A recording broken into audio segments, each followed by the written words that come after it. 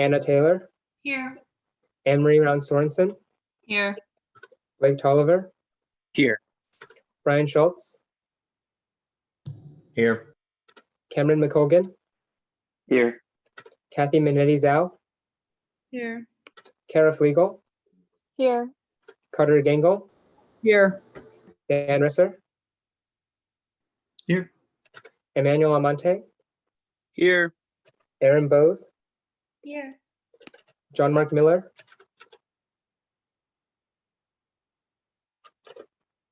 John Mark, okay, Joshua Reynolds, Here. Kaylee Quinnen, Here. Cara DeLucio, Here. Kelly Snyder, Kelly, okay, Lakin Meter, Here. Louis Richardson, Here. Marie Meisner, Here. Maddie McIntyre, Here. Megan Dalo, Here.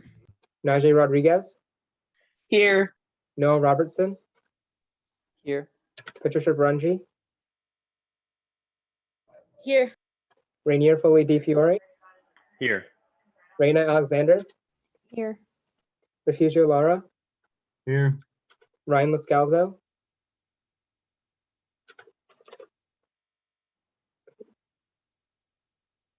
Samantha Brown,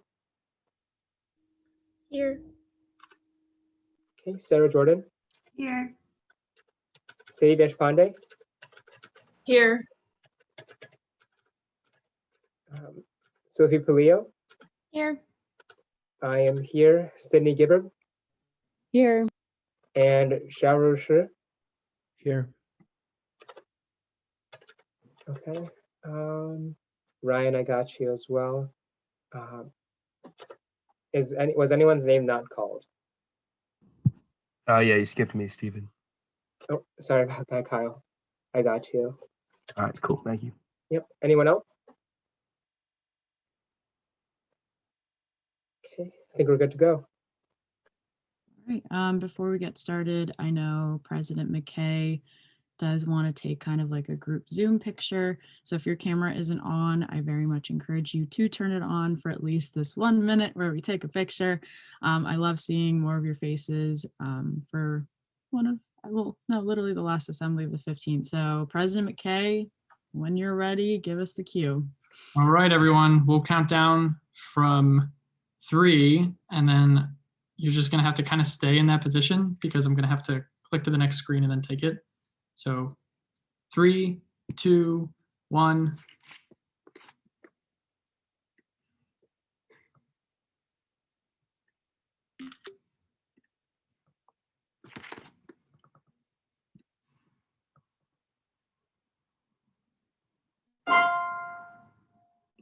Sorry, one sec, hold it.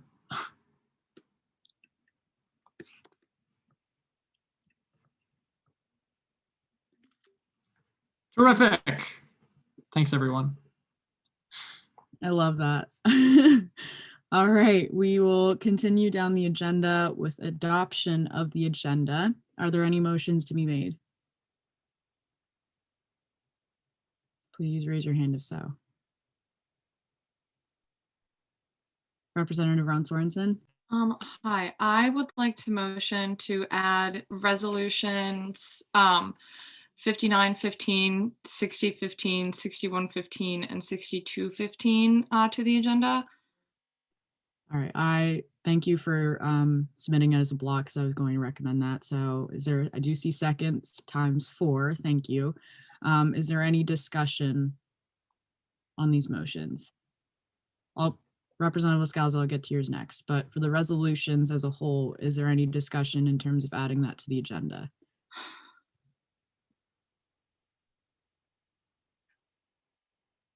All right, seeing no discussion, I'm going to take general consensus and resolutions 5915, 6015, 6115, and 6215 will be added to the agenda. And just for clarification, it'll be line item F, G, H, and I under new business. And then there's also a motion to remove policy 1515 from the agenda. Is there a second for that motion?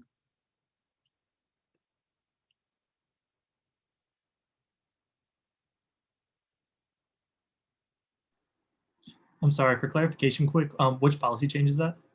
Yeah, so 1515 is expansion and clarification of the judicial board's election processes. Representative out. I know he's having mic issues, so he did put it in the chat as to his rationale of wanting to remove it. I think it was Representative Reynolds that asked that.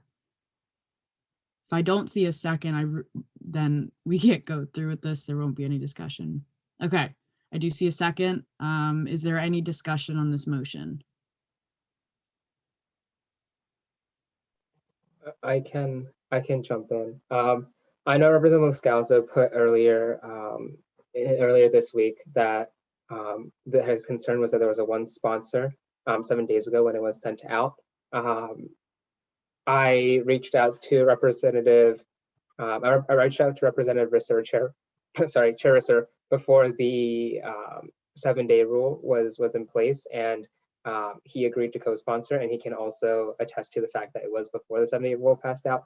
I just sent out a copy without the second sponsor on there, but I have like text receipts if that's like something that you'd like me to share with the J board, just to confirm that the co-sponsorship was before the 7-day rule. Definitely understand it's my bad for sending out the version without the co-sponsor, but no changes have been made to it since that was since the version that was sent out, and it was just missing him as like the co-sponsor on the thing. Okay, Representative Ron Sorensen. If someone else wants to go before me to like talk about what Steven said, I would be open to that, because I have like more of a question, but someone might be able to answer if they respond to what Steven just said. Like, does that solve the concern that Representative Lascalzo had?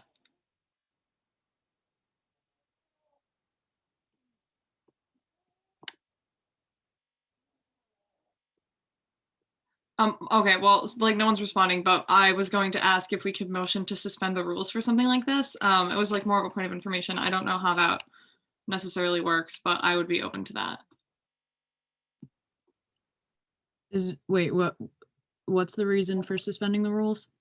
Like Ryan is talking, it's a point of information, like I'm asking because I don't know how it's supposed to work, but Ryan's concern is that we are not within compliance of the rules with this, and that's why it shouldn't be brought to the floor. So I'm asking if we can suspend that rule so we can bring it to the floor, even though, okay, never mind. That I was asking if that cleared up what the concern was, or else I wasn't going to ask my question because I thought that cleared up. Okay, I do see a rescind of the motion. Okay, it is still on the, yeah, it's still on the agenda. All right. Are there any other motions to be made?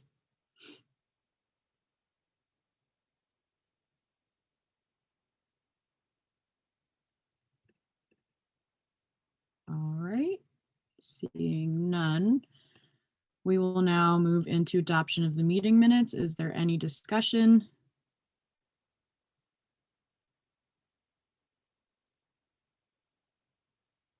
All right, seeing no discussion on the past general meeting minutes, is there anyone here for open student forum? If so, please raise your hand. If you are an attendee, I can see your hand raised just as a point of reference, but Chair Risser, if you could state your name and academic college, and then you have 2 minutes to speak. Okay, Dan Risser, College of the Liberal Arts. These are my goodbyes because I have an exam to take at 8 p.m. And I don't know if I'm going to be back. So really sad. Hopefully I should be back for reports. But big sad. This is my last UPUA assembly meeting. Thank you for everyone, for everything. It's been a wild ride. UPUA has been an organization that has both defined my Penn State experience and tested me in my Penn State experience. It has tested me in every way, from discussions with other representatives to legislation, to wit, and even testing me in not so great ways, testing my opinion of myself, my self-confidence, and friendships with others. So it's been a roller coaster. There are a few things I'd like to shout out in the tiny little 2 minutes I have. steering, Zach, Lexi, seniors, you guys are a freaking powerhouse. Hopefully I can be back for chair reports. But if I don't, seniors, thank you for sticking around for your senior year, especially sitting through every Wednesday night, every Sunday steering meeting. In my tiny little time as chair, not a great chair. Thank you for being with me. Thank you all, Gov Affairs Committee, for staying patient with me, for staying friendly with me. This has been an interesting semester and most certainly a wild ride through this assembly. Shout out Lakin, best vice chair I could have asked for. Thanks for putting up with my last minute texts and crazy roller coaster of like legislation and stuff. And most of all, shout out 14th Assembly Freshco. I really couldn't have, I don't think any of us would be here without the support and the friendships that we made from each other. And just thank you. UPUA has been an incredible challenge, an awesome ride. And I think there are really great things to come from everyone here. So whether you're futures in UPUA, out of UPUA, kick ass. Thank you for everything. I should be back, but I gotta take my exam. All right, thanks everyone. Thank you, Chair Risser. I know we have Executive Director Matatuski. If you'd like to speak, you'll have, if you could state your name and academic college, you'll have 2 minutes to speak. Yeah, sounds good. Thanks so much, everyone. And then firstly, thank you so much for all of your hard work this past assembly. I still feel fairly new to the UPUA, but you all have just made this transition to being within the UPUA just that much easier. You're also passionate about what you do, and I just wanted to put that out there and thank you. So yeah, my name is Kelly. I'm from the College of Earth and Mineral Sciences. I'm the current Executive Director of Sustainability for the UPUA. And I'm just speaking to show my support for the policy that's being presented tonight that's attempting to formalize the administrative transition from year to year. So my department works with sustainability, and although it might be environmental sustainability that we really focus on, I also really believe in sustainable organizations. I really believe that this policy will make the UPUA more sustainable with regard to its executive departments, making sure that the projects that we're working on and the knowledge that we've gained does not just get lost. I really want to make sure that we have a sustainable and great transition to make sure that past election day, we will just have a smooth continuation of the really hard work that these executive departments have been up to. So yeah, thank you. Thank you for coming and speaking. Representative Engel, if you could state your name and academic college, you'll have 2 minutes to speak. Hi, I didn't know where this was really appropriate, but I figured the open student forum would be okay. I'm James Engel. I'm in the College of Communications, and I've been the Daily Collegian reporter, attending all the meetings here and writing on UPUA this semester. Just quickly, I wanted to say thank you, and it's been great working with everybody throughout the 15th year. Zach, Lexi, Jordan, Najee, everybody. It's been great to work with you, and I look forward to the 16th. Thank you for coming, and thank you for always coming and reporting and kind of being the media piece for us. We appreciate it. We have Nora Van Horn. She is an attendee. If you could state your name and academic college, you'll have 2 minutes to speak, and you should be able to now. Can you hear me?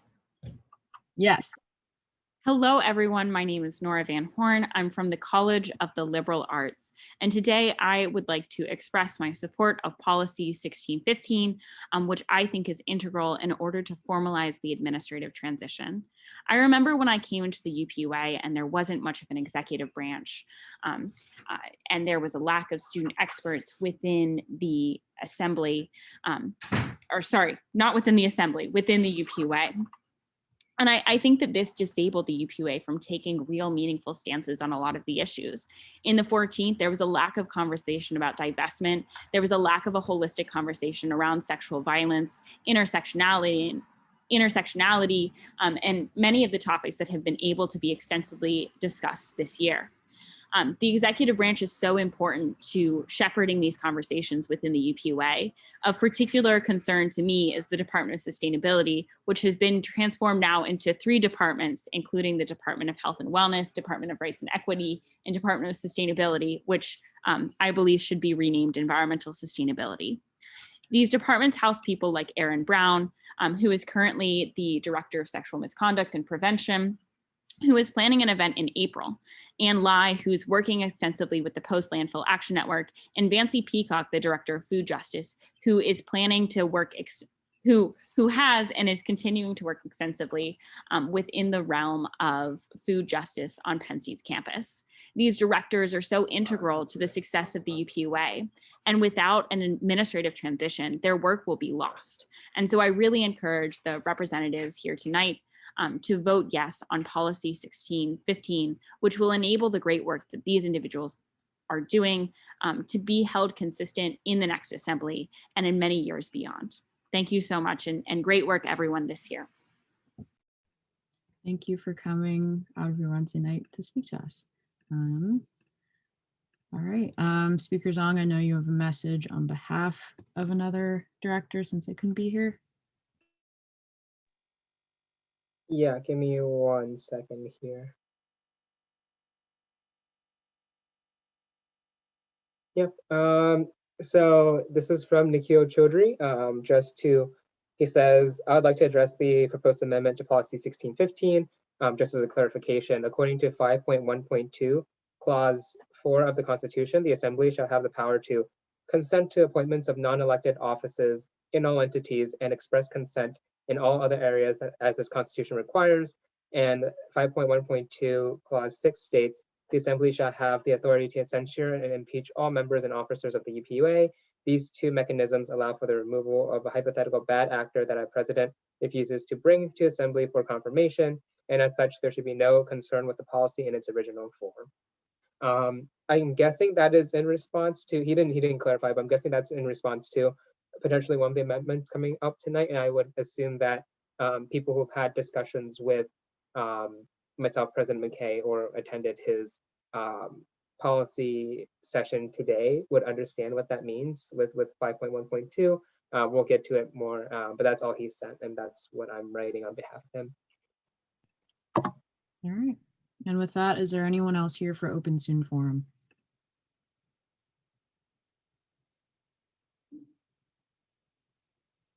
Seeing none, we will now move on to report by President McKay.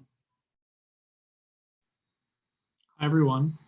It's crazy to think that we're already here. I have some parting words, but I'll give them at the end. I do want to address Dan, who mentioned that he might not be back.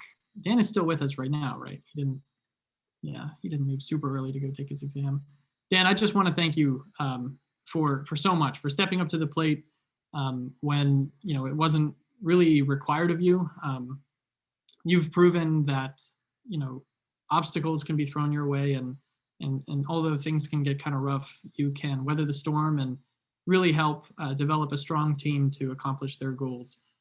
That's an experience that very few, certainly I haven't really experienced in the same ways you have, and I'm sure many of the others in this room haven't either. So it's a very unique UPUA story that you'll go on to tell, and I just want to thank you so much for all of your hard work and dedication to this organization. I really look up to you in a lot of ways, both because you're slightly taller than me and because I think you're a great job chair. So I want to just briefly go into some business. Like I said, I'll keep the kind of sappy stuff for the end. Today we had the 2018 Sexual Misconduct Survey working group meet again to discuss what data the various offices working on that have been able to collect. So far, we have pretty much all of the data from University Park compiled. We are waiting to essentially find a good time to distribute it. The administration's considering a few different avenues, one of which I don't think we're able to talk about now, but I'm certainly excited about, and I can give you a hint.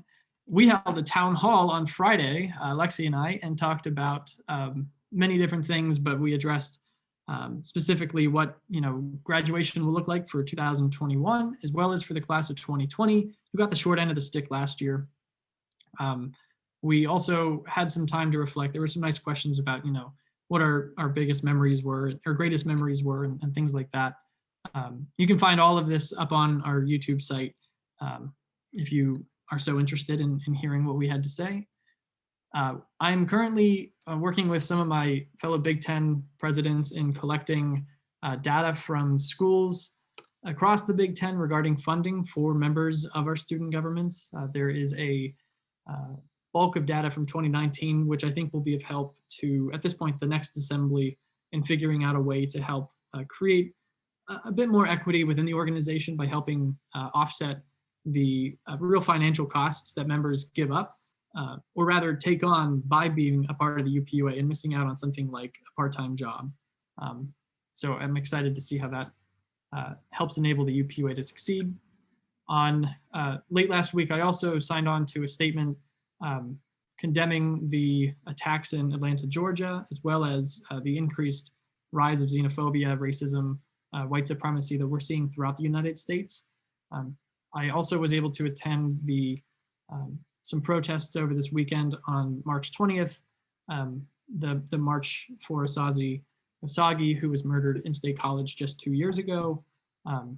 It was a very emotional move. We walked down to Osaze's home and then back up through State College to the South Allen Gate streets. A very moving opportunity that I hope that in future years, if you weren't able to make it out, you'll get the chance to go to as well. And I also attended the vigil at Old Main this past Sunday. I just want to thank all of the students and community members for helping to put both that event and the various events that the 320 Coalition has been putting on over the last several days. It is really important that we come together to mourn those that we lost and to address ways in which we can go about ensuring that incidents like these don't happen again, and what more we can do to use our platforms to call out things like racism, bigotry, and xenophobia. And I hope that you consider that as well. The Student Fee Board met on Friday. There were a lot of things were passed. The Environmental Sustainability Fund succeeded, which was exciting. So that'll be an opportunity for sustainability related facilities projects to be funded using student fee dollars. STI testing was funded in full for the UHS. The PRCC had an increase in funding at the request of, I believe it was 35,000. Actually, maybe correct me if I'm wrong. Barry's nodding his head. Thank you, Barry. So 35,000 to help with co-sponsorships with the organizations within the PRCC. All in all, I think a really great outcome for everybody who sent in proposals to the fee board, but we will be giving the final fee recommendation to the Vice President of Student Affairs this Friday, and should really see what he thinks of them and how these offices will ultimately be funded moving forward. That's all I have business-wise, just trying to wrap up some loose ends. Again, as a reminder, if anybody, not just the chairs or leadership, but if anybody has some kind of a recording of an event that you put on this year, whether it be virtual or in person, please send it directly to records@upua.org, and Nikhil will upload it directly to the YouTube page so that we can make sure it gets up there. I know Representative Robertson just sent in his event from the with John Fetterman, and that was fantastic. So, we want to make sure that those events are put up there as well. If you have any, send them over to Nikhil. Thanks so much, everyone. It's been an absolute ride, and a great one at that. Are there any questions for President McKay?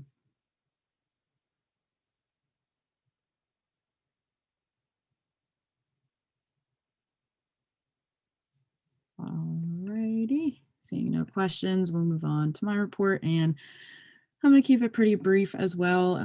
I'll say kind of my goodbyes when we have comments for the good of the order, which I will obviously have no 2-minute cap. I want everyone to kind of say their piece and their kind of goodbyes as well. My only thing to add on to Zach's report is that we just have some finalizing meetings before our terms are officially over. I know next week we're meeting with leadership of student affairs, and then I believe on the 31st, which is election day for many of you, we will be meeting with Provost Jones. Again, a lot of what I'm doing in the next week will be transition material. I just want to leave behind some notes, any advice, also just making sure that the next vice president is fully equipped, especially since it is such a versatile role. You have like a little foot in the legislative branch, but also the executive. So that's what I'll be putting most of my time into, is those transition documents. Super short for me. I'm not going to make it really long, and I'll definitely speak at the end, but if there's any questions, I'll take them now.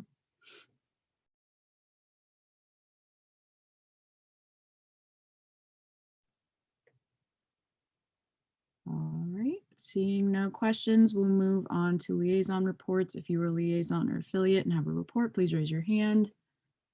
Representative Bose? Erin Bose, moving on.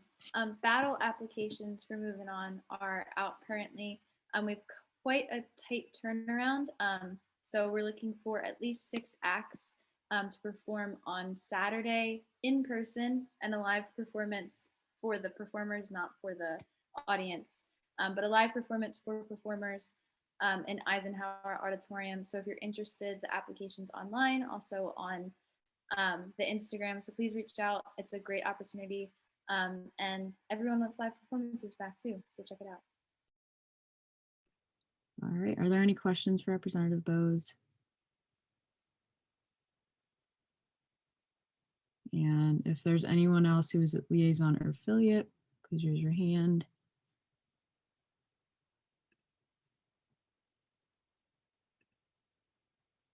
All right, seeing none and seeing no old business, we'll move into a 5-minute caucus breakout. Oh, I do. Yeah, wait a minute. There you go. Okay, wait. Thomas Bennett, give me a second. I can allow you to speak right now. Thanks, Lexi. It's Tommy Bennett. I'm the PAC liaison, and I just want to let everyone know that the applications for next year's PAC Executive Board are now open and online. So if anyone has a interest or passion in helping improve and better the arts community at Penn State, please give that a look and apply. Thank you, Tommy. All right, with that, I think there's no other liaison or affiliate reports, and seeing no old business, we'll move into a 5-minute caucus breakout.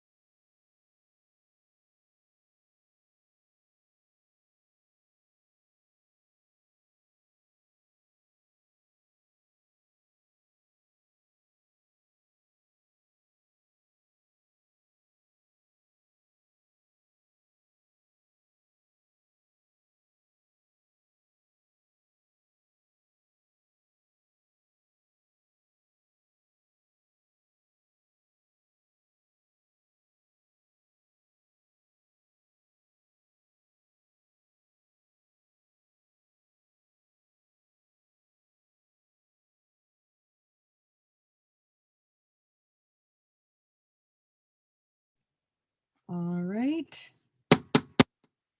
We'll now move into new business, starting with line item A, which is policy 1515, expansion and clarification of the judicial board's elections processes. Speaker Zong, if you'd like to introduce this. Yep. Give me one quick second here.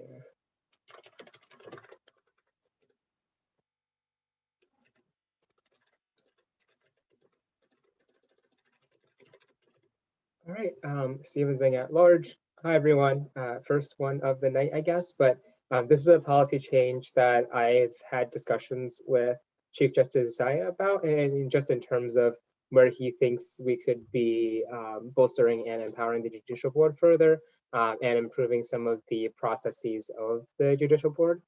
So I can just dive straight into it, but there's just changes in primarily the Constitution, and then changes in the elections code and the bylaws as just like add-ons for clarification and simplifying everything. So I'm going to name the changes real quick and then we can go through everything in the policy. But essentially, first, it's changing the name of the judicial board to the judicial branch, just in terms of continuity with the legislative branch and the executive branch. Second is adding an additional court to the J board or J branch, I guess, termed the elections court. So then the current court that does all the complaints and the systems and the filings will be renamed the Supreme Court with this change. And then the elections court would be focused on working on elections code. Elections commission work and bolstering our elections year round in terms of advertising, finding different venues, and creating larger events for the things like the town halls and stuff like that, just so that we can increase a lot of the visibility and be better prepared for elections when they come up, as opposed to the commission being assigned typically at the end of the fall semester, / the beginning of the spring semester. And then the elections court will assign the roles of the elections commission when the spring semester starts, but before that, they would be appointed the same time the Supreme Court is appointed. So in the beginning of the 16th Assembly, for example, and there would just be 2 courts. More people so we just have more people working on elections year round. I can jump into it real quick. First change is changing board to branch across the board, and then changing judicial branch where it's applicable, or applicable to Supreme Court, just in terms of continuity. That's going to be the court that we have right now, and then just adding elections court on the side. So I'm scrolling through here. One of the first changes is 6.4 under commissions. The Elections Commission is a commission that's technically always open and at the discretion of the judicial branch. However, in the Constitution under the commissions, it says that commissions are typically established by the executive branch.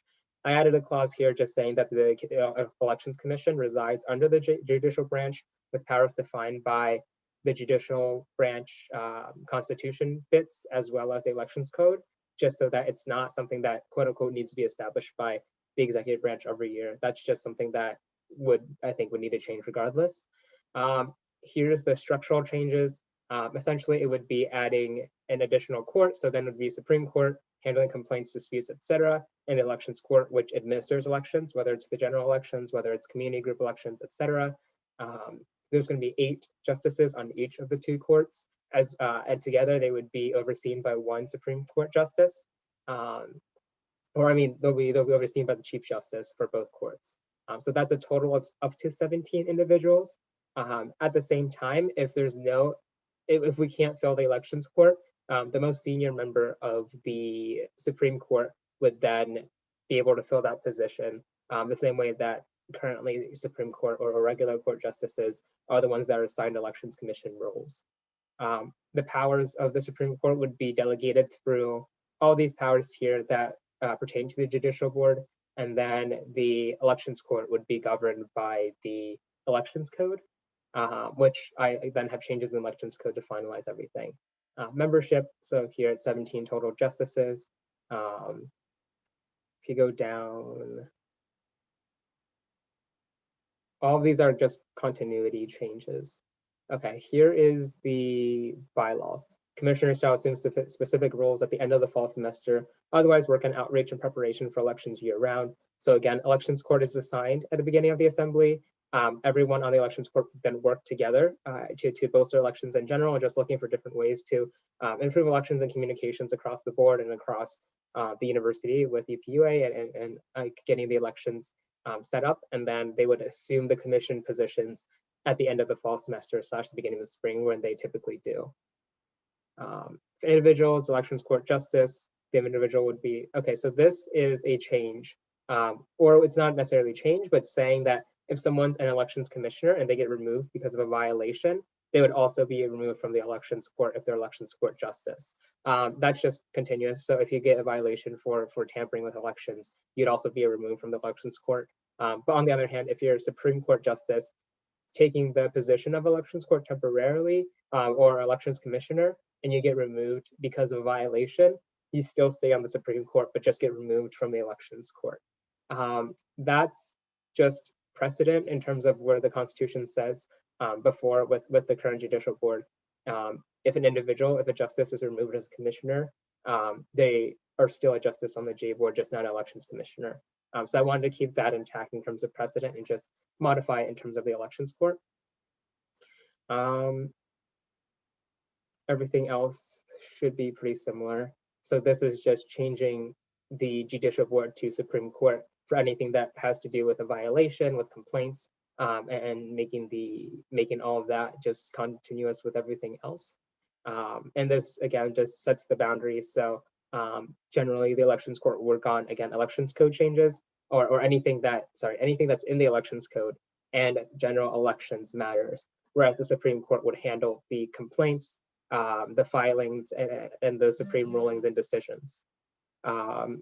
So this again is a change across all three two governing documents plus the elections code, but really primarily everything is going to be in the Constitution, and we can go line by line as we usually do, in terms of just trying to discuss and get this passed, I guess. I'll have both myself and Chief Justice Zaya stand for questions, and he can add on to any other comments as necessary. But this is really, again, a collaboration between him and I in terms of where he sees that the judicial board can really be established more within our organization. Yeah, so in terms of what we're going to do, I'm going to ask like questions if there are any for Speaker Zong or Chief Justice Saya. Then we'll go to discussion if there's any just outright on the whole policy itself. And then if there isn't anything like wholly, then I think what we can do is do it line by line, so at least everyone's seeing the different changes. So as of right now, are there any questions for Speaker Zong or Chief Justice Saya?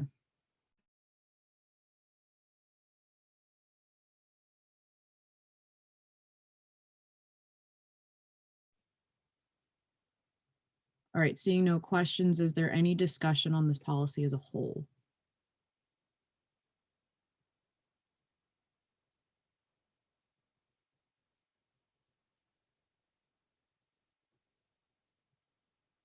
All right. Ryan says yes in the chat. Okay.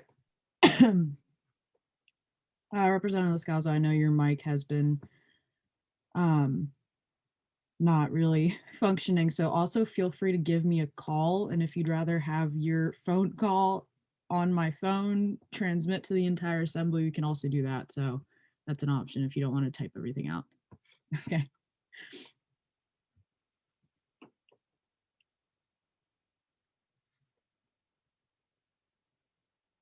And then I'll also wait for anyone else if there's discussion on the policy as a whole.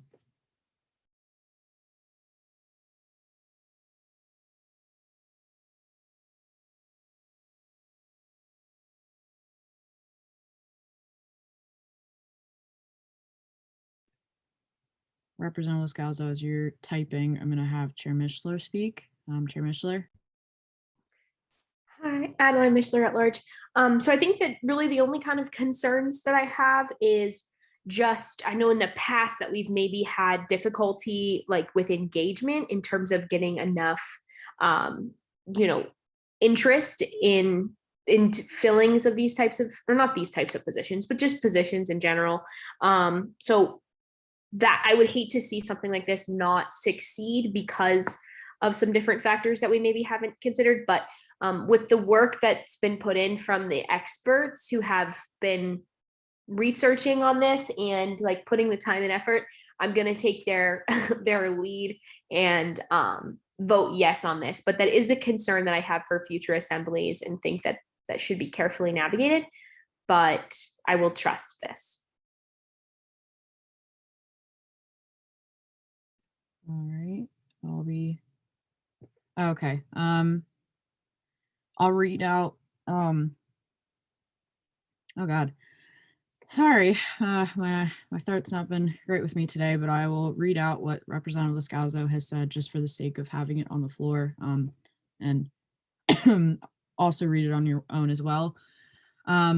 I'll be voting no on policy 1515, and these are the reasons. The judicial board is currently allowed to hire extra people to help them with running elections. If it was too much for the 9 justices to run the election, they get more people to help.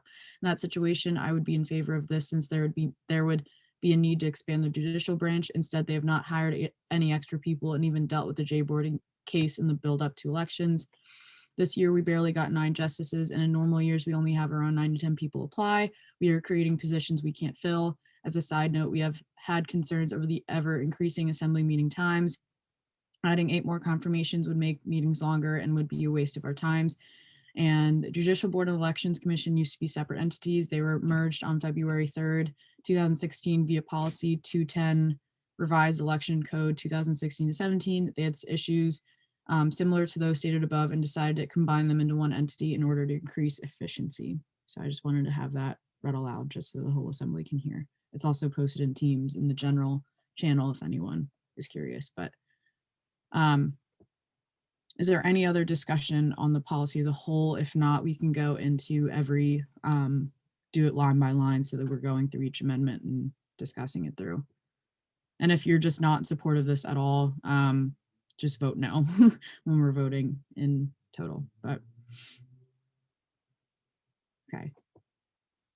Seeing no discussion on this as a whole, we'll go through it line by line. Speakers on, is this like the first? Yeah, I can. A lot of these are just continual changes. So in terms of, first, I'm just going to put it out there. If anyone has any like objections to changing judicial board to branch, to changing judicial board to Supreme Court, where if there were 2 courts, that would make sense, and changing elections court where that would make sense in elections code and things, could you speak up now? If not, we can pass through a lot of the sections where it's just semantic changes. Is there any discussion?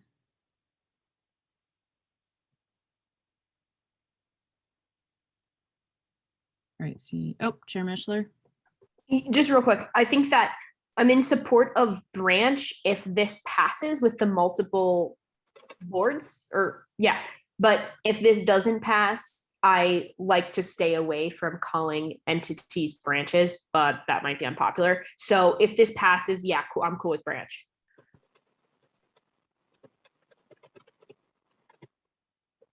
Gotcha. Okay. You can keep moving down. I think most of it's just like the word change, yeah. Okay. This is the first change, but I don't think this is a change. When I scoured through the Constitution, again, I don't think there's anywhere that specifically says the Elections Commission is overseen by the judicial branch. So I'm assuming that it's governed under commission rules, which is an affiliated non-subsidiary of the UPUA executive branch, which I don't think makes sense. So I put in part A here just to say that it would be an entity under the judicial branch. Is there any discussion on this? This is 6.4.2, clause 1 and part A. It's in blue on your screen right now. If not, we'll keep moving on if I don't see any discussion. Representative Bose? Members at large, this could be me not comprehending well tonight, but should we, if we're putting this part in, should we strike the part about it not being a subsidiary of the executive branch? Is that contradictory then, or am I just reading that wrong?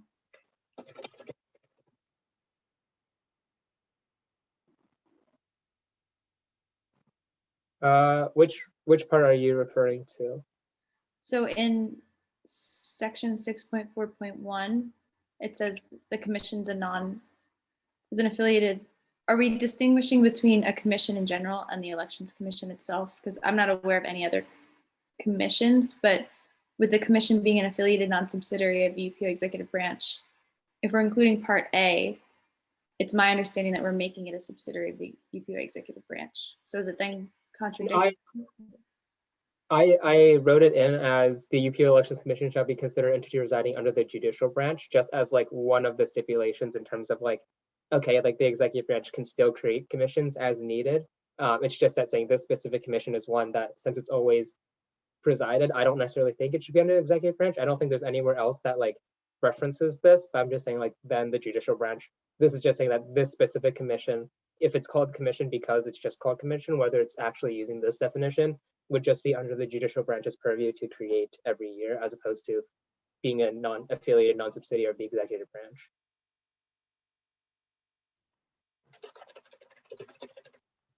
All right. Is there any other discussion on what's in blue in front of your screen right now? If not, we'll keep moving on. Okay, we'll keep moving on. Seeing no other discussion. Okay. This is the specific change that to the Constitution, where I added another section of the judicial board called structure. This is just that if this constitutional change, or I guess this policy change passes, and there are two courts, there should be a section that distinguishes between the two courts. This is saying that the elections court shall consist of 8 associate justices headed by everything, all the powers within the Constitution, and the elections court shall be headed by everything in the elections code. All right, is there any discussion on this amendment specifically, especially since this is kind of like the primary change?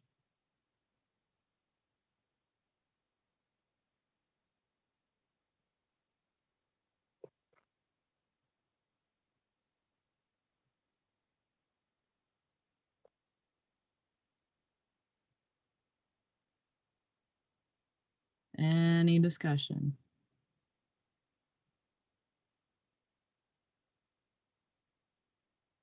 All right, seeing none, we'll keep moving on.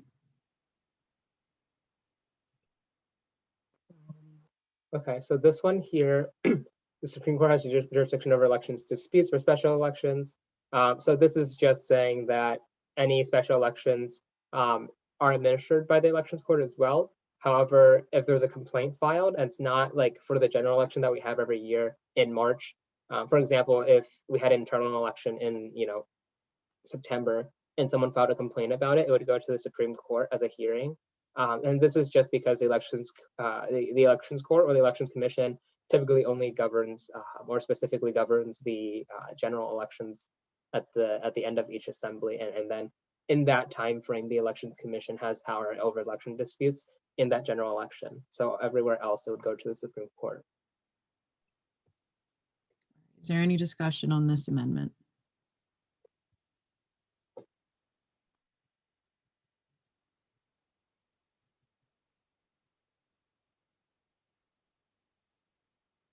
Seeing none, we'll keep moving on. Okay, membership, this again just goes into the, if there is two, if this passes and there are two courts, Chief Justice is one of the justices, and there's 8 justices in each court. This also kind of addresses Representative Lascalzo's issue in terms of their him saying that historically there hasn't been a need for another court, and that's why we consolidated the commission. Essentially, after talking with Jordan, I will trust his judgment that he believes that there's a place for an elections court and a need for it within the judicial branch, and if there is, essentially we'll be able to appoint more individuals in the elections court at the beginning of the year. However, if there are any vacancies, the court shall be fulfilled with standard UPUA internal elections processes, and then if it's not here, it's later down in this in the one of the governing documents, but also, justices of the Supreme Court shall be eligible to assume the role of an elections court justice at the start of spring semester should there be a vacancy in the elections court. So on the off chance that we aren't able to fill all those positions, the Elections Commission and Elections Court would just be filled by justices in the Supreme Court. So that means that we don't have to literally search every week and have internal elections every week if we don't fill the Elections Court. The Supreme Court justices would just take up those positions. So if this isn't a successful change, where there are only 8 justices next year that are applied and filled, and those are the 8 on the Supreme Court, they will take over the Elections Court and the positions in the Elections Commission. However, if there are extra people who want to help and want to pitch in specifically around elections and are interested in that, they would be filling those additional seats in the Elections Court. I think this overall is really to make sure that people are getting due credit for what they deserve and what they work on within UPUA.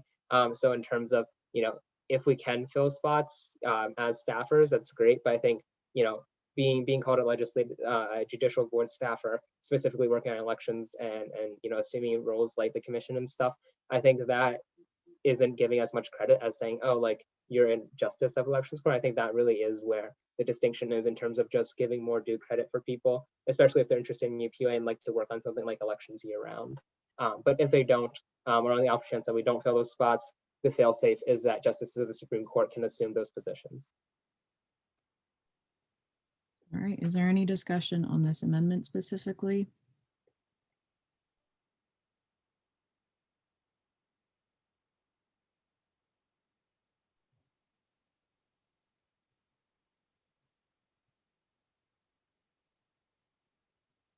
All right, seeing no discussion, we'll keep moving on if there's anything else.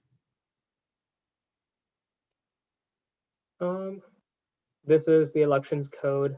Again, this here just says that the commissioner roles will be assigned at the end of the fall semester, whereas for the fall semester itself, elections court justices will just work in tandem and seeing where they believe elections can be expanded across the UPUA and across the university. Any discussion?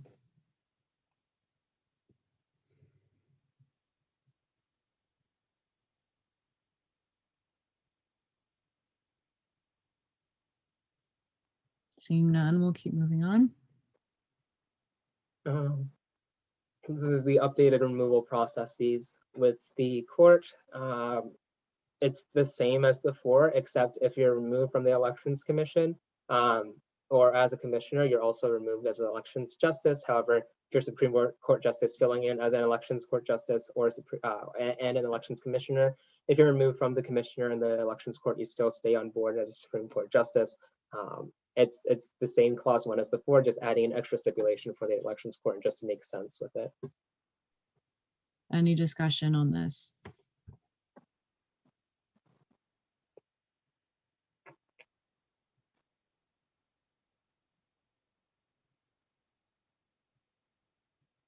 Okay, seeing none, we can keep moving on.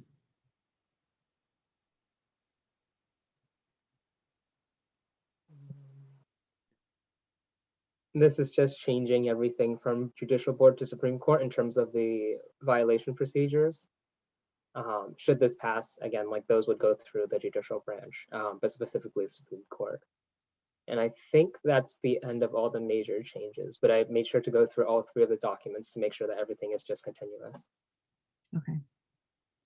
Yep. All right, since we've kind of gone through it line by line, I'll open up the floor again. Is there any discussion on the policy as a whole before I close the floor and we go into voting? And keep in mind, this is policy, so it does require a roll call vote.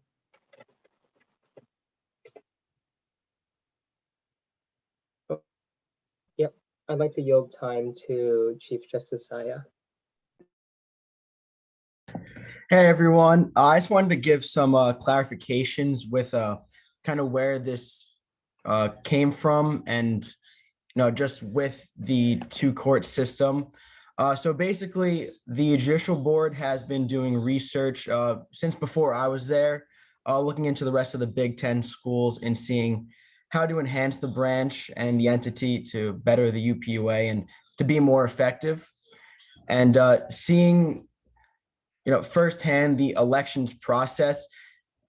Right now, with the current practice, it kind of gets squished into a couple of weeks, starting in the spring semester, and that that means that the elections really haven't been going to the fullest ability that they could in terms of getting candidacy and outreach, which is why having an elections court or the additional positions would make it a year-round thing to, by the time we get to the position where people are assigned their commissioner roles and we're already working on the elections where we normally start, we'd already be well established with the outreach and with all of the other aspects to get the word out. So, we're an advantage there.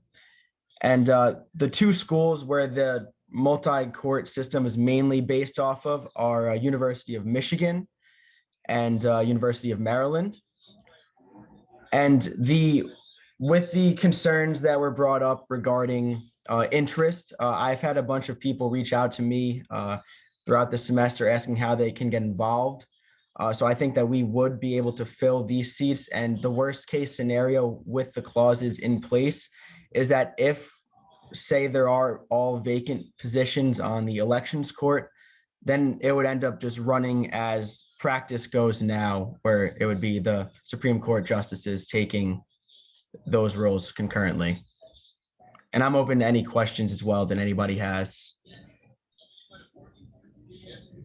Thank you. Representative Gilbert, did you have your hand up or did you put it down? It was pretty much answered in the Okay. last what you were saying. Chair Jordan?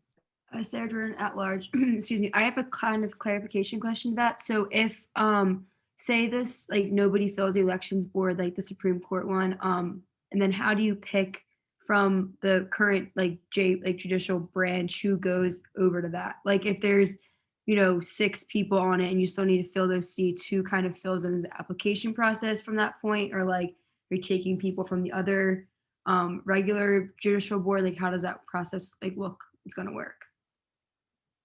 Sorry, that makes sense. So like if you don't fill that elections board with new people or like everyone, then how do you take who do you choose from the regular judicial board to go to the how do you do that? So it would be the senior most or most experienced members of the Supreme Court. They would automatically just be placed onto the elections court to fill those seats. So it would go in terms of whoever was confirmed originally first it would go down from there. Okay, thank you. You're welcome. All right. This is a period of you can ask clarification questions or point of informations, but also full discussion on the policy as a whole. There wasn't much discussion in terms of just individual amendments. So if you affirm or just have affirmations or don't like this policy for some reason, I do encourage discussion. Representative Rollins Sorensen. Hi, Representative Ron Sorensen at large. This is more of a clarification question. And just for the sake of not doing what Ryan is saying that this, or Representative Lascalzo is saying that this would do, would it be possible, instead of assigning 2 positions to someone, to just hold off on appointing someone to this elections commission board until the fall, when we have new first-year members who would be applying? Would that be possible? That's more that's a question for the co-sponsors.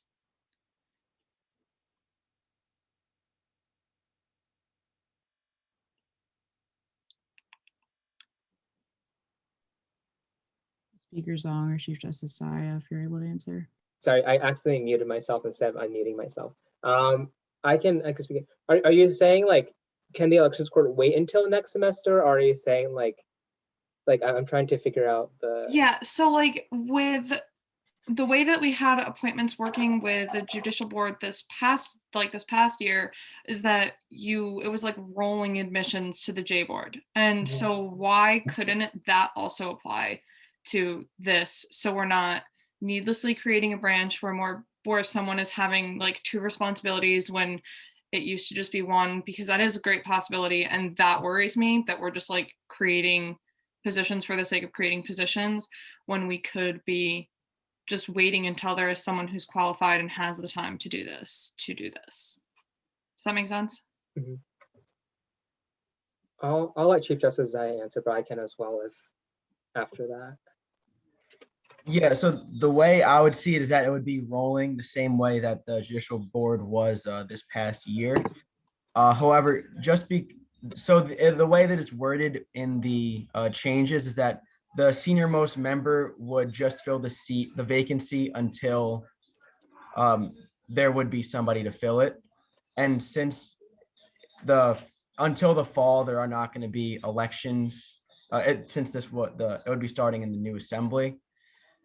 So they would have that role. However, the outreach would really start in the summer and the fall when all of that, but it wouldn't deter or close those opportunities for freshmen. It would just be, they would be in those positions until they get filled. If that answers the question. Kind of. Can I ask another question? So in that case, would we be confirming members of the potential judicial branch to this commission or like to this committee? Like, is that what we would be doing? Because in that case, then we would have people resigning to make room for new applicants if we're confirming people to act, like to be acting members of this until there's an applicant. How would that work?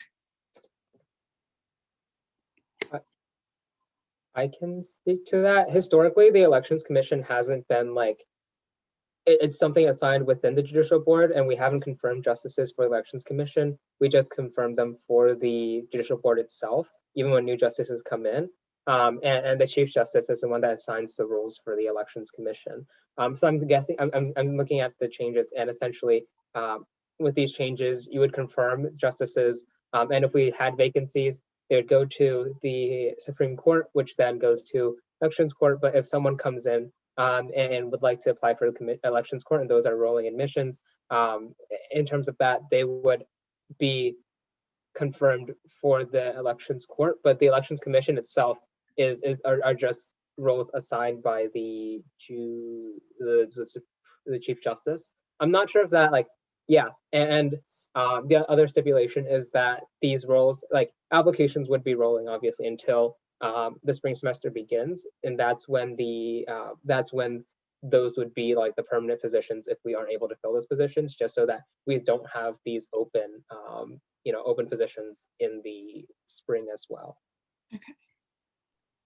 Chair Mishler? My quick question is about if we can accomplish this with our current structure. If we can reallocate, like if we can just have justices be working on the elections sooner. That's my question.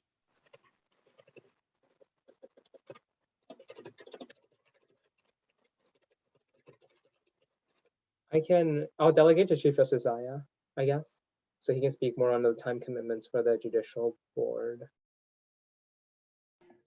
So I know that a lot of the members on the current J board are very involved on campus, and basically having the elections working throughout the year, or having the Elections Court and the Supreme Court, it wouldn't mean that just the Elections Court is doing all of the work for elections. They would still be assisted by the Supreme Court. However, they would be getting deference in that it would still be collaborative, but it would expand to a larger team, if that makes sense, just to make kind of more work, or have people with more, I guess, specialties, like say they're first the Deputy Commissioner of Publicity or Outreach, to have people that are more specialized in those roles to be able to make graphics or to have those connections with the university to get those out. Whereas on the J board or the Supreme Court, there is more of a generalized knowledge, if that makes sense. It would be just enhancing it to be more effective. All right. Is there any other discussion on the policy as a whole? And just as a nod, make sure you're checking the chat as well, since there are sometimes some representatives just don't have access to their mics. Representative Robertson? Hi, mine is just another quick clarification question, and then maybe a follow-up to that as well. So I guess my question is, do each of the current commissioner positions map directly to the seats that are on the elections court? And then if so, what would someone do if they were like the commissioner for finance, for example? Like what would someone who's on the elections court working with finance do during the fall semester? It just kind of feels like a weird seat, and I don't know if I understand how those positions are being created. Yeah, so in the fall semester, so the clause that's in the elections code change would be that all the commissioner positions would be formally assigned, similar to precedent from these past couple of years where they get assigned at the end of the fall semester.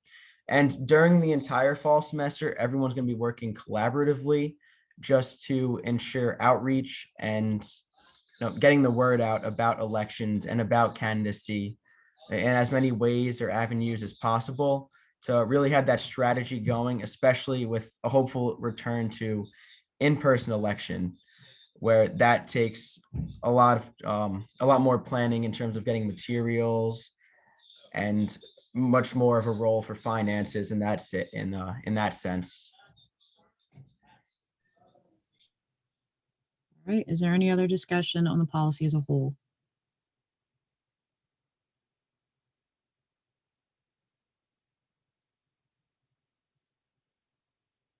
Okay, seeing none, I will now close the floor for discussion, and we will now go into a roll call vote for policy 1515.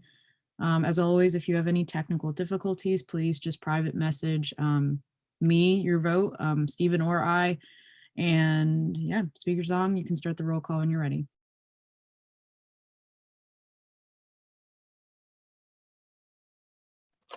Arthi Kalor, Yes. Adeline Mishler, No. Alexander Wu, Yes. Amy Gary, Yes. Anna Taylor, Yes. Anne-Marie Round Sorensen, No.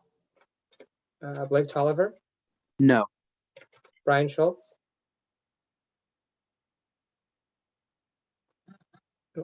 Brian, are you there?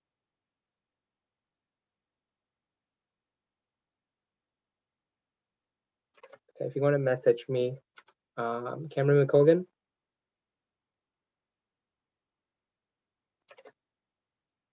Cameron, Kathy Minetti Zhao, No. Kara Flegel, Yes. Carter Gangle, No. Dan Risser, Emmanuel Almonte, Aaron Bowes, Yes. John Mark Miller, Yes. Joshua Reynolds, Yes. Kaylee Quinnen, No. Cara DeLucio, Yes. Kelly Snyder, Kyle Quinn, Yes. Lincoln Meter, Yes. Louis Richardson, Yes. Marie Meisner, Yes. Maddie McIntyre, Yes. Megan Dalo, Megan? Okay, Najee Rodriguez, Yes. Cameron says he votes yes. Noah Robertson, Yes. Patricia Baranji, No. okay. Emmanuel Almonte also votes yes. I'm gonna go back and add that in. Rainier Foley Di Fiore, No. Reina Alexander, No. Refugio Lara, No. Ryan Lascalzo. Okay, he votes no. Samantha Brown,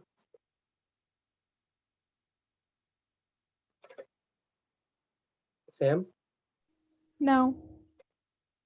Sarah Jordan, Yes. Sadie Deshpande, Yes. Sophia Palio. Yes. I vote yes. Cindy Gibbard, Yes. Xiaoru Shi, Yes.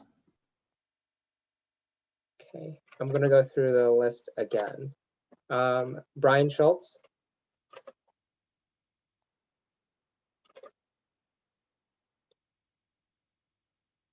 Kelly Snyder,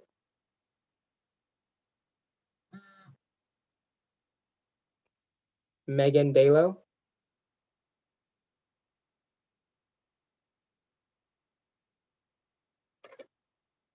okay. Was anyone else's name not called?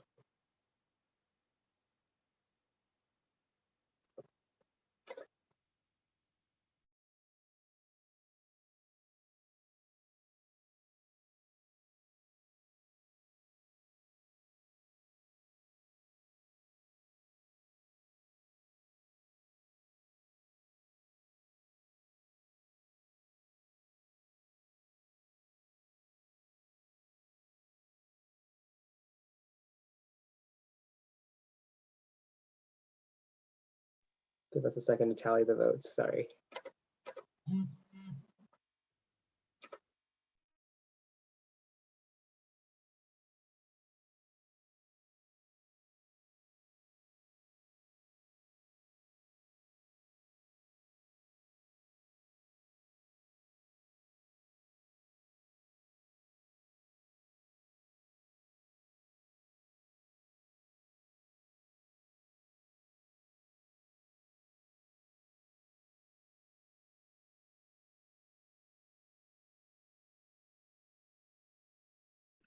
All right, since this was a change to constitution and bylaws, it did require a 3/4 vote.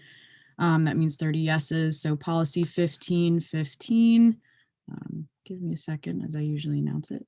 Policy 1515, expansion and clarification of the judicial board's elections processes, fails with a vote of 24-12 to 0. All right. We'll move down to line item B, which is policy 1615, implementing changes to the Constitution recommended by the ad hoc on organizational structures executive branch subcommittee. Whoever is introducing this, if you could please start. Give me 1 second here.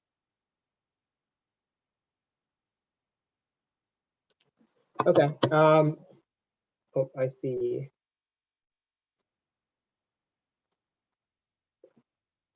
I'm going to go forward and introduce and now yield time to President McKay if he has any other thoughts. But essentially, this is a lot of the changes that were recommended on the ad hoc organizational structure for executive branch throughout the year. This was one of the 3 ad hocs that we created to discuss some of the changes that we wanted to see within the UPUA. And I can just scroll through a lot of this, but essentially, this changes terminology of entity to branch for clear interpretation of organizational structure, clarifies general business membership as being different from regular membership.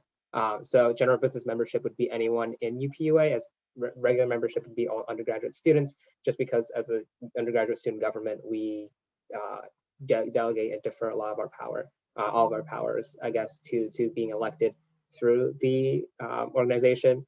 This clarifies presidential appointments as a power rather than the process, changes he and she to they, clarifies president, vice president's chief executive officers, adds a stipulation for assembly approval before president may dissolve a department, clarifies records executive director as organizational secretary. And there's a lot of clarification changes, but so essentially a lot of these are just clarifying the governing documents. The big ones are specifically the solidifying of the term limits for executive directors. It's another big one is allowing amendments to be voted on, and this is one that I'll be moving to strike later, but I'll give my explanation about why.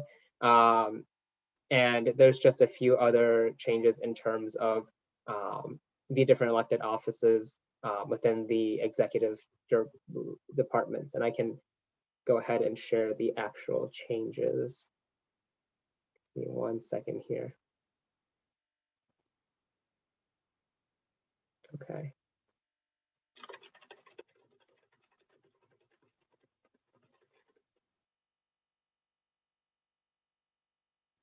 So the biggest change is switching entities to branches, but I guess this is a change that we would have to modify if the judicial branch, judicial board changes didn't pass in the past policy change.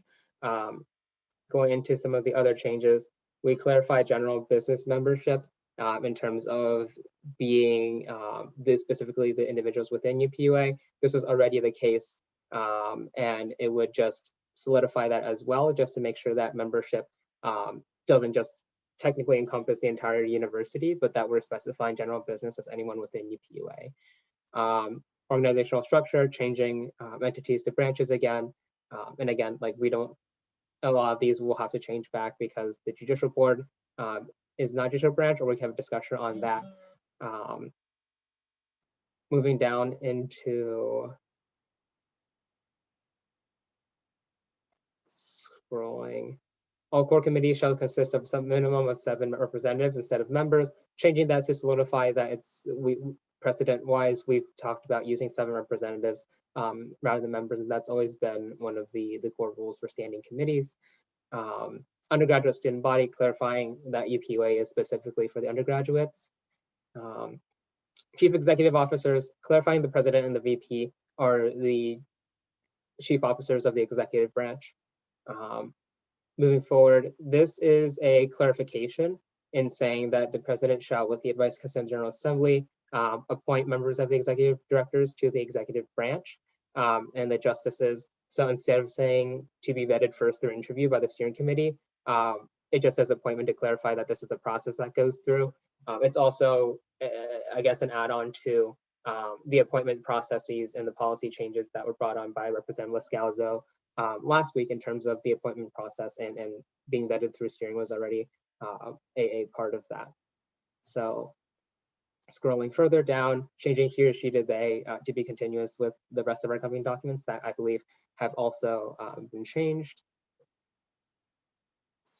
Scrolling further, this just specifies that the president and vice president will have to be present in the steering committee when interviewing 5 applicants for the departments, just so that they are present to do so. And then that the president will nominate the candidate, just a clarification there. Departments not enumerated within the Constitution may only be dissolved at the will of the president and with the consent of the Assembly. So anything in this Constitution can be changed with modifications, but for other current departments created by president, they would have to be removed by the Assembly and dissolved via a vote, I guess, or other, just to make sure that if we have a department from one year, it just doesn't vanish the next year suddenly with all the people in it, and it's just for continuity's sake. Department of Records, establishing and formally naming them the organizational secretary, just as #1 distinction from the Secretary of the General Assembly, but #2, the same way that the Department of Finance has the treasurer as the head of the executive director of the department. And then these just add different powers to the Department of Records as seen fit. So the records of all the General Assembly student representatives, executive branch, etc., making all of the documents available to the public, all records and different information from the general business members. And this is just to bolster the very extensive records department we have now and the work they do. Moving forward, clarifications to the undergraduate student body as opposed to just student body. Department membership and executive staff. President and executive directors of the various departments within executive branch may maintain directors and department staff as necessary unless otherwise prescribed by the Act of Assembly. This clarifies how those members are brought into the executive branch. Executive staff, this is a similar change to the one above. Moving down, sorry, this is a very comprehensive document.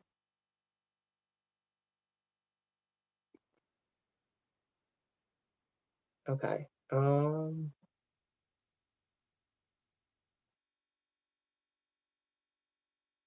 Summer term no subsidiary shall convene during the summer. This is to be continuous with all the other changes with the branches, but again, if we want to revert that, I think that's necessary in terms of some of the J board changes that did not pass. There were a few others, I believe, in the other document that I need to carry over earlier. But in 10.2 terms of office, terms of office for elected business members serving in an academic year running from summer to spring shall begin following election day after signing oath of office and end on the next election day. This is just to make sure that we have people in office all times of the year. And I know there's an amendment coming to the floor about this, and we can clarify what an oath is.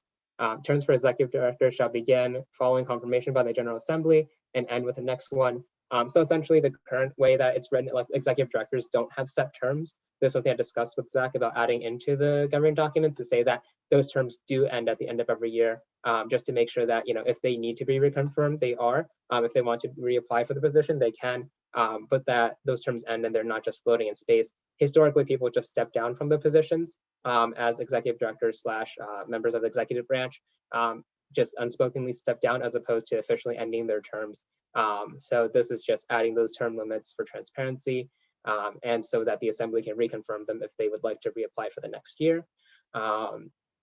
The directors, committee coordinators, clerks, and the smaller staff members may be retained, shall they wish, by the respective branch subsidiary head. So although executive directors will be confirmed, some of the other members, should they like to stay, would be able to stay, and that's just so that we have you know, continuous individuals staying in those positions if it's something that they would like to do, and it's not a big, you know, governing part of the UPUA. Okay, we're almost done. Moving down, the member discipline policies and removals. This is just specifies that general business members of the UPUA may be removed by 3/4 vote. So instead of listing out every single individual, because we define general business members as anyone in the UPUA who is a part of the UPUA and isn't the general student body, this simplifies it in saying any of them can be removed by a vote of 3/4. And okay, the resignation part, once the member has resigned, they may not return to the same office for the remainder of the assembly session via an appointment. So if someone resigns, they cannot be reappointed to the position. Advisors, this clarifies the role of the advisors. So the operation of the executive department and the facilitation of UPUA elections. So we could potentially have additional advisors for the operation of all these other departments and facilitation purposes, which we already do, especially for elections, just to clarify.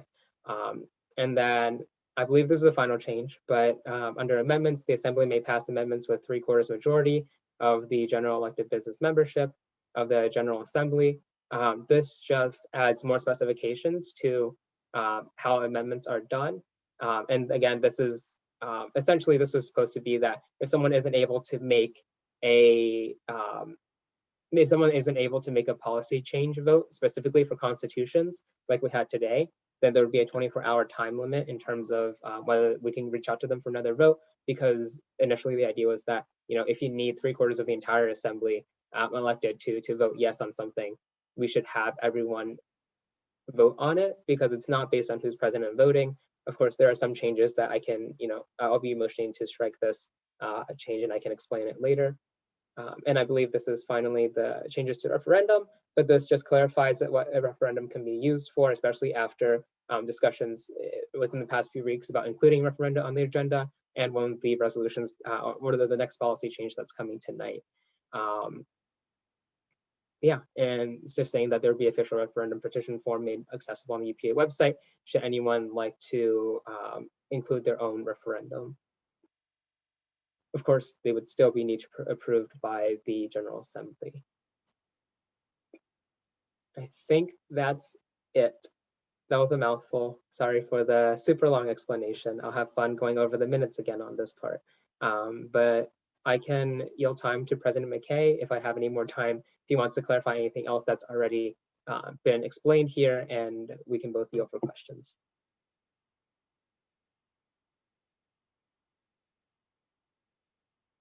Yes, thank you. I'd be happy to. I don't want to repeat everything that Speaker Zhang just mentioned, but just a reminder, we are an organization of 3 branches, but we don't call ourselves that. We go by entities. If you can tell me the last time you've called yourselves the legislative entity, please let me know. But for organizational structure and for people's general understanding of how we operate branches makes the most sense. And this is what it looks like. Stephen already talked about it. Membership clarification. I want to clarify that we're not changing anything here. This is how it works now, election members are set so that any member can vote in our elections. Member of the student body can vote in our elections. We're different from other organizations like that. General business members is just clarified elsewhere in the Constitution where it only says members. And so you can see that really throughout the document that Stephen just showed. Pronouns, Stephen talked about it. These are the three instances. Chief executive officers outlines that they are the executive officers, the president, vice president. You could theoretically, in the future have the speaker be designated as the chief legislative and the chief justice be the chief judicial officer. And then together they are the chief officers of the organization, considering that they are branch heads, but this just clarifies the chief executive officers because this is the speaker and the chief justice a little bit, What student body? Several times it just says student body. I'm sure World Campus and the Graduate and Professional Student Association doesn't like that.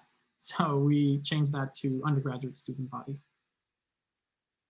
Department dissolution, as Stephen talked about, there are departments that are in the Constitution and some that aren't. They're no different in being real.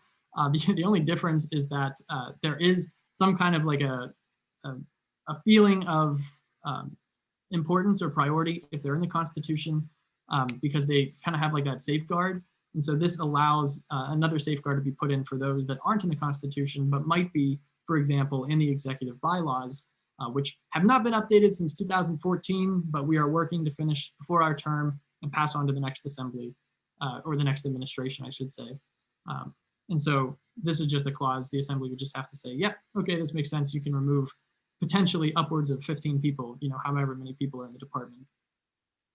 Records department, just simply, like Stephen says, outlines these things. This is something he didn't touch on. Right now, we are required to put things older than 3 years to the libraries, but we often fall behind on this. And so, because it's like, oh, well, I don't have to worry about it because it's not my 3 years. And then everybody forgets when the third year is. And so we don't have records from really the UPUA's beginning.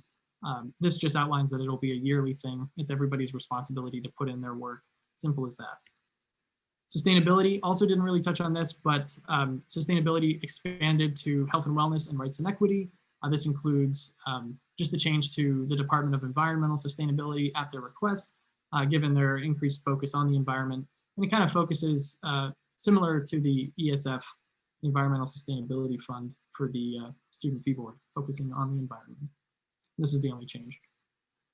Directors, department staff. Again, this kind of just reflects the legislative staffer clause. This has been in the Constitution forever, but we've never really used legislative staffers until this year. This just adds the clause for the executive branch.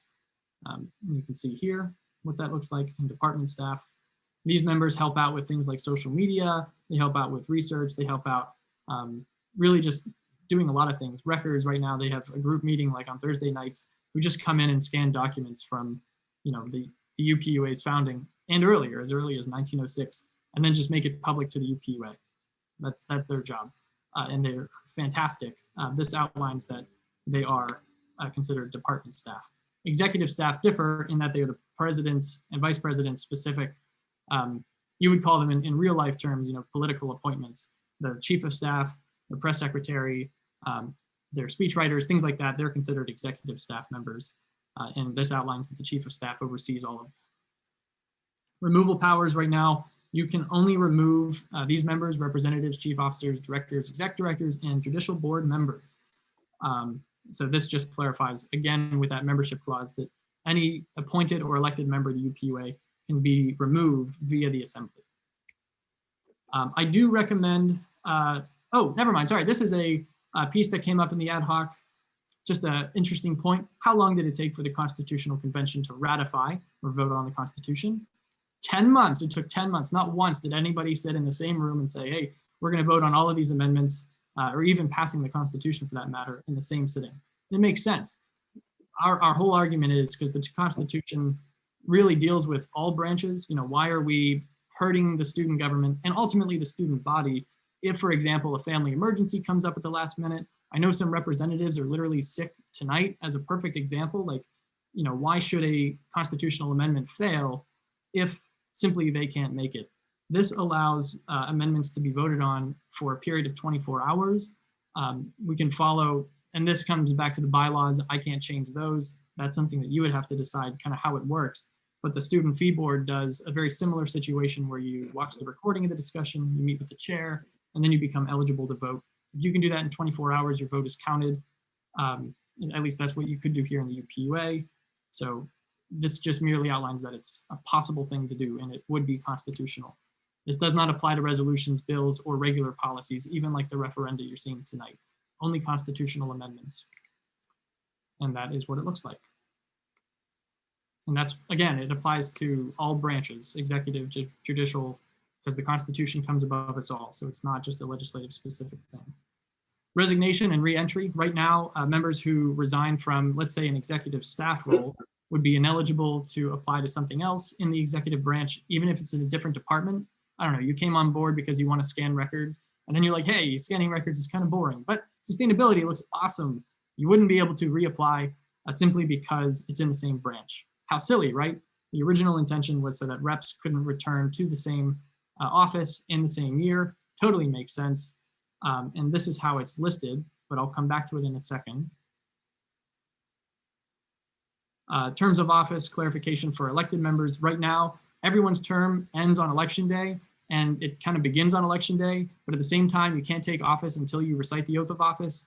And so tradition tells us that the president essentially stays in the role until the new president is sworn in. They literally swear in the next president, but representatives, it's kind of unclear. In fact, there have been a few concerns that tabling events might just be left strangling or straggling because people aren't really in their terms. This clarifies that, hey, you're in your term until the next assembly is sworn in. You're just considered a lame duck. That's what the term means. And this is what that looks like. We'll also come back to this because there are some recommended changes. For appointed and hired members, this is no different than what SORA advisors do now. They don't leave at the end of the assembly. They get training. They become experts in a given thing. They scan records and then they know how to do it. They maintain your finances. Ultimately, they achieve the organization's success and continue the government from year to year so that you don't just wipe upwards of 50 people, which you now have in the executive branch, from the UPUA every year. Instead, you keep that kind of a policy with the executive directors who do have to ultimately reapply should they like to return. But I also have a recommended change to this. Referenda, Stephen already touched on it. Advisors' purposes, this wasn't touched on, but just gives another reason why you could keep advisors. This isn't anything new and it doesn't really change anything. It just adds a clarification to get the gears turning in future years. I do recommend a few changes that I've worked on with Representative Bowes. I believe she's introduced them at this point, so everyone should have a copy of them. But this just clarifies that the general business member may not return to the same position, which makes this fair and equitable across the board. Justices can reapply to the justice spot. Representatives can't reapply to a representative spot. Elected or appointed members can't return to the same position. But if they want to switch from records to sustainability, you know, who am I to say, no, you're going to have an awful time in records just because you don't like it and because I want to watch you be in pain. No, you know, they just can't return to the same role. Change number 2 is that the terms of office end with the swearing in of the next president and vice president and assembly for elected general business members. Because right now it essentially, I think Representative Bowes explained this in her email. And so I'll actually just let her do that. I don't want to keep you guys here too long, but it makes sense. And I'm appreciative for her help. And then also the same thing here. It also outlines that the executive directors can only remain in their acting roles for a period no longer than 4 weeks after the official end of their term, which is when the new assembly is sworn in. By this point, you're at the summer. So by this point, the president has either found somebody else, they've reapplied, the executive director has reapplied, or the position is just vacant at that point.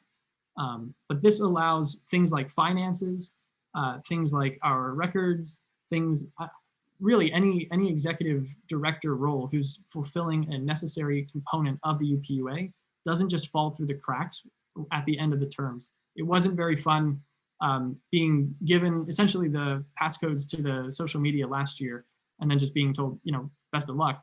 I would have much rather had an opportunity to kind of get warmed up with the outgoing, at that point they weren't executive directors, but with that outgoing executive director in today's terms, to get caught up. If I had somebody else in mind, they could be appointed within that time. But what I've been telling my exec directors and my cabinet members is that they are essentially requested to stay on until the next president doesn't need them. That's what a smooth and a respectful transition looks like. We want to make sure that they feel supported, and this allows them to do that through an official mechanism in the Constitution. Thank you very much.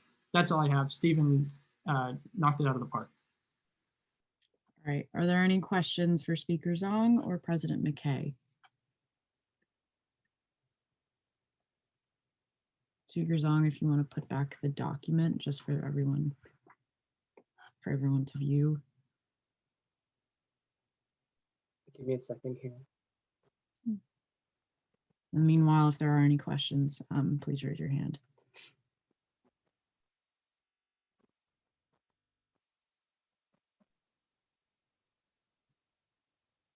All right, seeing no questions, is there any discussion? I know some amendments were proposed through email. Representative Bose, if you'd like to introduce them. Aaron Bose at large. I'll make the grammar one first. Apologies, I don't know this section. If anyone knows the section, let me know. When it talks about the Department of Environmental Sustainability, right now it reads Department of Environmental Department. So if we can just switch that to sustainability, that could be cool. Do I need a second on that? Or no? Is that just great? Yeah. Cool. Thank you. The next one, so President McKay had mentioned this one and I emailed these ones out. So section 10.2.1, basically we're proposing that the terms of office, rather than it be ending with the next, ending with the next individual elected to the same office. There's some logistical concerns within 10.2.1 and 10.2.2 with that. So the example that I provided within my email, I'll kind of explain a little bit more. So say that a current college seat was running in a next election as an at-large seat, and say that that same college seat that they were in the previous assembly wasn't being filled or had no position, no one running for that. Effectively in the next assembly, if they were elected as an at-large for a period of time, they would be serving as both an at-large and an academic representative seat. Surely they could resign, but there's still that logistical concern. There's also the concern, say that that representative in an academic seat wasn't running for another election, they'd kind of be stuck in that representative seat and they could kind of indefinitely ride that out until there was an opening within or interest within that office, I guess. So that kind of just clarifies when the terms of office happens. Stephen, I don't know if you need that exact wording or not for the amendment, but it is changing. It says shall end with the swearing in of the next president, vice president, and assembly. I'll just start with 10.2.1 first. Okay, I do see a second. Is there any discussion on that change? Same thing, if I don't see any discussion, I'm going to take general consensus to say that everyone agrees, that's good to go, and we'll move on. But for now, is there any discussion?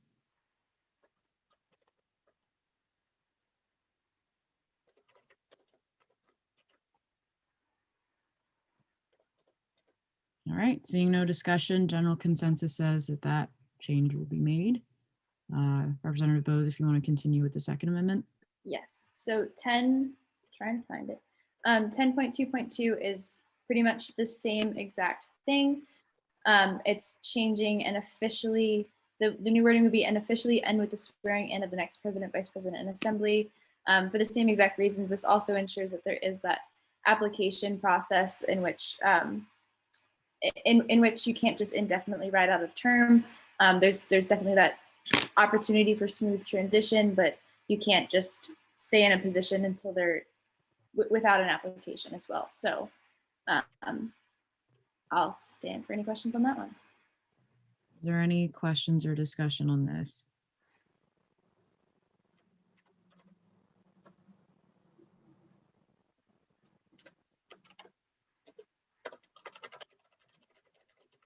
Seeing no discussion, I'm taking general consensus that that will be approved.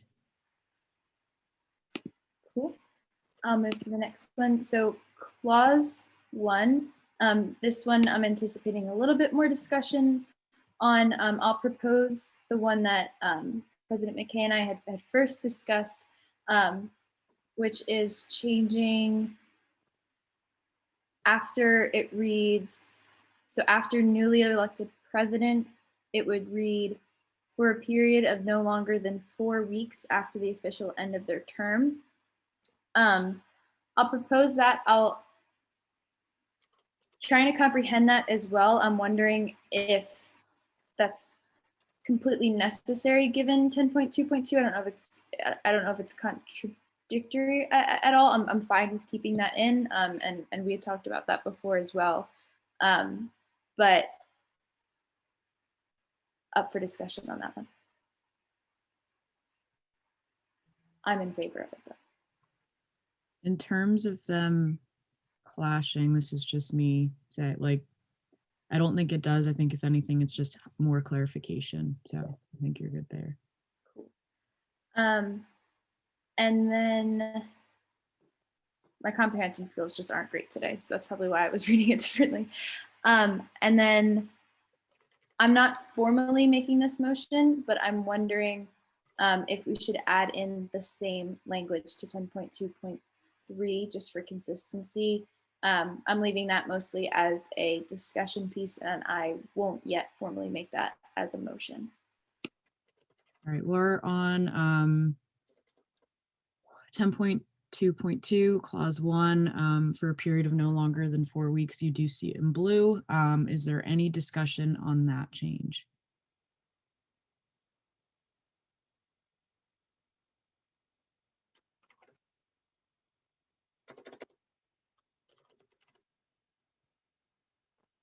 And the full one, speaker song just put in.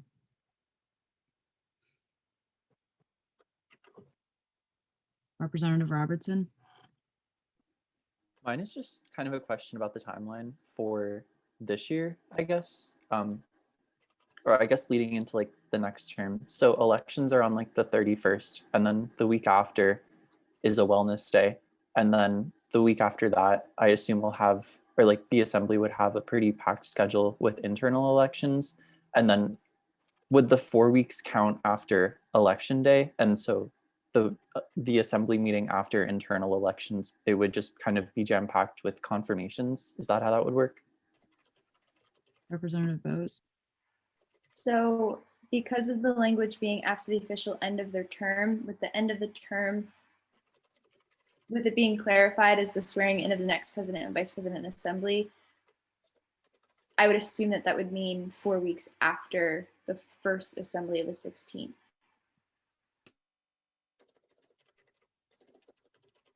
Is there any other discussion on clause 1 of 10.2.2? What's in blue is the proposed change.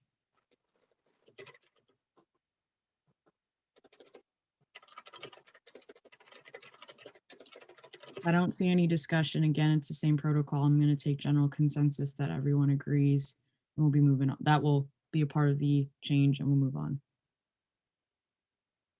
Representative Bose. I'm again just going to open discussion on 10.2.3. I'd like to hear if we can get some different perspectives on that. I don't know if we necessarily need to clarify it the same way that we did the other two, just for consistency's sake. But yes. Chair Jordan. Sarah Jordan, sorry, Sarah Jordan at large. I would say I would like motion to put the same language in 10.2.3.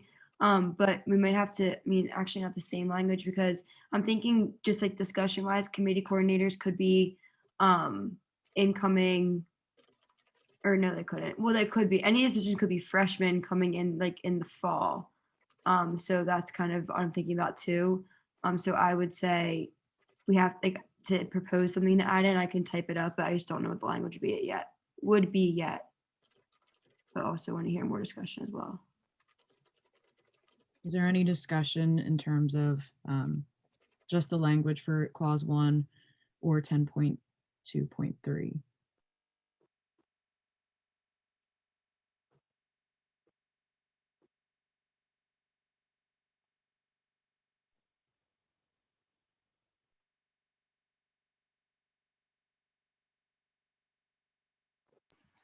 Just to open up discussion a little bit more, my only thing with 10.2.3 would be the language currently reads at the discretion of the respective branch or subsidiary head. I think that this originally was made when there was the original end dates to the terms, not the amended version. And so, for example, if a subsidiary head's term ends, is there anyone there to retain these respective 10.2.3 positions? It's probably not a big deal, but I'm just wondering if consistently reading through it, if it makes sense to clarify that as well. Chair Jordan. I'm gonna propose to add in after remain eligible members of the UPUA after they've been reconfirmed as well to their, like by the next General Assembly, just so it's per se uniformed.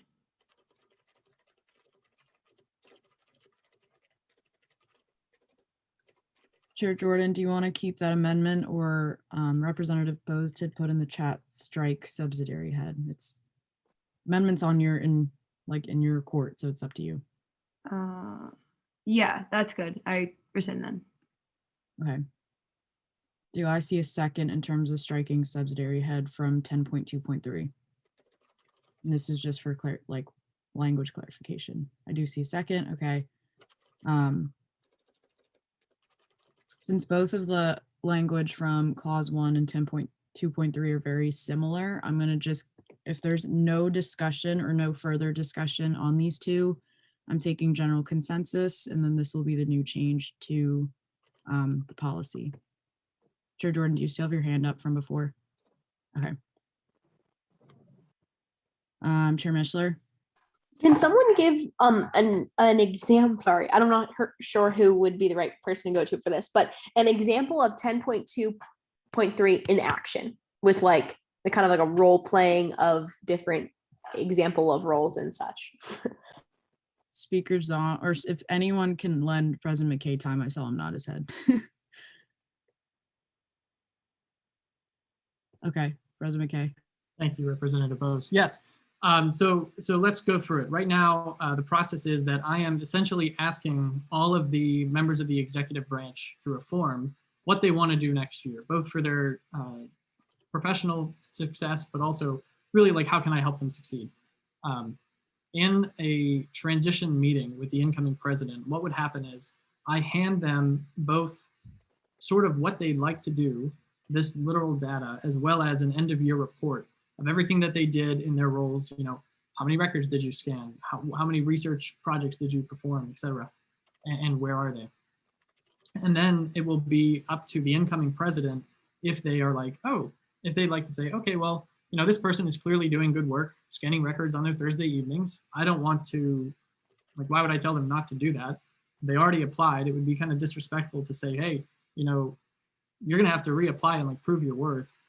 And the reason is, and I like the idea of removing subsidiary head, because the president has the ability to remove any of these people at any time within the executive branch. Very similarly, the Speaker of the Assembly, who's internally elected on the first Assembly meeting, has the universal authority to remove staffers as well. And for the Judicial Board Clerk, it's the exact same way. So if they have the ability to remove any member of their branch, it's actually a really good idea to remove subsidiary head and ensure that the power to, I guess on the flip of the coin, keep them on is also given to the branch head if they're doing good work. All right, with that clarification, is there any other discussion? This is for clause 1 and in connection 10.2.3. Speaker Zong, I know you had a comment. No, my question was answered. Thanks. Any other discussion before I take general consensus and we proceed?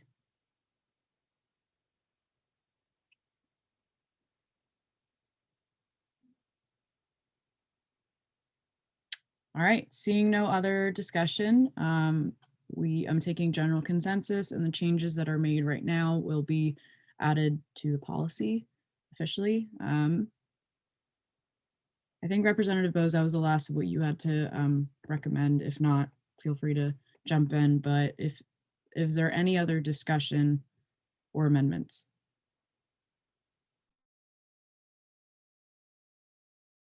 Representative Lascalzo. Ryan Lascalzo, Lion Pride representative. First off, finally got off my class, so I'm happy I'm able to actually hear you and speak now. This is a minor amendment. It was something I talked about in the ad hoc, but I forgot to add into the actual finalized proposal. So I just wanted to add it in now. I just wanted to, I wrote an email, I'm gonna paste it now, my reasoning there, but essentially change the phrase oath of office to affirmation / oath of office in the 10.5 in all sections of 10.5. I think it's listed twice. Essentially, some religions don't allow people to take oaths, and governments allow you to take affirmations instead of an oath. And essentially, the actual wording of ours isn't problematic at all in that respect, as it can be used as either or, but it is just for inclusivity and to kind of advertise that people can say this without breaking any religious rules. Essentially changing oath of office to affirmation / oath of office. Okay, I see a second. Is there any discussion on this amendment?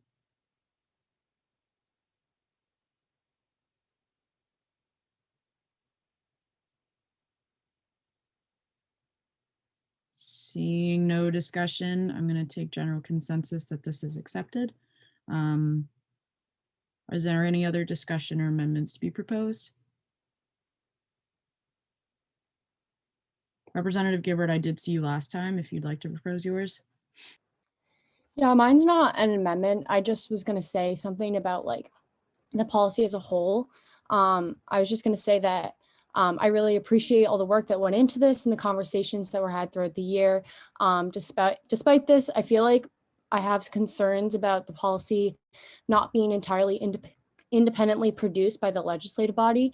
I know that I read the steering minutes several times over, and I know that this was a conversation that was had in steering where we want to include members of exec and J board to make sure that we're considering organizational structure from their point of view, because obviously they're in those roles and are like the most informed about that. But I feel like going through the document, there are a lot of amendments made by the executive branch, like straight on the document. And I know that that can be just like how it logistically worked out as far as editing the document. And I really respect the involvement of the other branches in these changes to promote like a more equitable organization and people being able to edit and change legislation. But also at the same time, like all the branches have different purposes, and the legislative members have to go through an election every year to confirm that they're the best people for the job and that they're supported by the student body. And because we go through that process, we have like the honor and the privilege of voting on legislation. And I also know that some members of exec have reached out individually to representatives throughout the day, asking for their support on legislation, which I feel like is slightly unfair, especially if you have a leadership position, because it can influence reps to not want to let these people down, or it can impact their chances for success in the organization, or like feel like their chances for success are being impacted. But despite that, I'm also like willing to enter these conversations with an open mind, but I also just wanted to like share my own hesitations, I guess, before voting. But yeah, thanks. Representative Scher. Tony Scher, ISC reps. So just a small, very small amendment is a typo. Can you scroll up a little bit at the section 10.2 something? Yeah, the first line of 10.2.2, there's two shall. It says shall begin.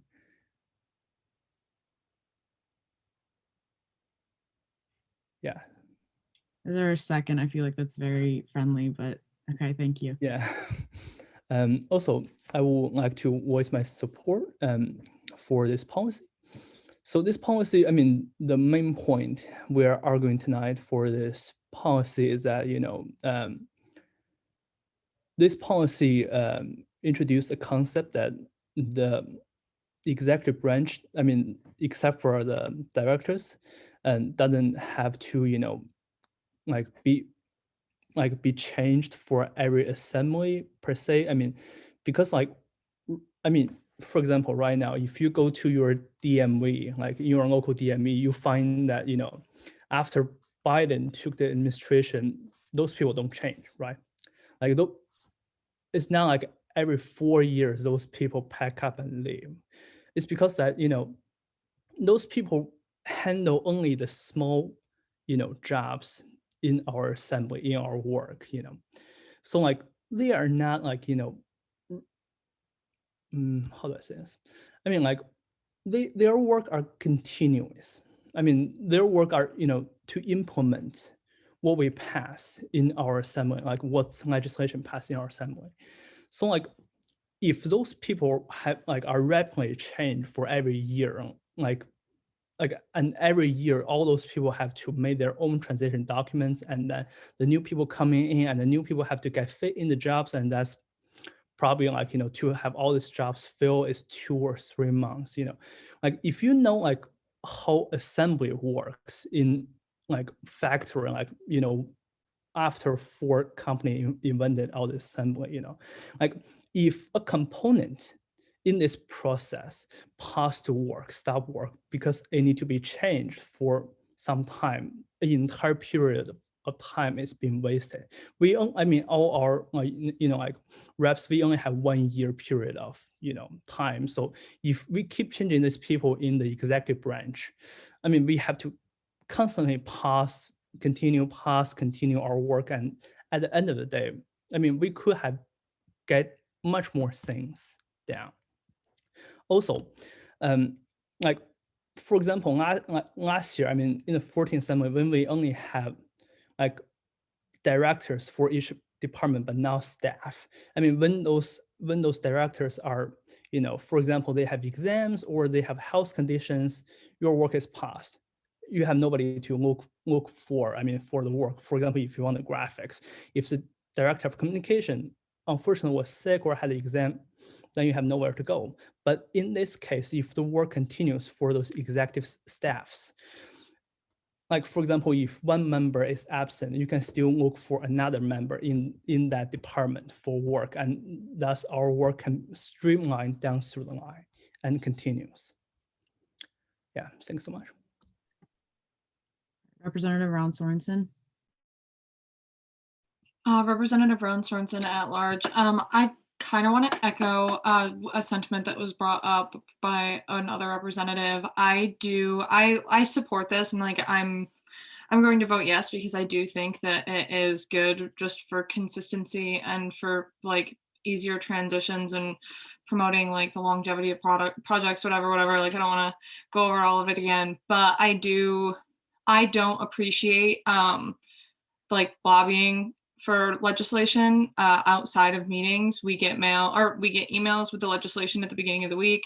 We have time to review it until tonight, and I feel like that period of time should be respected, and we should not be receiving messages through the week like, hey, I really hope that you're supporting this. Discussions about like, how do you feel about this is completely different then I really hope that I have your support on something. I personally don't do that, and I feel like that every representative is not receiving a message like that, and they're not.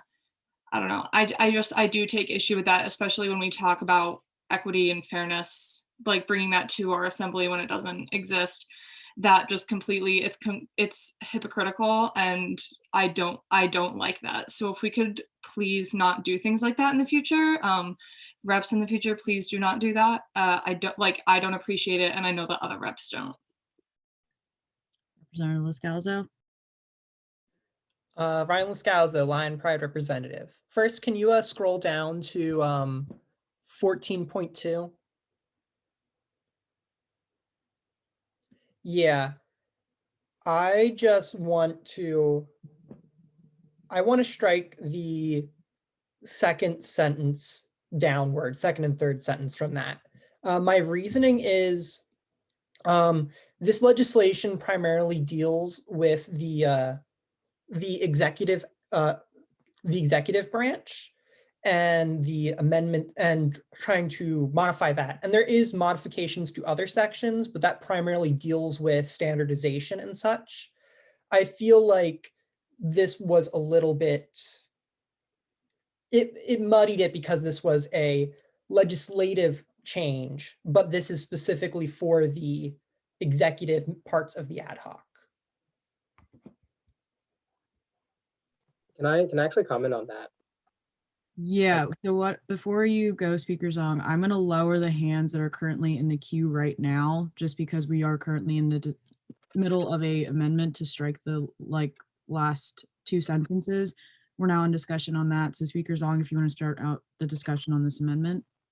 Yeah, I completely agree with that. And then that's a discussion we had in steering. If I can even move forward and actually say I meant to strike this change entirely, because I think, you know, I think future legislatures will have the opportunity to amend this if they need, but specifically because this is an executive ad hoc policy, I don't think that legislative changes should or need to be in here. And I know President McKay added this in here because this was one of my changes and thoughts throughout this entire year. And I appreciate that because I didn't have time to write up a separate policy for something like this. But at the same time, I do think that we should not be doing legislative changes with the executive. I think that's a dangerous precedent that I don't want to go in with. So I appreciate this change amongst everything. I'll actually move to strike this completely and update that amendment if you're okay with that as well, Ryan. And if no one has any other objections to that. Yeah, first of all, Representative Scalzo, is it okay if it's the entire amendment? Yes, I think it's okay if it's the entire amendment. Okay. Yes. Because I know you are a co-sponsor and you are the one recommending it, it does change, it does shift the policy in a small way. So I just want to see if there's any discussion on this first. If I don't see any, then I can take general consensus, then we can move forward. But that's the reason why I wouldn't take it as friendly. But is there any discussion on removing this amendment entirely?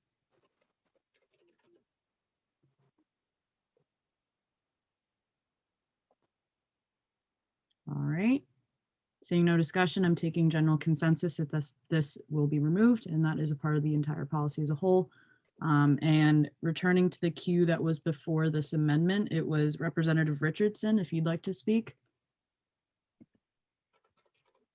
Real quick, I just kind of wanted to quickly take the opportunity to stand in support of the proposed changes and just this, entire document as it stands. As someone who's had the privilege to serve students in both the legislative branch or entity, as President McKay likes to call it, as well as the executive through the cabinet in my capacity as the SOAR executive director, I can assure you that this will allow for the student government to simply just work better, it seems like. In my experience, the lag time in between administrations feels like the type of thing that kills student organizations. It seems to me like rather than being limited to the already short 4 or 5 or 6 year time span that student organizations inherently bring with them, we're effectively cut short to 1, and that really makes us, I think, as an organization and as students, makes things really just difficult to achieve, institutional success. So yeah, for those reasons, I would definitely stand in just support of this as it stands. And this was me asking before, and it was yielded. So President McKay. I'm sorry, is this on a different point?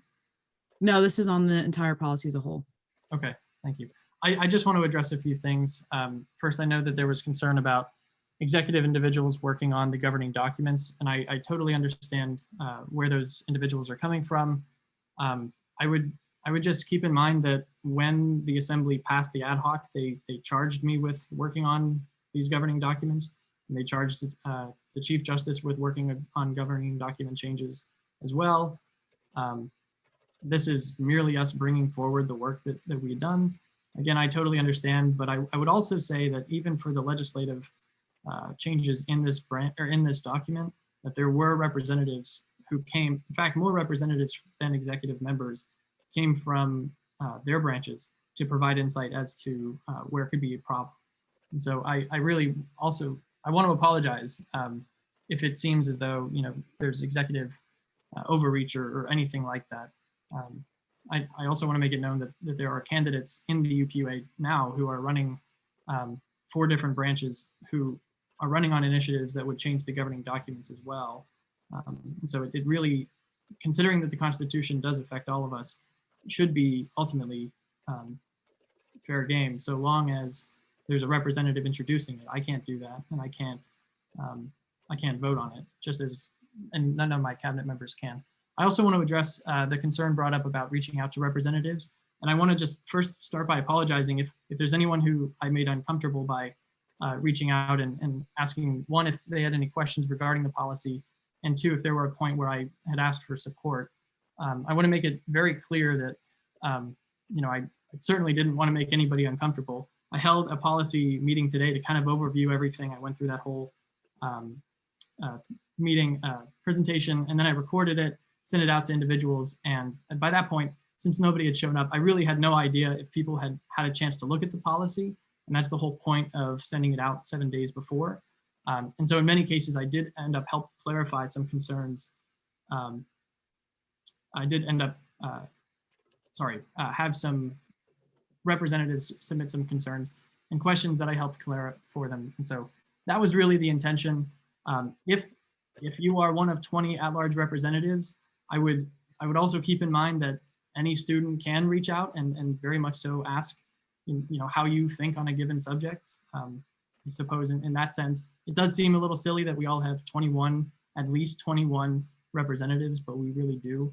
And so again, from the bottom of my heart, just want you to know how much I care about this. I really wanted to make sure people understood everything that was coming before them, and in no way meant to make people feel uncomfortable by helping clarify anything. So I want to make that clear too, and I'll be sure not to do anything like that again.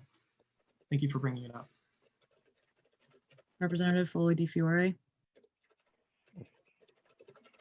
Hey, all, Representative Foley Di Fiore, Smale College of Business. I'll keep this brief.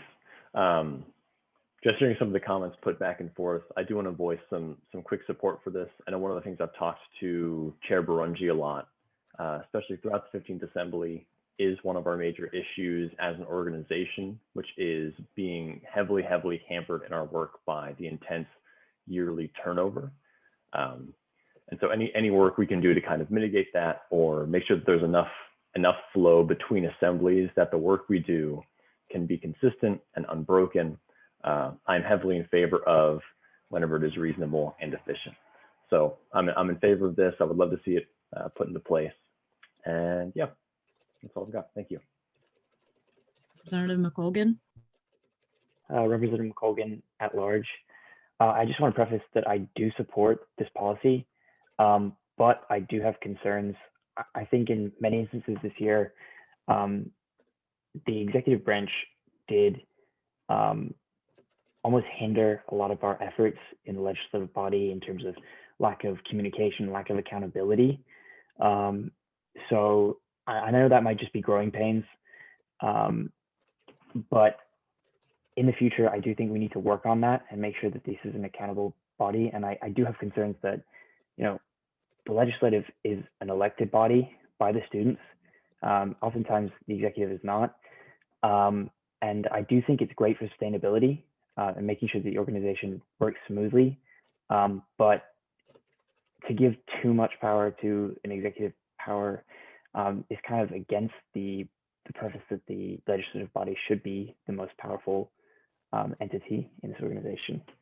But I do support this policy.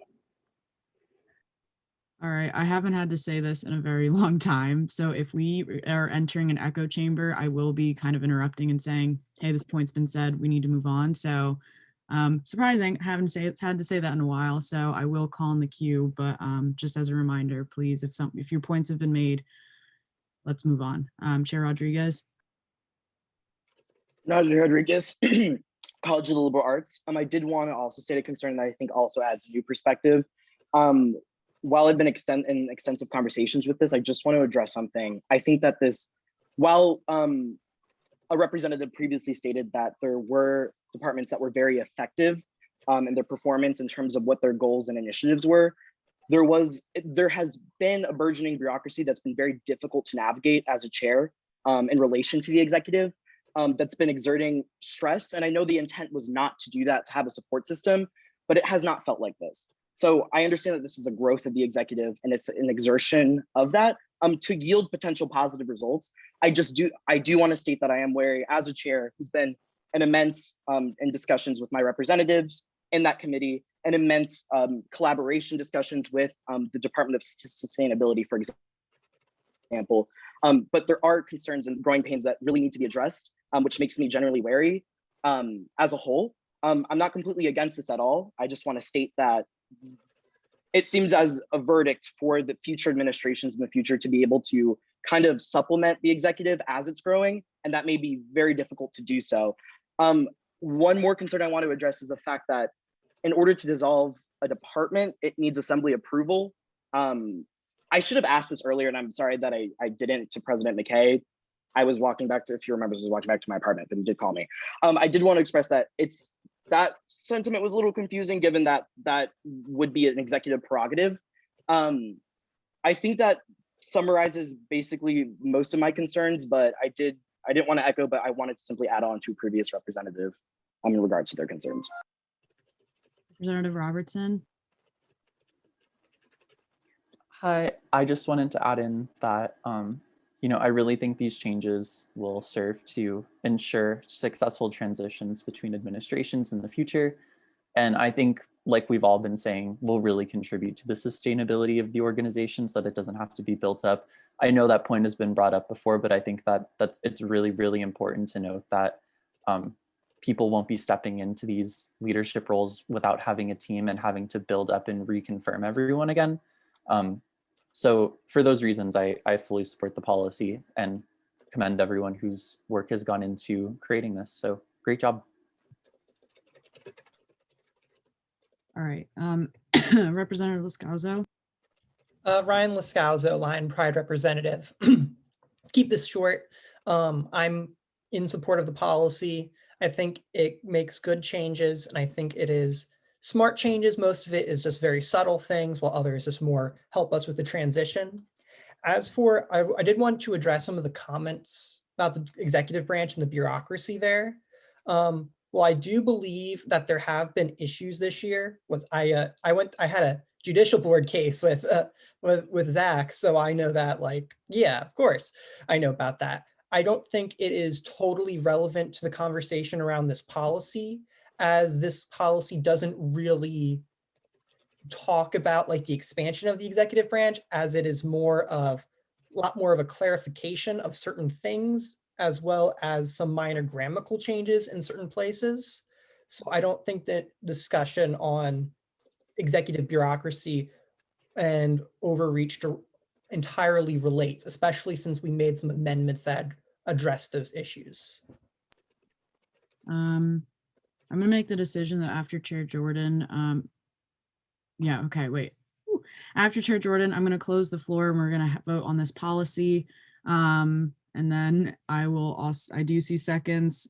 I'll address that after this policy for the suspension of the rules in terms of the 10 p.m. deadline, but Chair Jordan. Senator at large, I know, sorry, I keep losing my voice. I know I mentioned this in steering. I wanted to kind of bring it here too.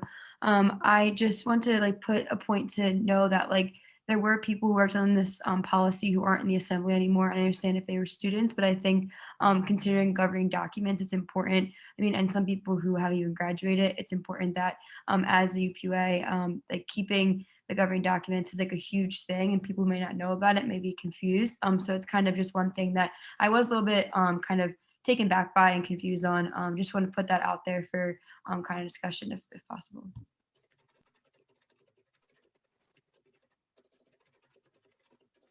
All right. Is there any other discussion? Chair Risser. You know, I'm really sorry about this. You guys don't need to hear me talk, but here I am speaking. While I am in support of this revised amended copy of the policy change, I do think for future assemblies, this is not how we should go about amending policy changes. These are not things that should be amended on the floor. So I think in the future, I mean, a lot of us aren't going to be here next year, but for people running next year, please take note of this. Talk to people weeks in advance. There was a lot of stuff done like an hour before assembly tonight. So please just try to learn from that, and we can do better and go about things in a more diplomatic way going forward. Thank you. On that note, I am going to close the floor on discussion for this policy. As a reminder, you can always appeal my decisions, always throwing that out there in terms of equity. I'm not the queen of assembly, so know that there is accountability, but I am closing the floor. With that, it does require a roll call vote. So speakers on when you're ready, if you could start roll call. Yep.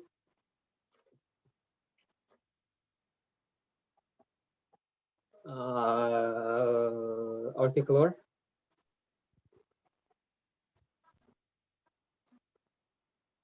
Arti? Yes. That's vote yes, right? Not yes as in you're present. Sorry. Okay. Adeline Mishler. Yes. Alexander Wu. Yes. Amy Gary. Yes. Anna Taylor. Yes. Anne-Marie Round Sorensen. Yes. Blake Tolliver. Yes. Brian Schultz. Yes. Cameron McColgan. Yes. Kathy Minetti Zhao. Yes. Kara Flegel. Yes. Carter Gengel. Yes. Dan Risser. Yes. Emmanuel Amante. Yes. Aaron Bose. Yes. John Mark Miller. Yes, sorry about that. You're good. Joshua Reynolds. Yes. Kaylee Quinnen. Yes. Cara DeLucio. Yes. Kelly Snyder. Kyle Quinn. Yes. Lakin Meter. Yes. Lewis Richardson. Yes. Marie Meisner. Yes. Maddie McIntyre. Yes. Megan Dalo. Yes. Najee Rodriguez. Yes. Noah Robertson. Yes. Patricia Brangi. Yes. Rainier Foley Di Fiore. Yes. Raina Alexander. Yes. Refugio Lara. Yes. Ryan Lascalzo. Yes. Samantha Brown. Yes. Sarah Jordan. Yes. Siddhi Deshpande. Yes. Sophie Palio. Yes. I vote yes. Sydney Gibber. Yes. And Sharu Shur. Yes. Was anyone's name not called?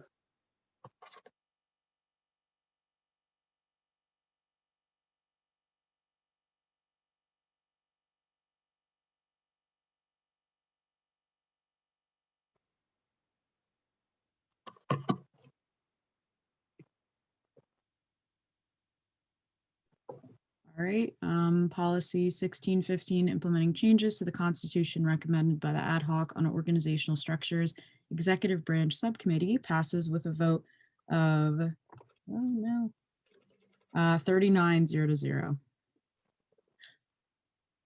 All right, we move on to line item C, which is policy 7. Actually, before we do that, there were some motions to extend, really suspend the 10 p.m. deadline. To clarify that, there was one to motion to extend it to 11 p.m. specifically. Does anyone want to resend theirs and support another? But as of right now, there's two different motions on the floor.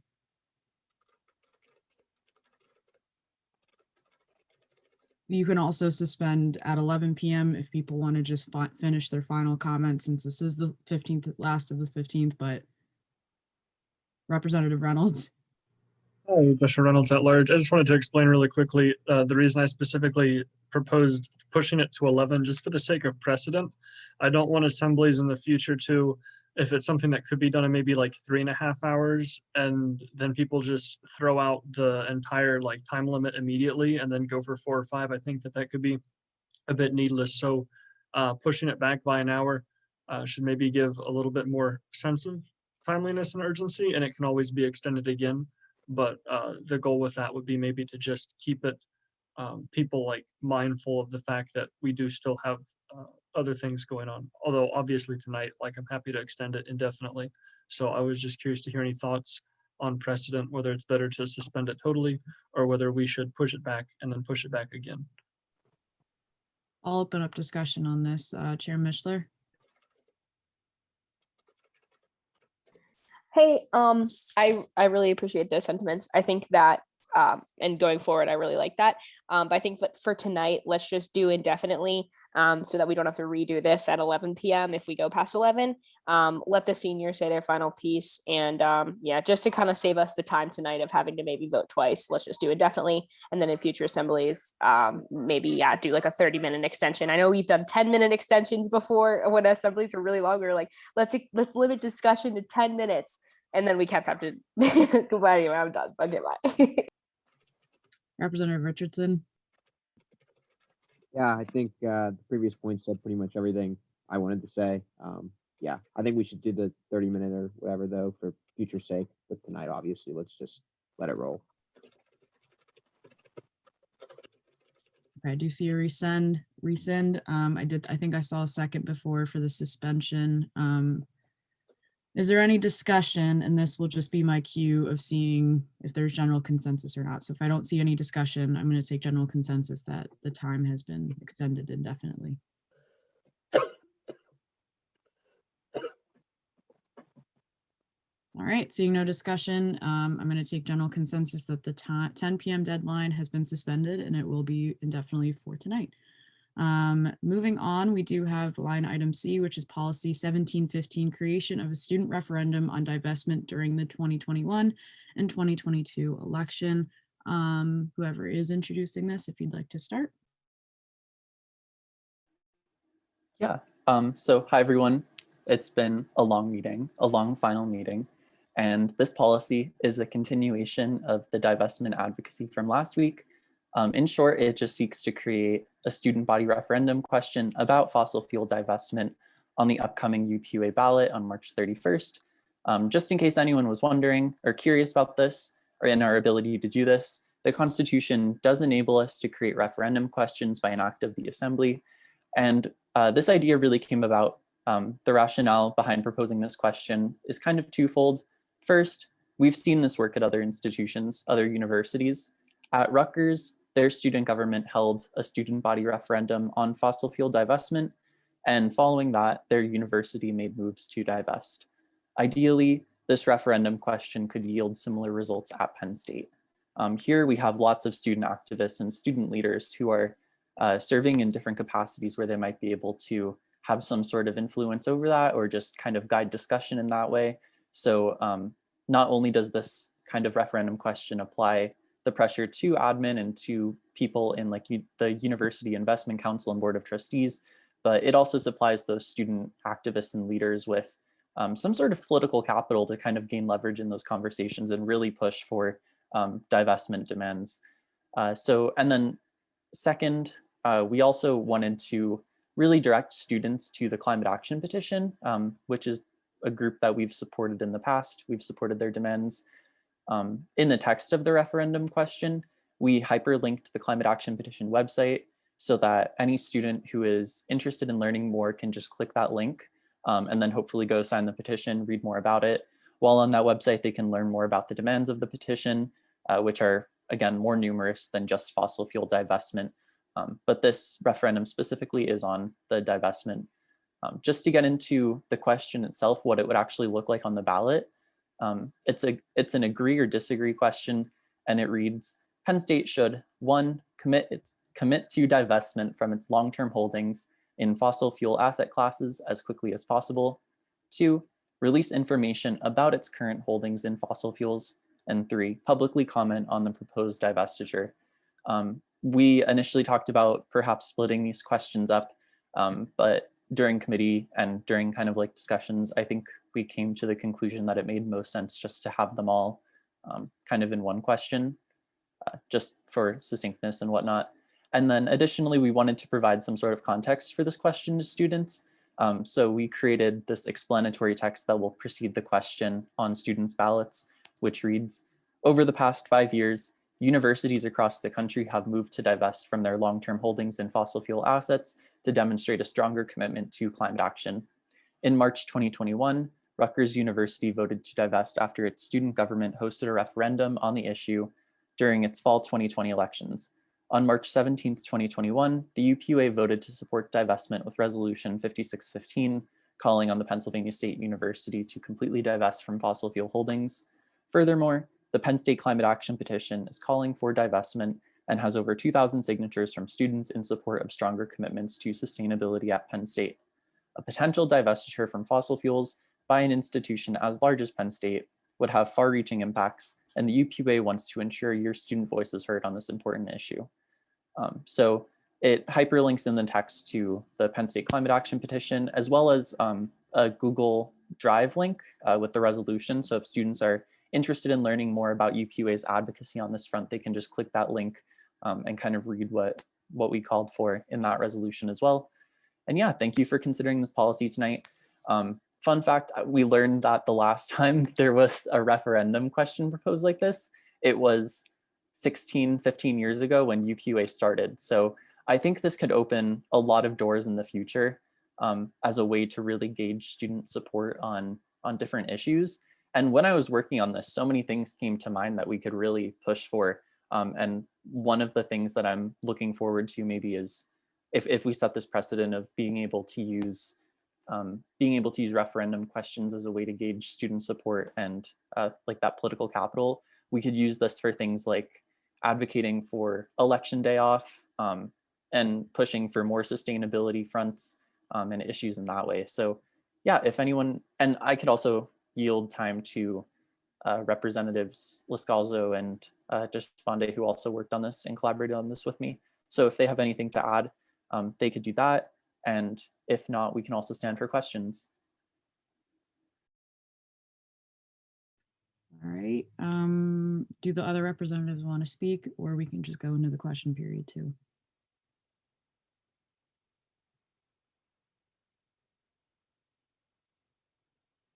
Okay, we'll go into the question period. Are there any questions?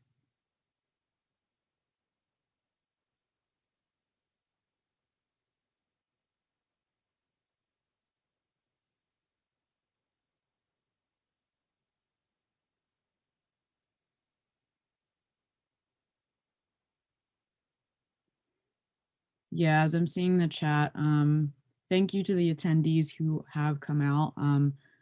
I know that the chat has been available to you for the sake of being able to communicate with us since this is webinar format, but if it starts to kind of get out of control, I will have to limit that. The little comments I do, like, that's fine, just as long as it's not like constant, then it's just as a reminder, I just want to keep the chat open as well for any questions and motions and such. Okay.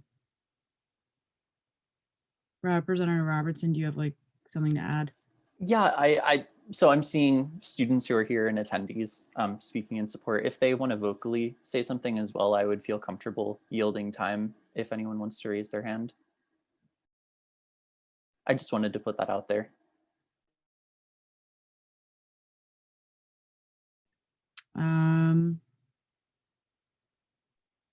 I don't think that you can do that. Yeah, that's what, yeah. Oh, okay. Just an open student forum, but for the sake of just reading what's in the chat, and thanks Representative Reynolds for offering, I can also do so. Just reading solely from the chat. There's one student, please forgive me if I'm butchering your name, or Mauricio. We have to push the PSU administration to do the right thing and not give in to the fossil fuel lobby that is so strong here at PSU. Let's see, I think there was one above that. There was just one that was saying Gov Noah and city. But cool. I think I covered it. Representative Chpande, did you want to add in terms of the introduction? Sorry, I was muted. Yeah, Noah did a great job of introducing this. I really don't have much to add there. Just to explain a little bit of our reasoning and like our idea for why we introduced this. We, in looking at like how we can learn more about what the student body believes, we looked to Rutgers, who did divest 2 weeks ago, and we found that Rutgers had a student referendum in which I think about 10% of their student body voted. I don't know their student population, but I think that's quite a bit of students. And I think over 90% of students did vote to divest once they were asked. So just hearing that data, I was curious as to what our student body thought about this as well, which is why we are bringing this to Penn State and polling our student body on it. Yeah, but I'm open to any questions as well. All right, I'm gonna stay in the question section just to make sure if there's any questions, but so if there's any, please feel free to ask them. If not, I'm gonna move to discussion. All right. Seeing no questions, we'll move into discussion. I know that there was a comment to yield time to Director Matuszewski, so feel free to speak if you'd like. Yeah, just really quick. I don't want to take up too much time, but I just really wanted to say that I really support this, just knowing and working on sustainability initiatives at Penn State, that a lot of the times things don't go forward because it's just coming from a few students that are like really passionate about climate change and just the people that are really heavily involved. And Penn State doesn't really listen as much to just those students, but I feel like this referendum will be really important to show that it's not just a couple students that are really passionate about climate change, but it's the thoughts of the entire student body. Hopefully this will show that. I just want to say how helpful this will be to future sustainability initiatives regarding climate action at Penn State. All right, is there any other discussion?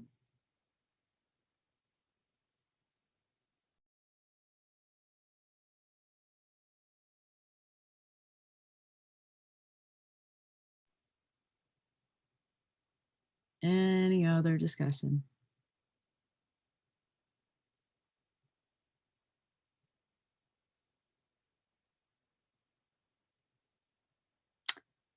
All right, seeing no other discussion, I will now close the floor and we will now move into a roll call vote since this is policy. Speaker Zong, if you can take roll call, please. Yep. Arthi Kalor, Yes. Adeline Mishler, Yes. Alexander Wu, Yes. Amy Gary, Yeah. Anna Taylor, Yes. Anne-Marie Round Sorensen, Yes. Blake Tolliver, Blake, Yes. Brian Schultz, Yes. Cameron McColgan, Yes.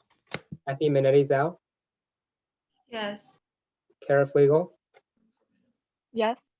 Carter Gangle, Yes. Dan Risser, Dan, Emmanuel Almonte, Aaron Bowes, Yes. John Mark Miller, Yes. Joshua Reynolds, Yes. Kaylee Quinnen, Yes. Cara DeLucio, Yes.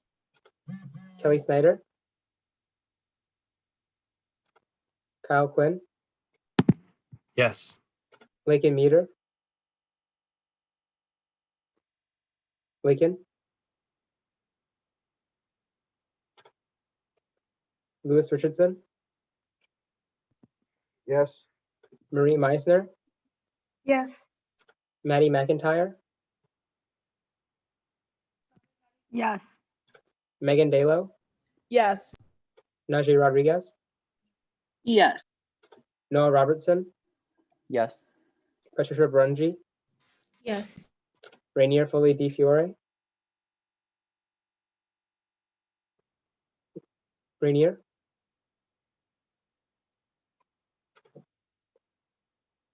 Reina Alexander. Yes. Refugio Lara. Yes. Ryan Lascalzo. Yes. Samantha Brown. Yes. Sarah Jordan. Yes. Siddhi Deshpande. Yes. Sophia Palio. Yes. I vote yes. Sydney Gibbard Yes. and Sharu Shi. Yes. Was anyone's name not called?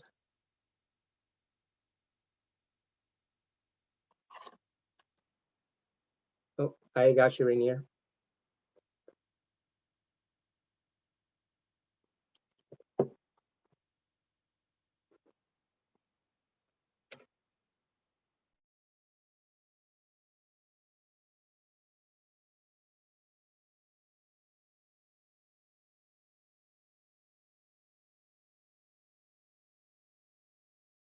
All right.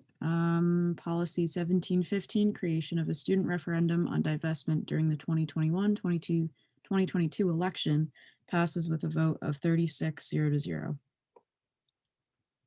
All right, we'll move on to line item D, which is resolution 5715, establishment of test prep week spring 2021. Chair Baranji, if you'd like to introduce this. Hi guys, so I'm gonna be pretty quick with this because we should all be kind of familiar with this, just as we had test prep week in the fall. This is just a resolution to reinstate the week, but we're just not we're not buying any new materials or anything. We're gonna use all the books that are left over to have a full programming week of just trying to get these books out. We have over half of them left over from the fall, so that's kind of the reasoning behind having another full week. A lot of students have been asking about it and really want to get another opportunity to get these books, whether because they weren't here to get them in the fall or didn't get a chance to order them for delivery. Regardless, I think this will be a very impactful week to have. We set the tabling date for next week, so the full week from Monday, March 29th to April 2nd. So I am aware that that is smack in the middle of the election campaign season. It's during election day, but I'm really hoping and asking you guys to please help me out with tabling. That's what made this a little bit difficult in the fall. We didn't have enough reps who volunteered to table. So if everybody could sign up to table and please come out for these specific days, we want to table on Hub Patio just to be in full correspondence with all the different COVID guidelines. So we'll be able to table outside. Hopefully it'll be a nice, a beautiful day outside. So it won't be that bad and we can try to social distance and see each other in person. But other than that, we're just going to be giving out the same materials, try to ration the books for each day like we did last semester, and hopefully try to get rid of them all. So if anybody has any questions, let me know, but that's all I had. I don't know if Sydney wants to add anything. So with that, I'll stand for any questions. Representative Gibbard, if you'd like to add anything.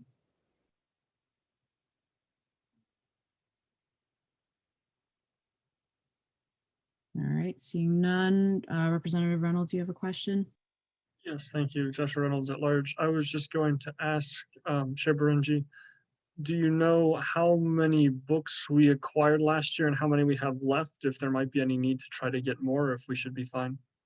I don't think there is any need to get more, I didn't count each book, but I kind of just went by number of boxes that we had of each books. And so there's roughly half the amount of books left. So there's about half the amount of each box that we had. So I don't think there is a need to get any more. And even last year when we would get books, we would try to just divide them up for each number of days. Tabling isn't set for a certain amount of time because if we run out for that day, we just run out for that day. We won't bring more books down. So we'll try to make it so there's an equal number for each day. But when we run out, that's just when we run out, and funds will be saved for the next test prep week. Thank you very much. I appreciate it. No problem. Are there any other questions?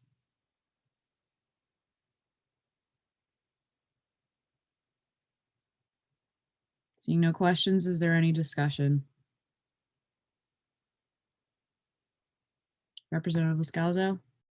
Ryan Liscalzo, Line Pride Representative. I just wanted to say, really in support of this, what is it? My sister who went to Penn State got a book from us via this. I think it's really important for all of us to do this. And I can't table, so make sure you guys table because that's necessary. That's all. Just want to also throw out there, it will be safe to table with me because I've been vaccinated, so you guys can hang out with me. It will be a fun time. I'll tell you jokes. And please look out for the tabling sheet. I'm just going to send it out to the general as well as the AAC team. So just so we can get as many hands on deck as possible. So I'll send that out tomorrow morning. So please just look out for that. And tell your friends. And share the graphic when we do post it eventually. Is there any other discussion?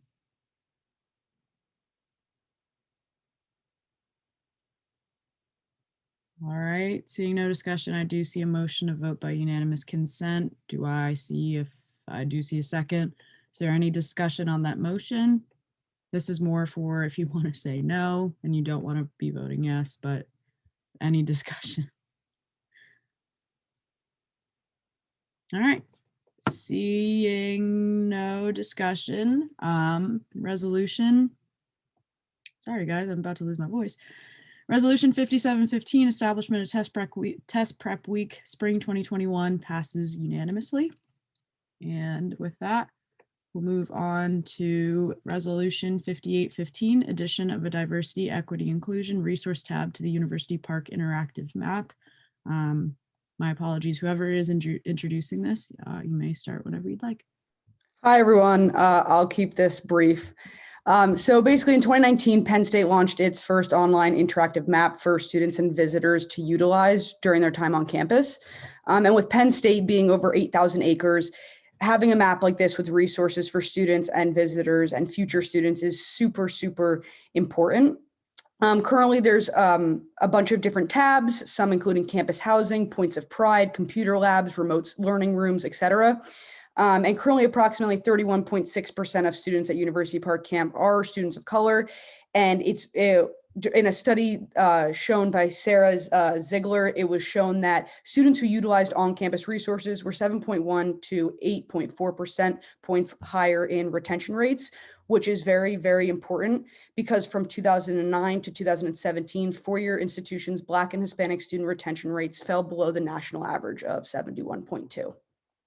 Along with students of color, LGBTQ plus students are also at a disadvantage if they do not have access to these resources, such as the clothing transit, the Center for Sexual and Gender Diversity, and gender neutral restrooms across campus. This would help foster an inclusive and safe environment for LGBTQIA plus students. And as seen through the research, having resources on campus is fundamental to the success and retention of diverse students at Penn State. The resources on campus are in place to help students, but without having direction as to where these places are, students and visitors are unable to utilize them. The recommended course of action is that the University Park Undergraduate Association, on behalf of the University Park Undergraduate Student Body, resolves to support the addition of a diversity, equity, and inclusion tab. Furthermore, the UPUA reaffirms its commitment and support to underrepresented student groups on campus.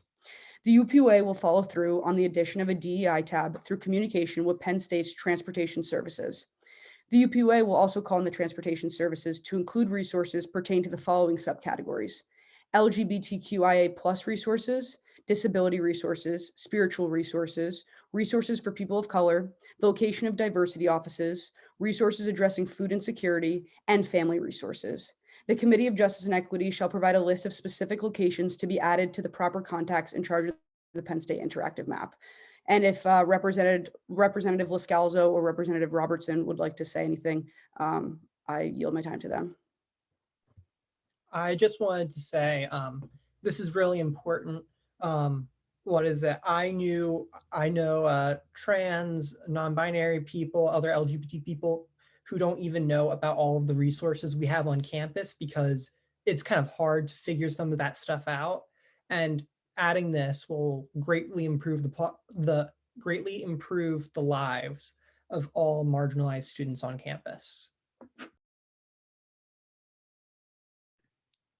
Are there any questions for the co-sponsors?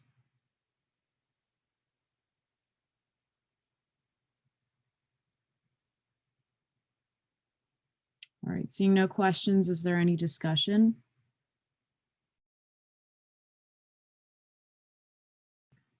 Chair Rodriguez? Najee Rodriguez, College of the Liberal Arts. I just wanted to praise the team that worked on this extensively. Makes me a little emotional knowing that this is like the last piece of legislation that's been vetted and voted on by the Committee on Justice and Equity, but it just makes me realize that it is definitely going to be no, not going to cry for 50 minutes again, that it will definitely be in good hands moving in the future. And I just want to say I'm so proud of you all. And I can't wait to see the work that you do in the future. This is definitely a step in a more progressive direction, a direction that the organization should be going in. And I've seen so much growth. Okay, I'm gonna save that for the end. So thank you all, and thank you for the work that's been put into this. I really appreciate it. All right, is there any other discussion?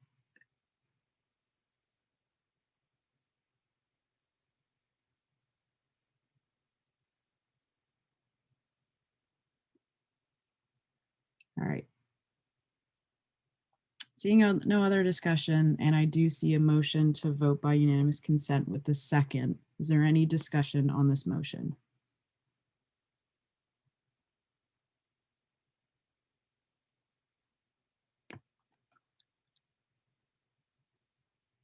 All right, seeing no discussion, I'm going to take general consensus that Resolution 5815. Well, addition of a diversity, equity, inclusion resource tab to the University Park Interactive Map passes unanimously. We'll move on to resolution, which is line item F, 5915 in support of the Environmental Justice Mapping and Data Collection Act of 2021. If the co-sponsors would like to introduce this. Sure. Representative Round Sorensen. So basically what this, oh wait, it's not on the screen. Okay, sorry. Basically what this legislation would do, it would create a new committee in the real world, not UPUA, to identify and support, it would create a committee that would identify and support communities with high populations of Black, Indigenous, and other people of color who are at a higher risk of health issues or complications due to like the nature of their environment as like a result of climate change or pollution, just in short. And I would also like to say that Jacob Klipstein wrote almost all of this. And so I would just like to give him special consideration. But yes, that's the summary of this, and the recommended course of action is that I have an amendment to the recommended course of action, but essentially we would just be calling on our representatives to support this legislation, and the president of UPUA would be writing a letter. But yes, I do have an amendment. I don't know when I should make that though. We'll go through questions first, and then once we get to discussion, you can propose your amendment. Are there any questions?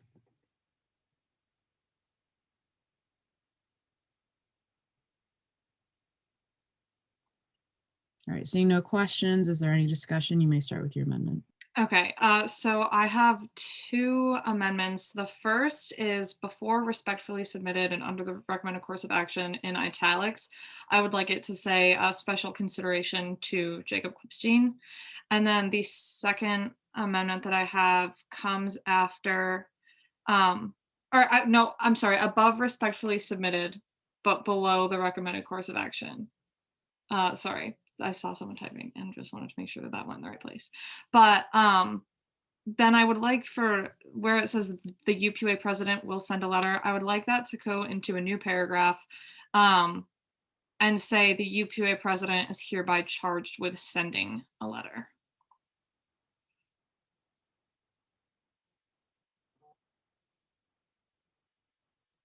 And then just like, yeah, right there. Like the word yep, okay. And then I think on my computer it was showing signal in like that third line of the second paragraph as like it should be signaling, but I think it makes sense as it is. But okay, so I'm going to be doing that with all of them because I submitted them before I changed the formatting. But yeah, that's all that I have. I do see seconds. Thank you, Representative Loscalzo. I think it's pretty friendly to change the UPUA president is hereby charged. I feel like President McKay, this is kind of something that they usually would do. So I would take this as friendly, especially since the co-sponsor introduced it, especially as the special consideration. But if not, feel free to motion for discussion on this. But I'm taking them both as friendly. Representative Robertson. Hi. So I obviously fully support like this, but I do have a few things that I would love to bring up to discussion. I just think it's important. I know one item that has come up in the past in this assembly is we don't want to like quote unquote like water down our advocacy with things that aren't necessarily like exactly pertinent to like the Penn State community and specifically like Penn State undergraduates at University Park. And I say that just because I don't see anything in this resolution that really says something about like undergraduate students here. I don't know if anyone has any thoughts on that, because I obviously fully support this. I just don't know if it's like something that UPUA should consider passing. Representative Ron Sorensen. I'm gonna say something, but then I think if Jacob is here, I'd like to yield to him. But I think that when we're talking about environmental protection and when we're talking about like represent like a committee in the real world to represent minoritized and underrepresented communities, that inherently impacts our student body. I've thought that went without saying, and I thought that was common sense, but if it's not, feel free to make an amendment to the nature of the situation. But also, like if Jacob, you're here, if you want to say something about that, I would yield you time. I don't know if he's here though. Jacob, if you'd like to speak. Yeah, hi. I think this is important for the Penn State community because it's something that affects Pennsylvanians at large, right? And we can add this to the legislation if we'd like, but there was actually a report that Peter Buck from the Sustainability Institute did with Nebraska Hernandez and Nyla Holland that was designed around this topic specifically. And one of the things that they wrote in their report was currently cumulative health impacts on Pennsylvanians by environmental hazards vary wildly, with Black and poor communities placed at the greatest risk of environmental injustice, right? So I didn't include that in the legislation because I thought the legislation kind of spoke for itself in the importance of how it affects Penn Staters and especially Pennsylvanians across the Commonwealth.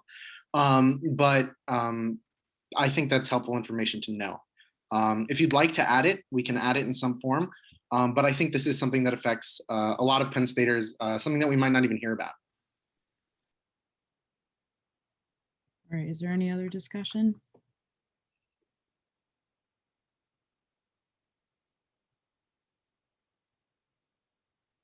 Chair Mishler? Is this just real quick, is this wait, sorry. Is this the current UPUA president or the next? Because I don't think we can charge future assemblies. So we might just need it would be President McKay. Okay, perfect. Thanks. Just want to clarify that. Sorry if that was already clarified. It wasn't, but that's a good question. Is there any other discussion?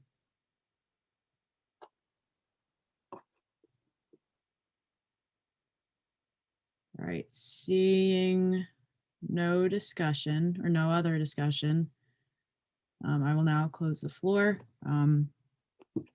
Give me a second as I send the form into the General Assembly channel. Yeah.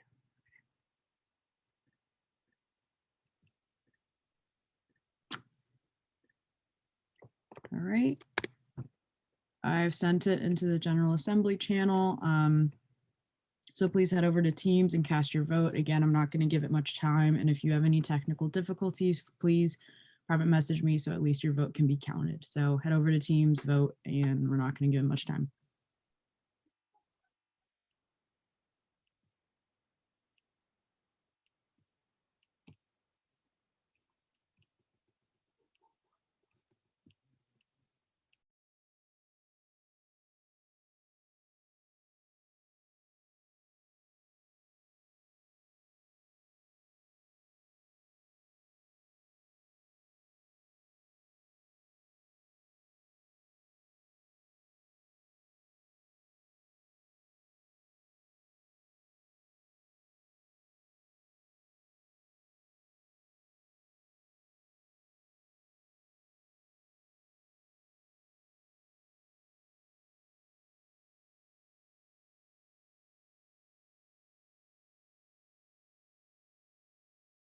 We could have unanimously consented this, but it's too late, so please just vote in the form on Teams.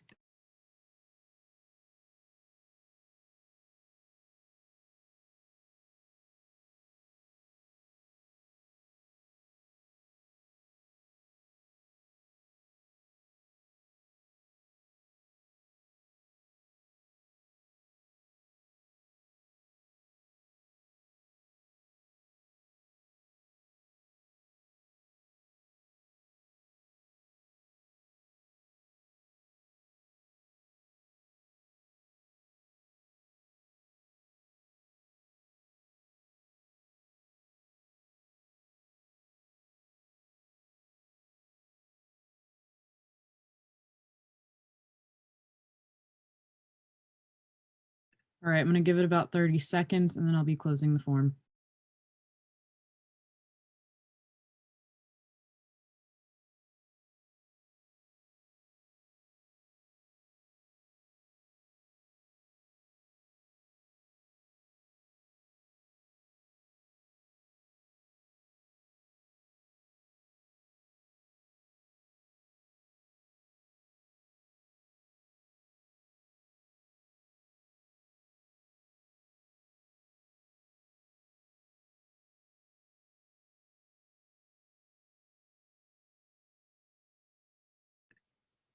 All right, the form has been closed. I have gotten all the private messages, so just give me a second to put the votes together.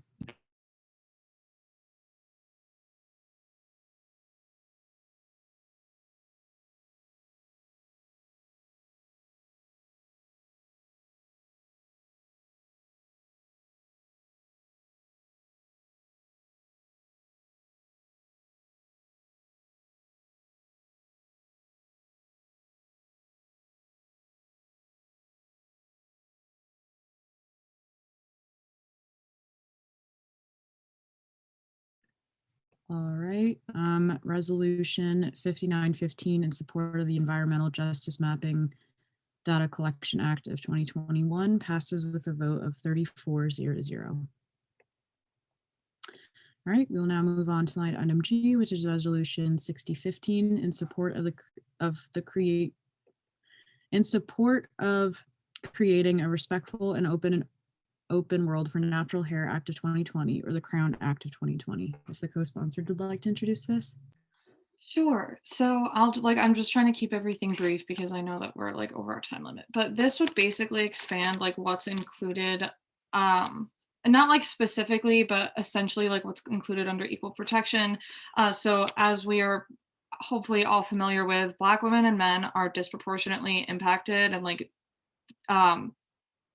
disparately impacted by the standards of professionalism in workplaces and in education, which like these standards are inherently racist and outdated. And so this is just like challenging those expectations.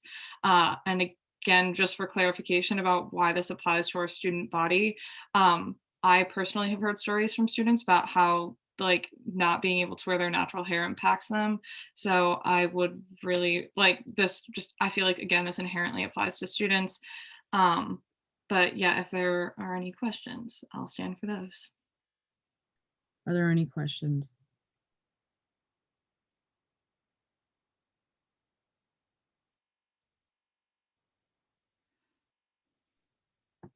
Seeing no questions, is there any discussion?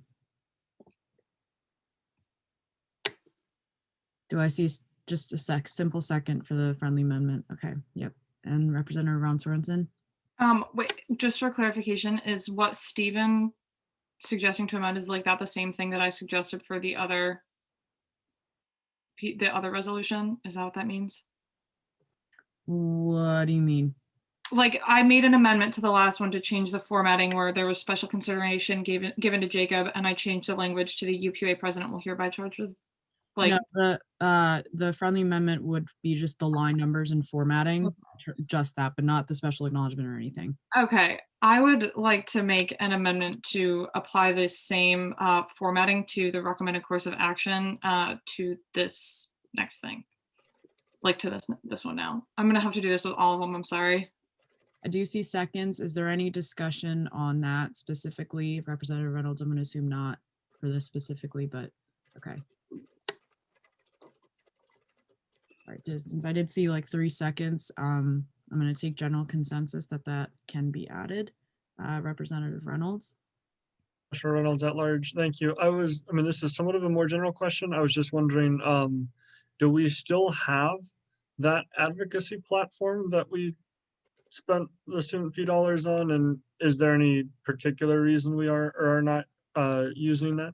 Yes, and I'll explain that. I don't think that we don't have another committee meeting, so we wouldn't be able to sit down and use Soft Edge together. I don't think that we would have time, and we're in technically a lame duck period now because elections have started. So this is a resolution that could be expanded in the next assembly, but that's for the next assembly to decide. We could do a Soft Edge campaign for all of these, but right now, for the sake of timeliness, this is what we went with. But I was thinking about that, and I wish that we had more time, and I wish that this could have been brought sooner. But okay, thank you. I figured it was something along those lines. I appreciate that. Yeah. Before I see the motion, is there any other discussion?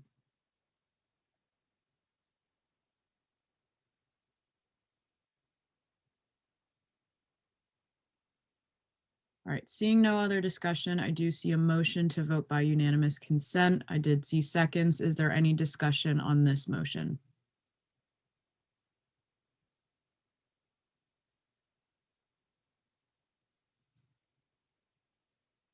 Okay, seeing none, Resolution 6015 in support of the Creating a Respectful and Open World for Natural Hair Act of 2020, or the Crown Act of 2020 passes unanimously. All right, we'll move on to line item H, which is Resolution 6115 in support of the reauthorization of the Violence Against Women Act. Representative Ron Sorensen, if you'd like to introduce this. Yes, so I would just like to give a trigger warning for things like assault, abuse, and stuff like that. Just a trigger warning because of the subject matter. But it's just simply the reauthorization of the Violence Against Women Act, as the title says. Our student government has a vested interest in supporting this because a recent, again, trigger warning, but recent discussion online and wherever, and in classes that I'm in, is that 97% of women are impacted by sexual assault specifically. And we know that women are killed by their partners at an alarming rate. And so, I feel like it goes without saying that this is important to the student body and important in general. And we had a lot of discussions at the beginning of the pandemic about supporting people who are abused at home. And that's been a topic of discussion several times. So I feel like we should be consistent and support this as well. And again, like it says in the nature of the situation, we've advocated for this in the past, not me, but UPUA in general has advocated for it in the past. So yeah, that's that. I'll stand for questions. Are there any questions?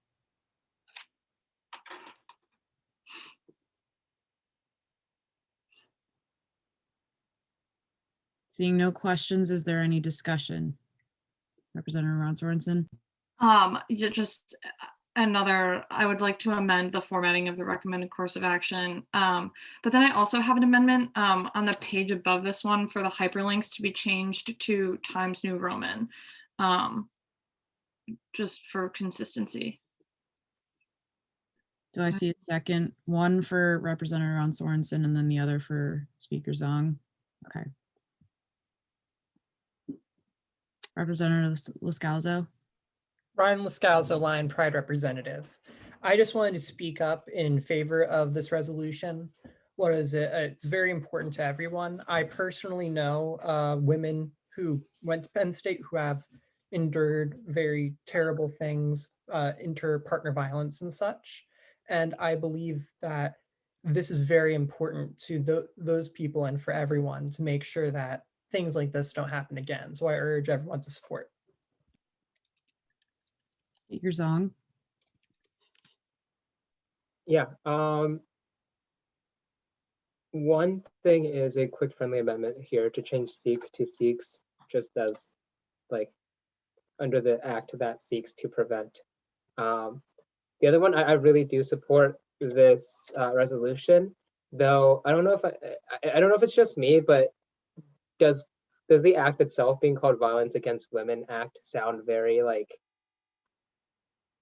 shouldn't it be Stopping Violence Against Women Act? Like, I don't know, it just doesn't sound right to me. I don't know if that's something we could also advocate for in the same terms of like, this doesn't sound like something that's stopping the violence, and it sounds very negative by itself as well. But I don't know, maybe it's just me. That is like a good point. I don't know if that's like within like our purview to change the name of like a national piece of legislation. Like that's just what it's called. And so I do understand, but I feel like it might be confusing if we're like changing the language of the legislation that we're trying to support. Maybe that's just like a keeping, okay, like that's a lot better than just like Violence Against Women Act. But if that's the official act name, Ryan, like that's totally fine. Like, All right, with that, Representative Ron Sorensen. I'm sorry, I just want to make sure that that recommended course of action formatting is changed, like so that it's 2 paragraphs and it says like the UPUA president is hereby charged with sending a letter. Sorry. I think that was a second for that. Okay, yeah. All right, is there any other discussion?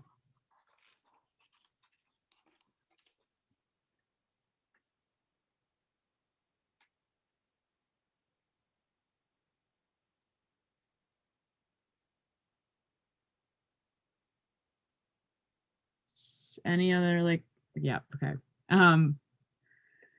Since there is no other discussion, I do see a motion to vote by unanimous consent. Is there a second? All right, is there any discussion for that motion? Seeing no discussion for that motion, resolution 6115 in support of the reauthorization of the Violence Against Women Act passes unanimously. And we will move on to resolution 6215, the final one, in support of adding state legislature bills to the legislative docket. Representative Ron Sorensen, if you'd like to introduce this. Yeah, absolutely. So basically, this is just supporting the legislative docket of the state legislature. So the first few, there are like a couple pieces of legislation included in here, but they're grouped together because it's a different entity than the actual Senate and House of Representatives. So basically, the first few address solar energy, water safety and quality, housing safety, and then the minimum wage is also addressed. So for the first 4, this is all just environmental sustainability, and it would directly impact our constituency because people, like especially the lead testing and the public water systems and the leasing process ones, those, I feel like those are really important to people living downtown. Oh, sorry, the chat is distracting, sorry. So then the last one for minimum wage is mentioned, and I'd just like to say it's already on their legislative docket. We have discussions about student poverty and ways to combat it, and like we've passed resolutions spending money to try and fight student poverty, and the most tangible and long-term sustainable way to do that is to give people livable wages. So we're not saying us passing this does not mean we're going to have a $15 minimum wage. So like it's not that make or break, but it does just say that we support efforts to end student poverty, basically is like what that means. That's why it's applicable to us. Yeah, so I just wanted to elaborate on that, but like it's on their docket already. And I yield to Jacob to explain that if he wants to, because I was like a little bit confused by it, but he explained it to me a little bit. So if he's still here and can hear me. I'm sorry, explain what you want me to explain again. The PA Senate Bill 12, raise the minimum wage. Can you explain like the context of that already being on the docket? Yeah, so last year we passed legislation that would raise the minimum wage to $9.50. This one's a little more ambitious and is the one that's been introduced this year. All right. With that, I stand for questions. Are there any questions?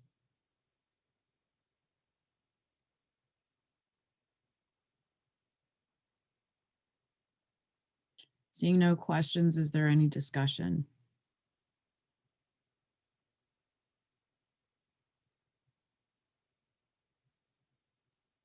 Can I just get a second for the formatting amendment? Yeah. No, that is Actually, if you peek, it's not that.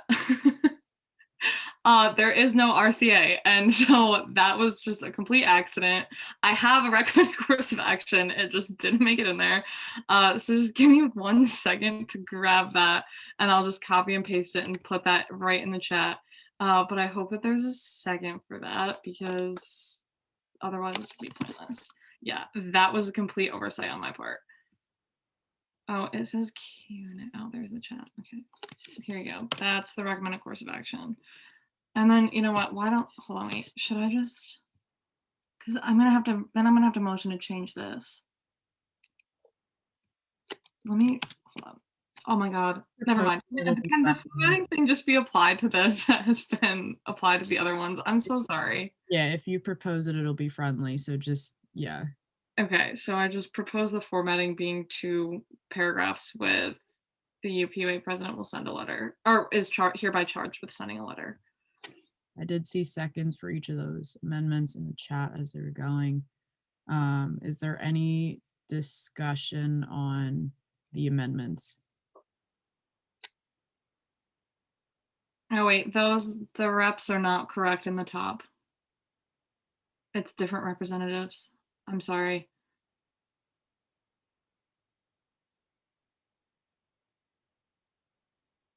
There we go.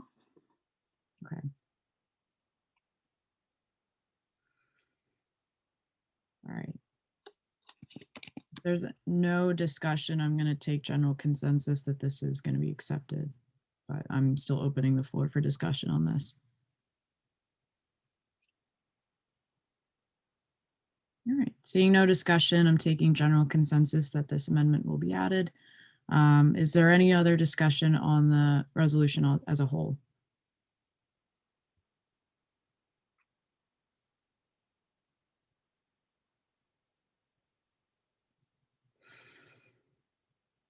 All right, seeing no other discussion, and I think I saw the motion in the chat earlier from Representative Reynolds. There was a motion to vote by unanimous consent. Is there a second?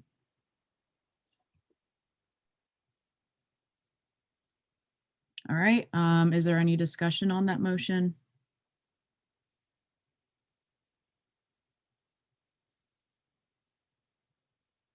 All right, seeing no discussion, resolution 6215 in support of adding state legislature bills to the legislative docket passes unanimously. All right, we'll move into a report by the Chief Justice of the Judicial Board, Chief Justice Zaya. Hey everyone, I hope all of you are having a great week. Just some updates from the Judicial Board. 7 days. We're 1 week away from Election Day, starting on March 31st at 12 a.m. all the way to 9 p.m. And yeah, on Election Day, we're working to have some in-person signs and stuff going around the hub to bring more voter awareness, along with we're working on some more voter outreach, getting on listservs and a student body-wide email from President McKay. Furthermore, I just completely lost my track. Oh, okay. So furthermore, with regards to elections, all of the legislative town halls have been posted onto the YouTube, and they're all viewable on the UPUA channel and the Facebook. And tomorrow is the executive debate at 7 o'clock p.m. It's going to be on Zoom, but also on the Facebook Live, and will be posted to the YouTube later that night. And seeing that this is the last assembly meeting of the 15th, instead of going ahead with doing it in the good of the order, I'm just going to briefly say thank you to everyone for making this a really fun and awesome experience. And to everyone, I'm always accessible. If you ever want to reach out, you'll see me around the office if you're on campus.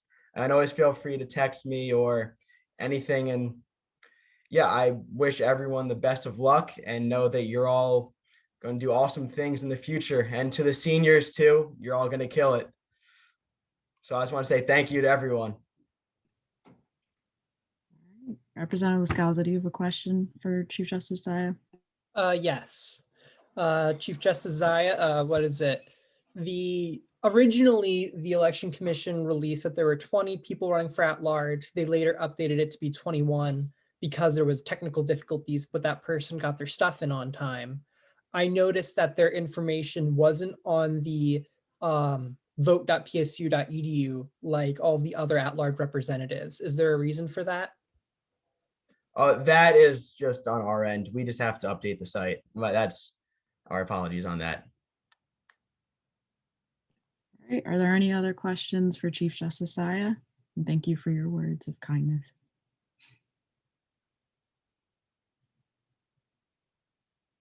All right, seeing no other questions, we'll move into executive reports. If you are an executive director with a report, please raise your hand. Director Klipstein. All right, folks, it's time. The goodbyes are starting. All right, let's get this over with. I wrote a little speech for you guys. Folks, it's been a long and winding road to get here, but I finally have to say goodbye to the organization I've dedicated 3.5 years of my life to. I would like to begin with some thank yous and acknowledgements. First, thank you to those no longer in this room who have already graduated, who helped turn me into the person I am today. I made some of the best friends of my life in this metaphorical room, or in physical 233B, AB, whatever it is. And I'm very grateful for those who came before. Next, I'll run through some of the folks still in this room. If I don't name you, it's not because I don't love you. It's because I have a lot of other things to say, so I want to do this part quickly. There are a lot of you I've become close with this year and become friends, whether we have classes together or through the UPUA. And I want to say thank you for giving me the opportunity and the chance to be your friend and the impacts we've made on each other's lives. To Aphrodite, Anne-Marie, Dan Risser, Najee, Kara, Cam, and Stephen, thank you for your support during my time in this room. I love you folks. You've provided light in some of my darkest moments, and through plenty of halal cart trips, sheets and McDonald's nights and movie nights, made my life amazing. I'll miss you all tremendously. Zach and Lexi. Somehow we finished our time here at Penn State. Thank you both for your friendship over these past 4 years. I genuinely cannot believe we made it to this moment. From the Thomas Building to many sleepless nights, to the friendships we've all shared with each other, it's truly been a magical experience. Lexi, I hope I have the honor to knock some more doors with you in my lifetime. And Zach, I'm still trying to convince the US Navy to let me stow away on your ship for free. I haven't had any success yet, but worst comes to worst, I'll just sneak into your luggage. And of course, Barry. Can we get a round of applause for Barry, everyone? Use your little... You do more for this organization and the people that step into this room than you will ever know. We appreciate you, we all love you, and I can't thank you enough for all the help and guidance you've provided me over the years. This organization is not the same one I stepped into when we were sworn in for the 13th Assembly. It is more diverse, more well-organized, and more progressive than it was then. These changes are good. This organization needs to be a means for students to confront systems of power here at Penn State. Changes like free STI testing, divestment, other actions we've done with sustainability, bringing land acknowledgements to Penn State, our federal and state advocacy, and countless other changes really do impact students' lives here at Penn State for the better. I personally started with something as small as Pause for a Pause and ended up working on more projects than I will ever remember. There will be countless nights you spend laying in bed wondering if your work here matters, and I promise you it does. The only thing I ask for all of you is to keep fighting this fight, keep holding truth to power, and most of all, be good. To lead with kindness in your hearts and to be good people, to do the right thing. There is nothing more important than the connections you'll make in this room. They become your friends from college and hopefully your friends from life. I think I'm looking at a couple of mine right now. Yet you can't make change without coalition building, and I hope that is a power you use for good. Invite anyone with goodness in their heart into your coalition and never close yourselves off to those who agree with you at the end of the day. There's so much more change that can be achieved together, and especially with the will of the student body. The last thing I must talk about, and you're all gonna groan, whatever. The last thing I must talk about is secret societies. Skull and Bones, Parmi New, Lion's Paw, you know, them. When I was a first-year representative, you were told to say that phrase on the floor at the risk of political death. Don't ever allow a culture of silence to overtake this organization again. The more voices that are heard, the more people who are involved in the assembly, in the picture, the better. Go out to sheets with people. Don't have exclusive wine nights. When COVID restrictions end, have gatherings with everyone and not just the select few. Govern with the many in your heart, not just the few you get along with. Don't spend your career wanting to be liked by a few, but to know that you changed Penn State lives for the better. As I depart Penn State and I am excited to fly off to the big student government in the sky, I wish you all the best. I will never forget the memories I made in this room, whether at 7 p.m., 8 p.m., or at 3 a.m. And now with that, former Chair Klipstein will stop it. I love you all. All right, we're gonna keep going down. If you're an executive report, I'll just call on you. Executive Director Biswas. Hi. So I came here with two very objective announcements, but then I heard Jacob's speech and now I'm on the verge of tears. So I'm going to do my objective announcements first and then thank all of you for an amazing time at Penn State and with UPUA. So objective announcement number one, whoever has ordered your merch, you should get it by the second week of April. So once the new assembly is elected and everything, I will be in touch with the president-elect and the speaker and everyone else to make sure that I can get the merch to you guys. And now, okay, so that's about it. So expect to see emails from me around the second week of April about your merch orders. And if you haven't paid for the merch yet, please text me. I will arrange for that, or text Tony, who is our Executive Director of Finance. She will arrange for you to pay for your merch. Now, the second thing is the UPUA headshots that we're trying to get. Kathy has agreed to do the clicks for us. So huge shout out to Kathy for that and Lexi for planning this.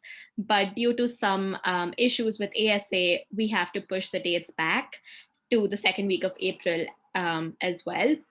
So if you've signed up for the slots, we're going to send out new times on the Teams channel. Please sign up. And even if you're not in the assembly next year, but you're still at Penn State, you're good to come in for the headshots and UPUA will be covering those charges for you.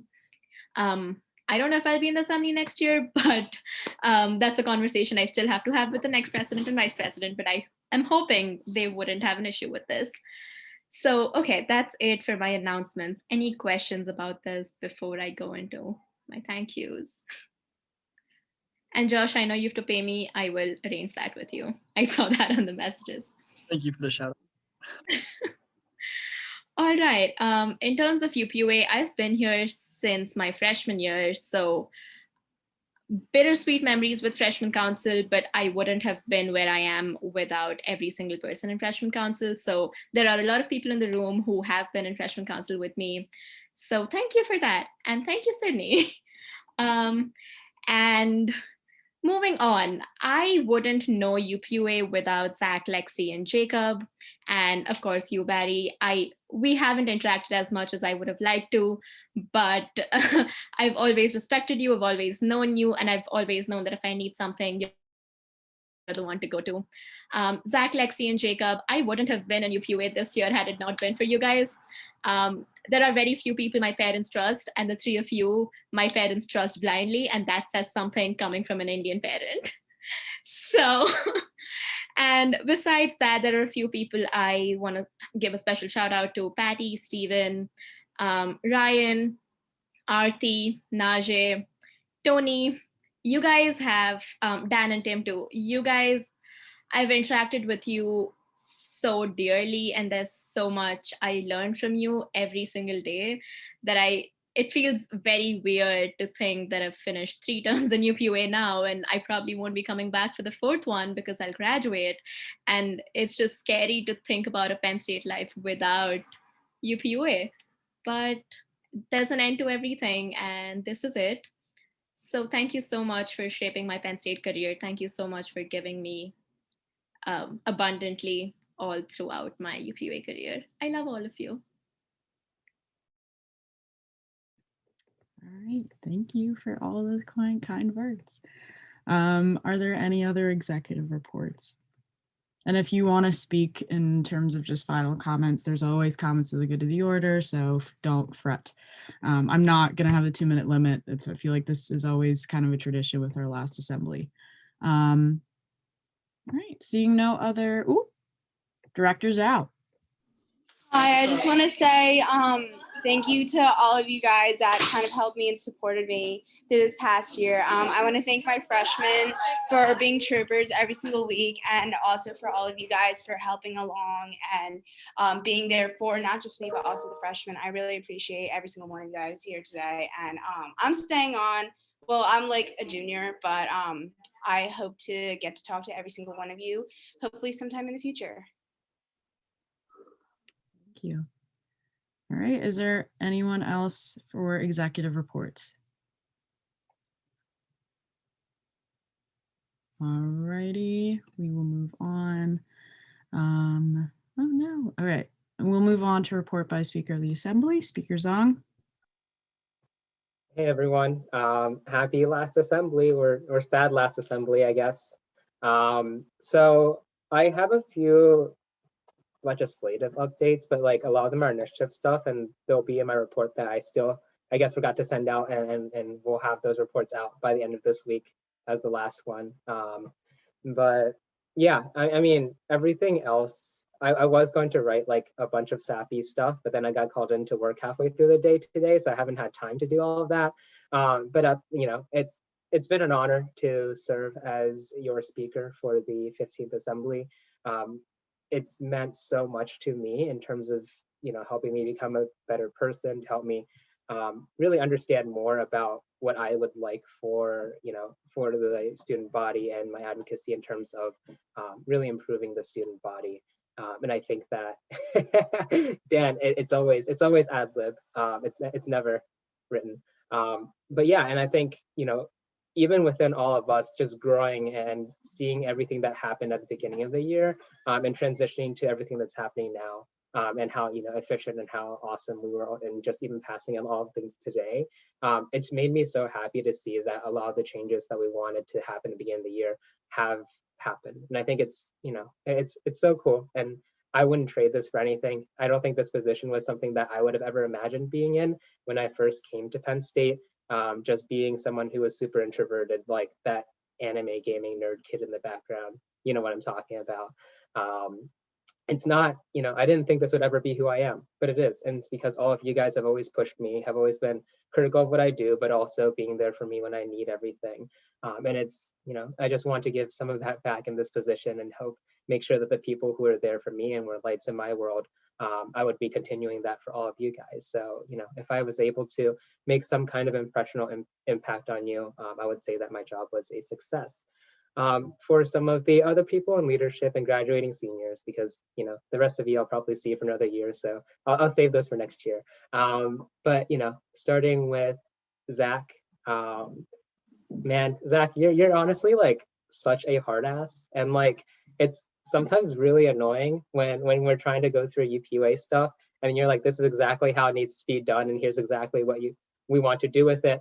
But at the same time, that's what makes you an amazing leader. I think it's so cool that, you know, you and I, we've had so many late night discussions. We've been up till 4 a.m. studying on econ assignments, and it's like, that feels like it was forever ago. But those are memories that I will always cherish because, you know, reveling in the pain with someone else is always fun. It's, you know, you're probably one of my first mentors here at Penn State. When I was extremely introverted, you're one of the first people who reached out to me, and I always will respect your willingness and kindness to get to know everybody. It knows no bounds, and I just want you to know that you've significantly transformed my life in so many different ways, and you're probably one of the people that are, you know, my closest confidant, friends, and mentors. And I just think that, you know, thank you so much for all you've done for the student body, for your passion, and for always being there for people whenever they need it. Lexi, thanks for being the queen of the assembly, being the rock for all of us when we need it.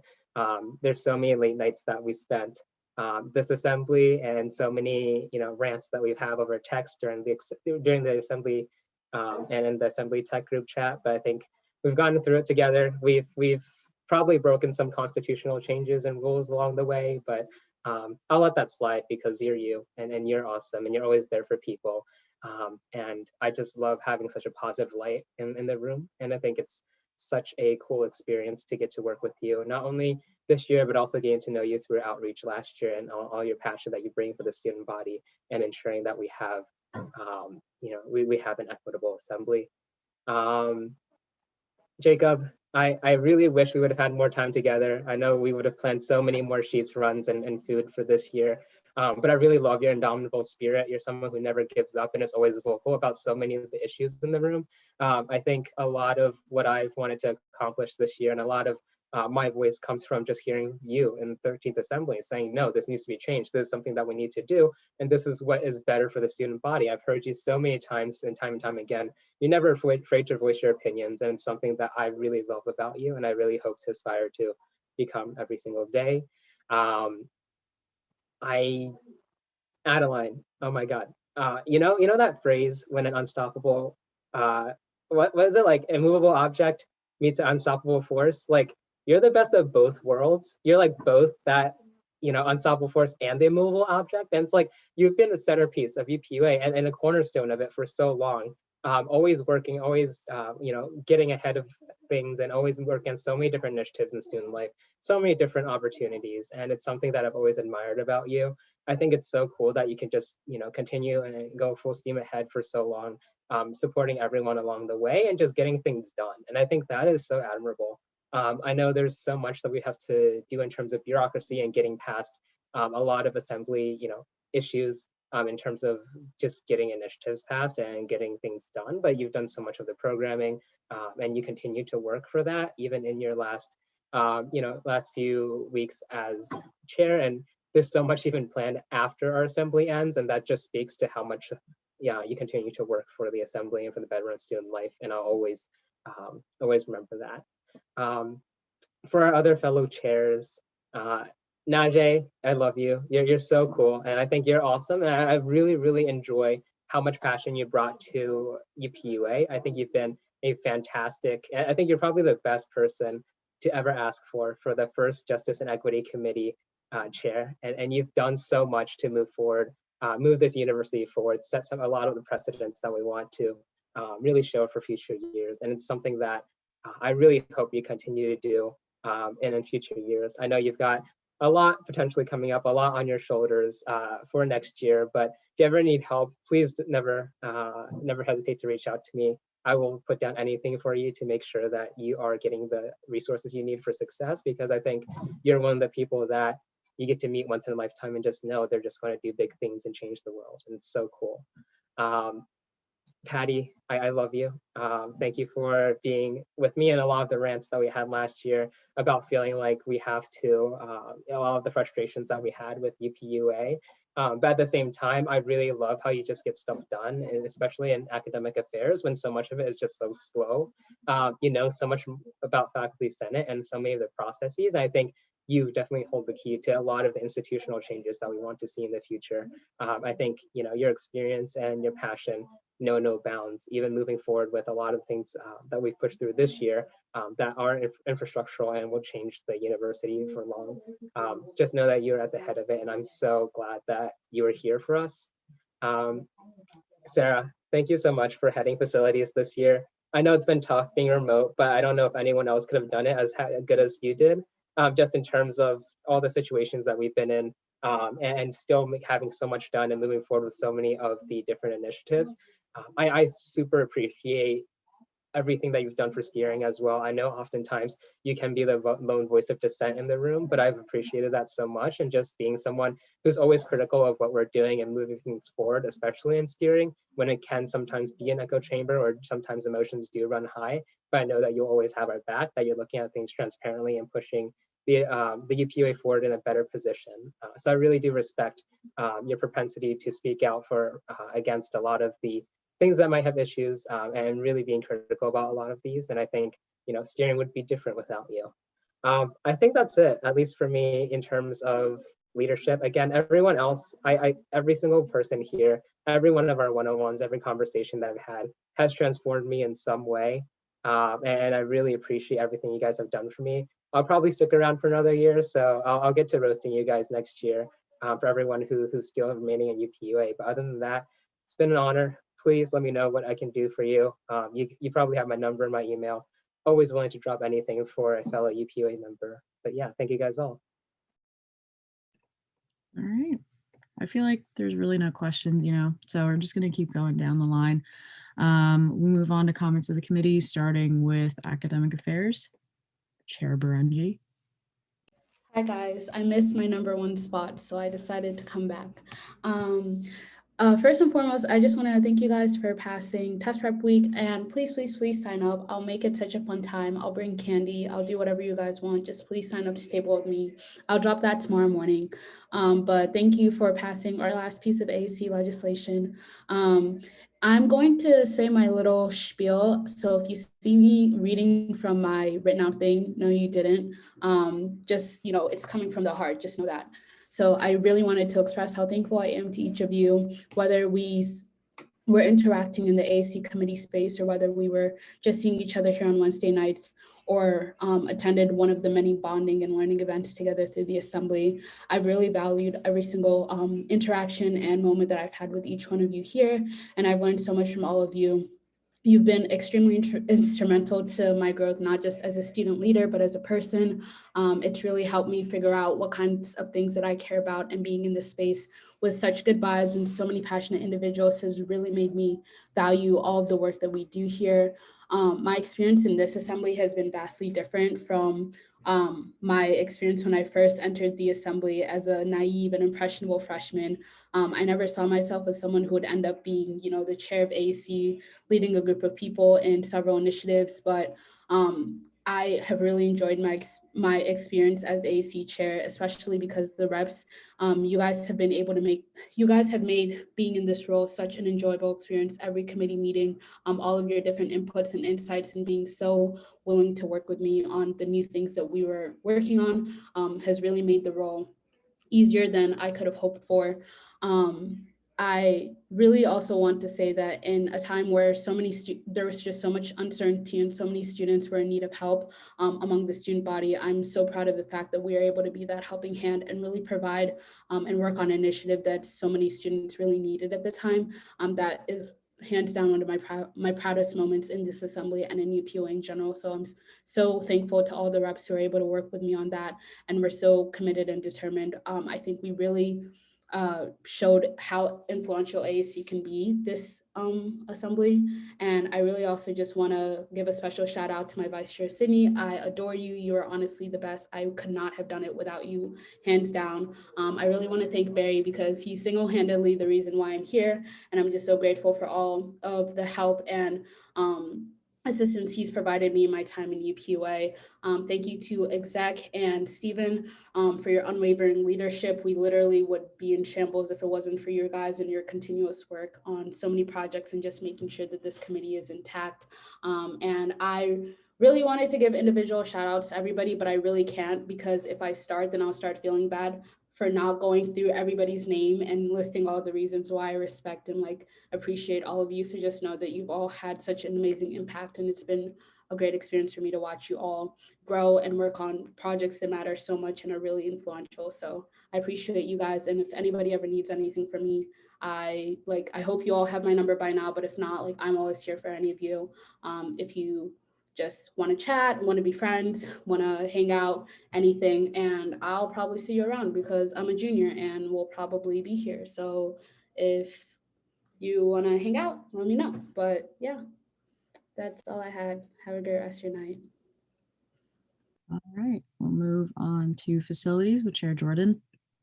Hello, everyone. So I have 4 things of business, and then I have my little report too. Sorry, I'll be quick. Last time I'm saying this, the hub space allocations are due on March 26th, which is this Friday. So please, if you can, spread the word for that. And then coming up on March 31st is a free bike workshop for free wet weather and make your own fender demonstration. So that's in my report from Monday. If you want to click the link that I put in the chat, do it. I'm sure it'll be fun. Transportation, I love them. So yeah. And then lastly, with kind of coming full circle, the Lion Cash gift cards are now being distributed to students, which is really exciting. So right now they've awarded $140 so far. And Anna Brune and her case managers in the Student Care and Advocacy Office and student support services are going to be sending kind of us updates bi-weekly for that, which is pretty exciting. Okay, so now into my little spiel. I won't make this long because I know we're kind of all going through it, but to the entire assembly, although this year was far from easy and a lot of you understood what it had to do, or all of you understood what it had to do. Sorry, I'm reading too, but like trying to not read, but reading a little bit. Let me start over. To the entire assembly, all this year is far from easy. Every one of you understood what it had to do for the student body to better student life, and that never went unnoticed. I think it's really cool that we all are in different places like around the world, and we're still bettering Penn State student lives, which is really, really awesome. So long nights on Zoom and endless discussions on many resolutions and bills.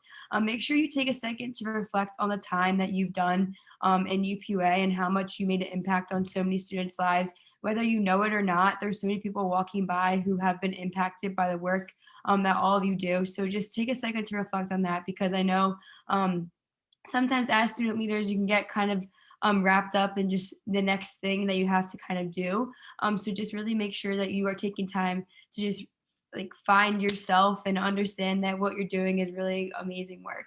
To my facilities committee, or may I say my facilities committee, thank you so much for bringing so much wisdom and insight to our meetings every Sunday and to me. This assembly would not have gone. Sorry, I wasn't gonna get emotional. But I kind of am. It's okay. All those small group, we completed a lot of initiatives that we assigned all the way back in April, which is pretty cool. You let me kind of lead you guys in a way that I never thought I was going to be able to do. This really shaped my Penn State career. I found that niche of facilities freshman year, and here we are all the way back to junior year, kind of leading you guys. It was just a really humble experience. To my sidekick, Amy, Gary, my mentee, and my vice chair, the person who can literally make me laugh whenever, having the worst day possible, and probably the most honestly favorite person to go to any meeting with, because she'll text me on the side and like I can't keep a poker face for the life of me. So like I always laugh. Thank you so much for being my right hand girl and everything.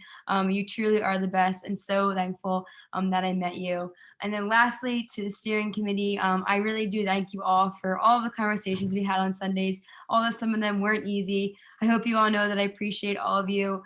We've been through it. We've kind of all had our own, expertise has come together, which is pretty cool. I'm really gonna miss you all. And then lastly, to Barry, thank you so much for everything you do for this organization. We would not be here today without you. I really just appreciate you so much. I really do, but love you all so much. I'm also like a junior, so I'm not going anywhere. So I'm around as always for a phone call, a walk, or whatever you guys need from me. That's kind of all I had. So last report of facilities is done. So yeah, hearts to all. Thank you. All right. Up next, we have Governmental Affairs with Chair Risser. I think he's here. Yes, popping in and out. Business, Capital Day, tomorrow. Get excited. So please, on your phone right now, on your computer, pull out your phone, go to advocate.psu.edu, fill out the little form.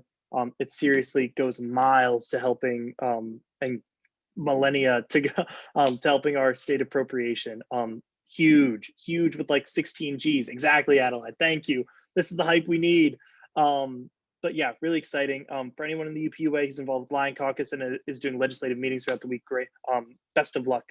You guys are gonna kill it. Super exciting. Huge. This is like Penn State's huge lobbying push. These legislators want to hear your Penn State story, and who has better Penn State stories than all of you? We need to see your social media blown up. I'll share the graphics tomorrow. But really, so huge. This is post-exam me, a little more de-stressed and a little more emotional.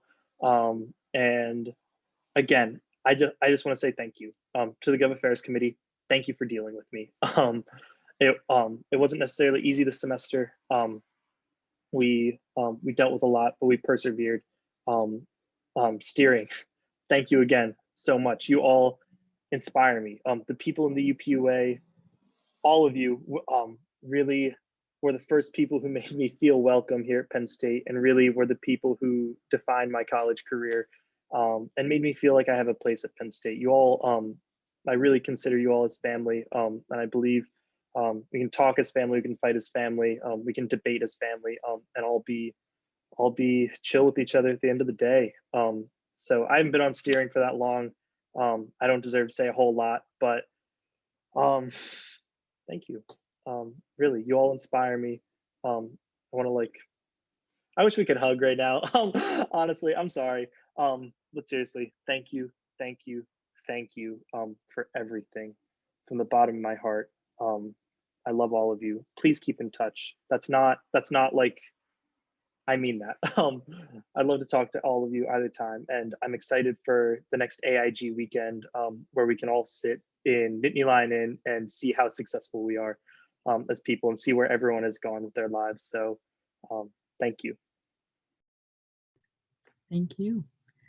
All right, we'll move on to Justice and Equity. Chair Rodriguez. I guess what I wanted to start off with is like, I can't believe that it's just such a significant fact, like the fact that we've all came together and learned about each other, befriended each other through an organization like UPUA, which, yeah, we know it has its flaws and we know it has its issues, but we've all been united under the front of advancing student life. So I was thinking a lot about like the fact that I won't see you all for like in 15 years if you do decide to come back for AIG weekend or anything like that. And it's just crazy. So sorry, I'm gonna go into the speech now. Maybe I shouldn't go into the speech, but it's loading. Okay. Dear 15th Assembly, we've always been asked what we wanted to be when we grew up. Our answers were things like astronaut, cowboy, or a rock star. Who knew that we would all be student advocates at the Pennsylvania State University? I now want you all to take a second and think of the incomparable impact that each of you have had on the lives of students. Big or small, you had a significant impact. Don't ever let anybody tell you that your work isn't important. I know that many of you are leaving, and just know your work is solidified within this organization and will never be forgotten. Please never give up on the bold progressive vision that the UPUA has undertaken. It is okay to make mistakes. It is okay to learn, and it is okay to grow. This has probably been one of the most impactful experiences of my life. It's been hard, but you have all taught me so much. I was scared of entering this position, but through Justice and Equity, I know that it's a committee that has never been done before at this level, and it will always continue to be vital to the university and organization. So to start, to the members of Justice and Equity, whether you're leaving or staying, thank you. From the bottom of my heart, thank you. And I know other communities on this campus feel the same way. Again, this is something that's been in the fight for 15 years. And it was finally conceived really in the original vision of what many have anticipated very recently. That's something to take pride in, especially with a lot of the work that you've done. And it makes me so happy and proud to know that the work will continue to be done by such great representatives who are running for re-election, of course, if elected. I know you got this.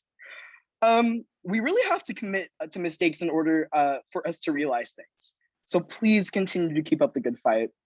We're all advancing student life together, and we always need to remember that. I just want to give a huge shout out to Hope and Arthi for being the best leadership team I could ever ask for. Me messaging you deliriously at 2 a.m. to help with things, and always being supportive and being there for the committee and really helping. Arthi, I would never have been able to do this without you, and I really want you to know that.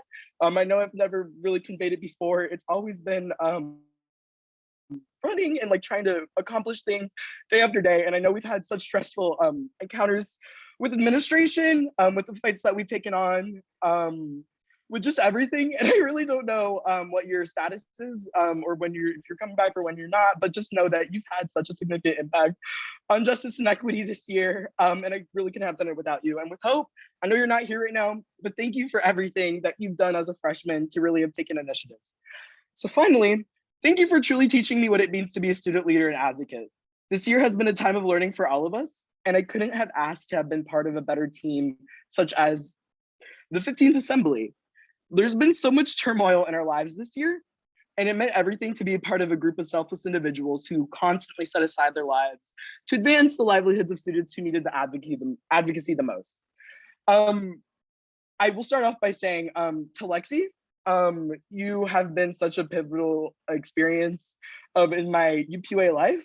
And it's really hard to think that I'll never be able to see you on a constant basis again. And I want you to know that there's a lot of people that look up to you, and a lot of people who see you as a leader who's fearless, who's advocated for things that have never been advocated for.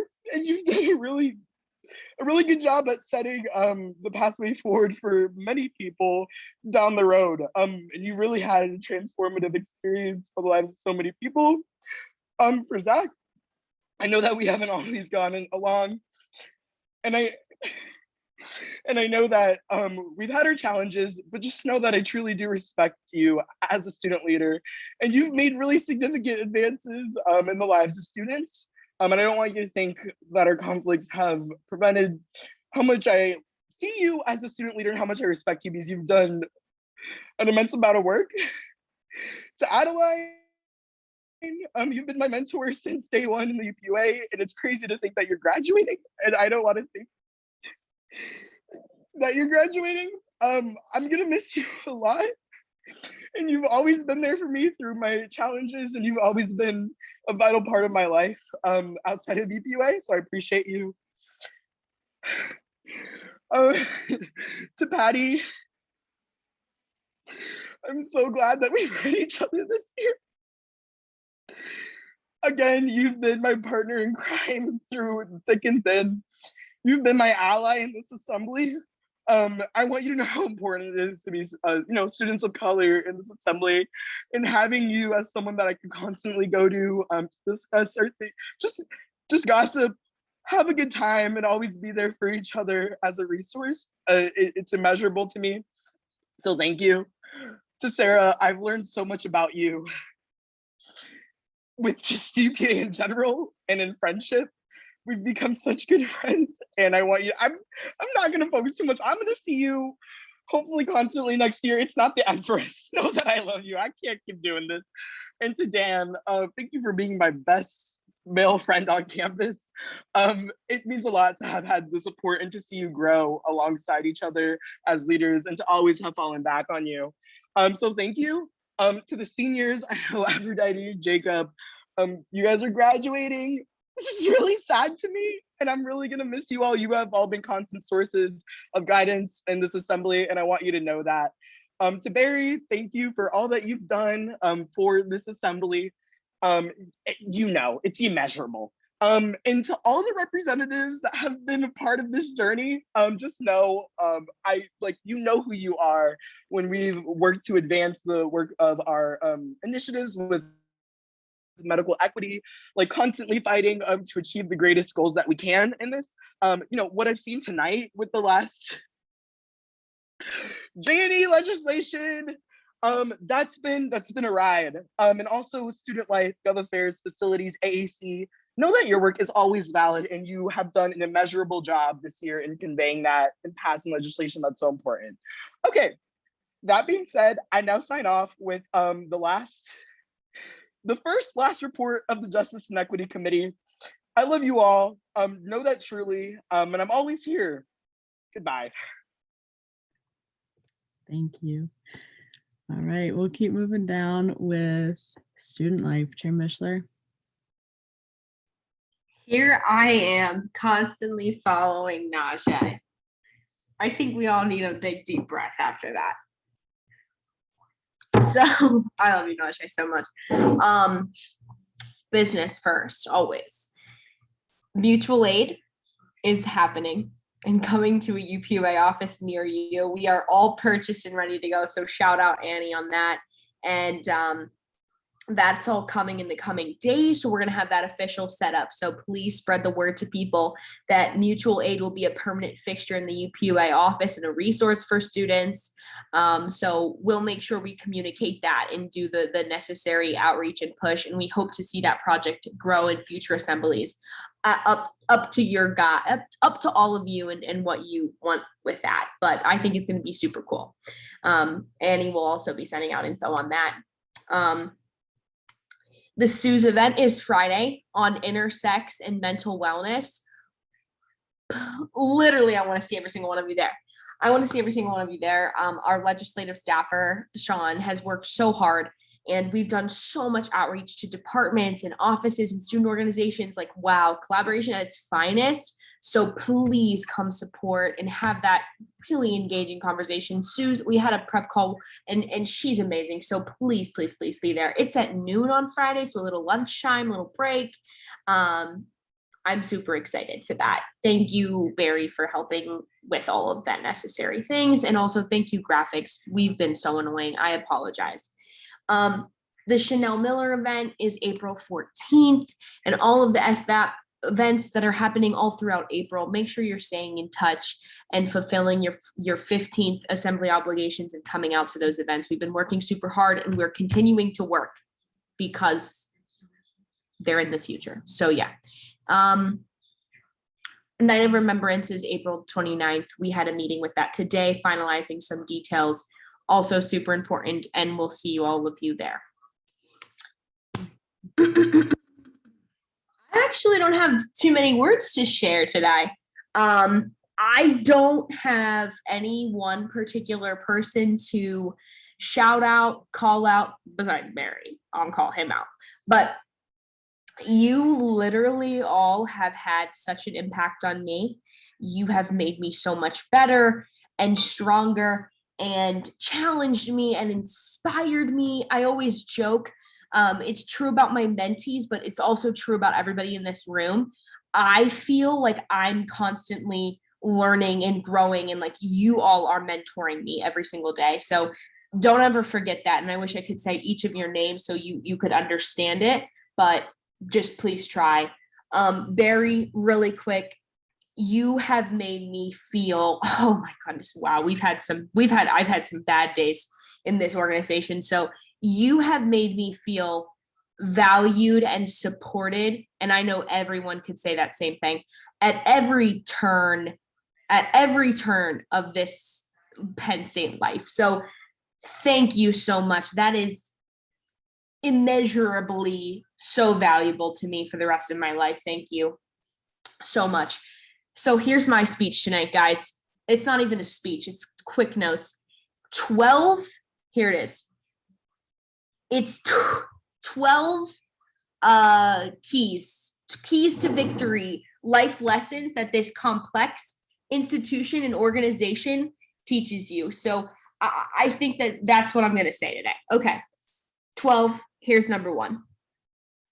I don't need to tell you guys these things, but I'm going to remind you them because you've reminded me of them. Okay, 1, challenge your perspective, surround yourself with people who push you. This is true. These things are all true for UPUA and for Penn State in general. Then this is where you do that. This is the space where you do that and you accomplish it. So you're in the right place if you want to do that. Number 2, harness your passions. You're in the right place with UPUA.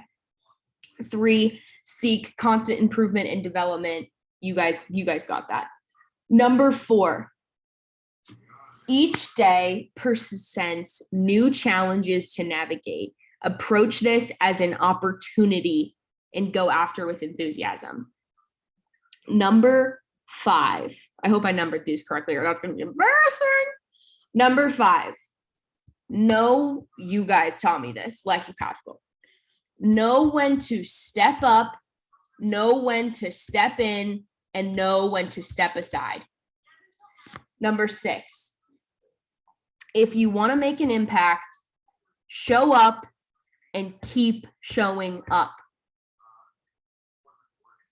I was like the non-cool kid in this organization, and I'm still not the cool kid in this organization, but I kept showing up. So nobody had a choice. Everybody had to deal with me. I've been here for 4 years. So now I get to set the rules. No, I'm just kidding. Number 7. These ones are these are deep here. Number 7, be vulnerable with what you feel and what you're struggling with. Even when it seems like everyone around you is perfect, it's okay not to be okay, even as a mini lion. Number 8, do not be afraid to abandon all preconceived notions of who you are. Redefine who you are each day and fortify what you want to become. Don't forget to celebrate it. Number 9, there is no predetermined path for you, keys to victory, or roadmap for student success. You have the opportunity to design your roadmap and uncover what you determine to be your buried treasure here. Number 6, at Penn State, you are without a doubt, whether you love it or hate it, immersed in a community, but it's okay to feel alone. This means that you're exploring, learning, and discovering who you are. In that process, you'll come across others who are doing the same thing. Stay the course and embrace the journey. Be comfortable with being uncomfortable. Number 11, here it is, guys.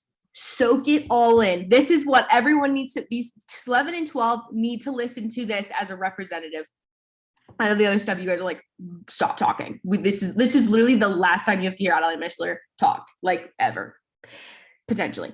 Number 11, soak it all in. I need you guys to read every bulletin board. I just spent these past couple days reading these bulletin boards because I'm graduating. So I'm like, I wonder what's going on. Let me read these bulletin boards. Wow, there's so much crazy stuff out there. Read every bulletin board. Attend every single like drop-in office hour advising session that you can possibly go to. Talk to your professors, learn what drives them. Talk to your roommates, your classmates, learn from them, learn from the random person standing in front of you in the Chick-fil-A line, or not Chick-fil-A, whatever the new chicken place is called, the person behind you, beside you in the line, the person that's working the line, the sauce line, talk to them. They have a story, they have a lesson to teach you. Literally soak it all in. Also, it's so crazy. We attend this massive institution. You literally can Google search anything you want to know and then PSU, and it'll come up. Be like, camera, PSU, and then you can rent these cameras, you can rent microphones. You want to launch a podcast, you can do it because you can go to the Wagner Annex and get every piece of equipment that you could ever possibly need to launch the podcast. So I don't want to hear any excuses. Like, you can do whatever you want to do at this institution, so do it because you're paying $265 in your student fee to be able to do it, and a lot of other money too in the tuition. You hear that? Okay. Also, go to the fitness classes. I'm so upset. There's no IM classes. Go to the classes, and it tracks the number of classes you go to. Whenever you graduate, you don't want that number to be low. You want the number to be through the roof. You did it all. You fit it all in. You soaked up every inch of this institution. Do it. Take a job. If you don't take a job, work a job, because the people are going to teach you so much. It'll be so cool. Promise you. Lastly, number 12. I'm doing it right now.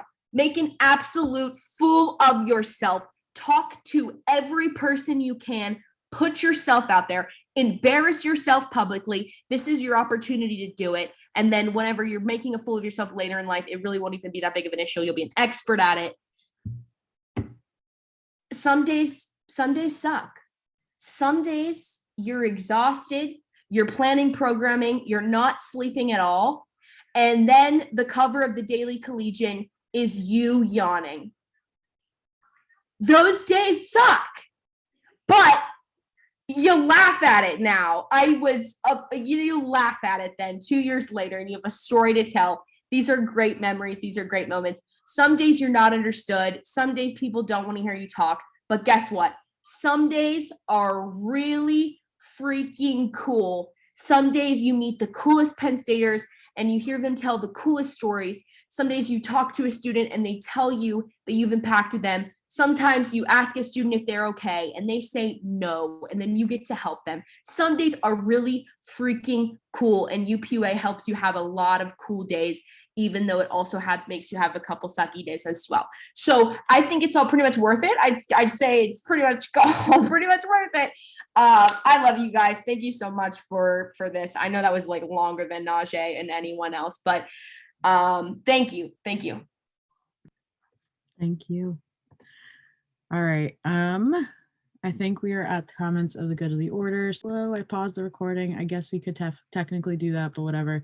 I'll start off just because like I hate ending things off. I really hate being like the last one to have their word in. So I'm just gonna there's so many of you, and there's a lot of you that I could go on about in just terms of my love for you and just the things that I've learned from each of you individually.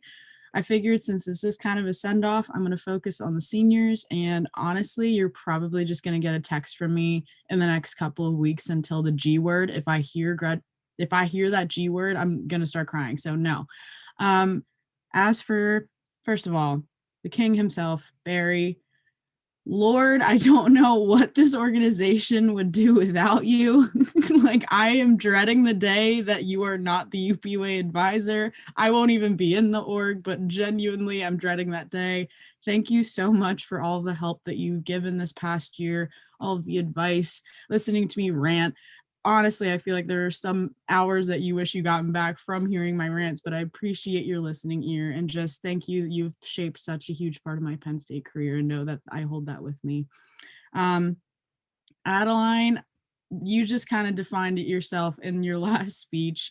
You are literally such a ray of sunshine, and I've always looked to you for positivity. Thank you for always being one of the hardest workers in the room.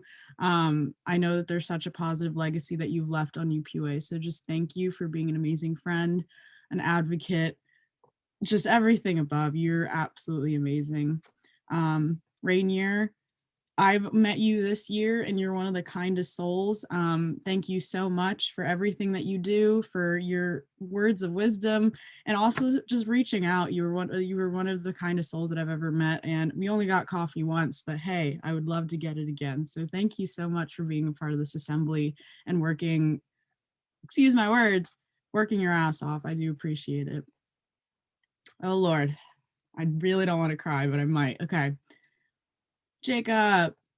Oh, okay, so if there's anyone that wants to know how I got involved in UPUA, Jacob was one of the reasons why. Oh, dang, I didn't want it to cry. I was very insecure as a sophomore, didn't really know my place at Penn State, didn't have a lot of friends, and Jacob was one of the people that told me, hey, you're really cool, you have really cool ideas, you should go for director of outreach. And I thought, director, that's in the executive branch, I can't do something like that. But he was steadfast and kept telling me this is something that you can definitely do. And so, Jacob, thank you for being one of the biggest advocates in my life. I don't know if I would have gone through this career, through this life change of what is UPUA if it wasn't for you. So thank you for your kindness, for always being a call away, for all the Sheets visits, for all the times that I've cried and you just giving me a pep talk. I appreciate it so much, and know that you're going to get many phone calls from me, even after we G-word, not saying it. Thank you so much.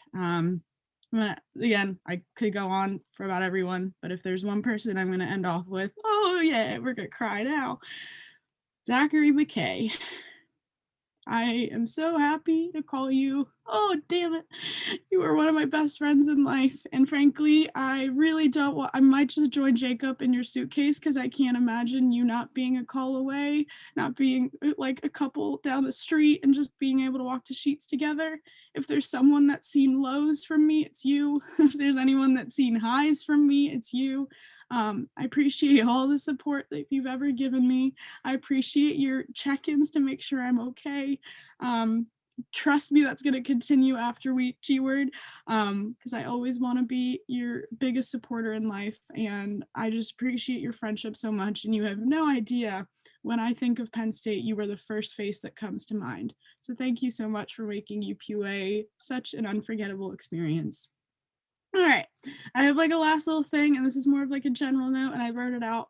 Okay. Dear 15th Assembly, it's been a true honor to serve as your vice president.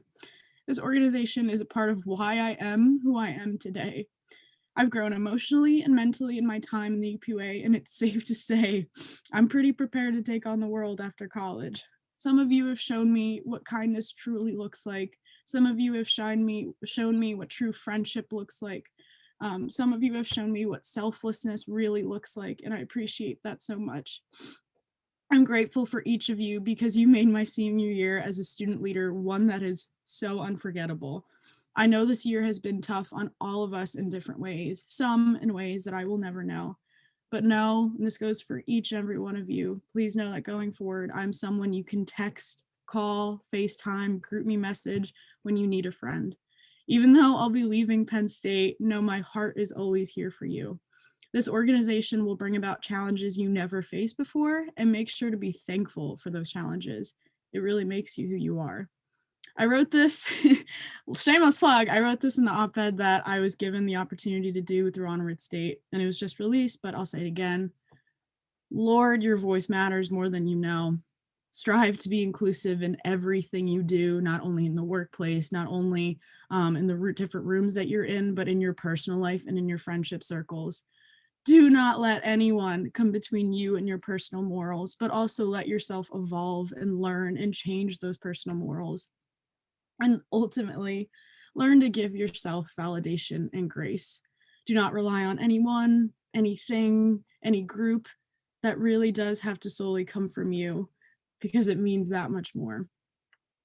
And really, if this is something I did in the op-ed, write a letter to your 8-year-old self and try to make your 8-year-old self proud. If that means disagreeing with your best friends in order to truly advocate for students, do it. Your individual voice is priceless, and frankly, Penn State needs to hear it. I love you to the moon and back. I love each and every one of you more than you know. You'll be getting a text from me going it more in depth about it. But thank you so much. I technically signing off for the last time. All right, we're gonna just go through. I don't know if we will. I'll do it formally so people aren't talking over each other. Representative Brown Sorensen.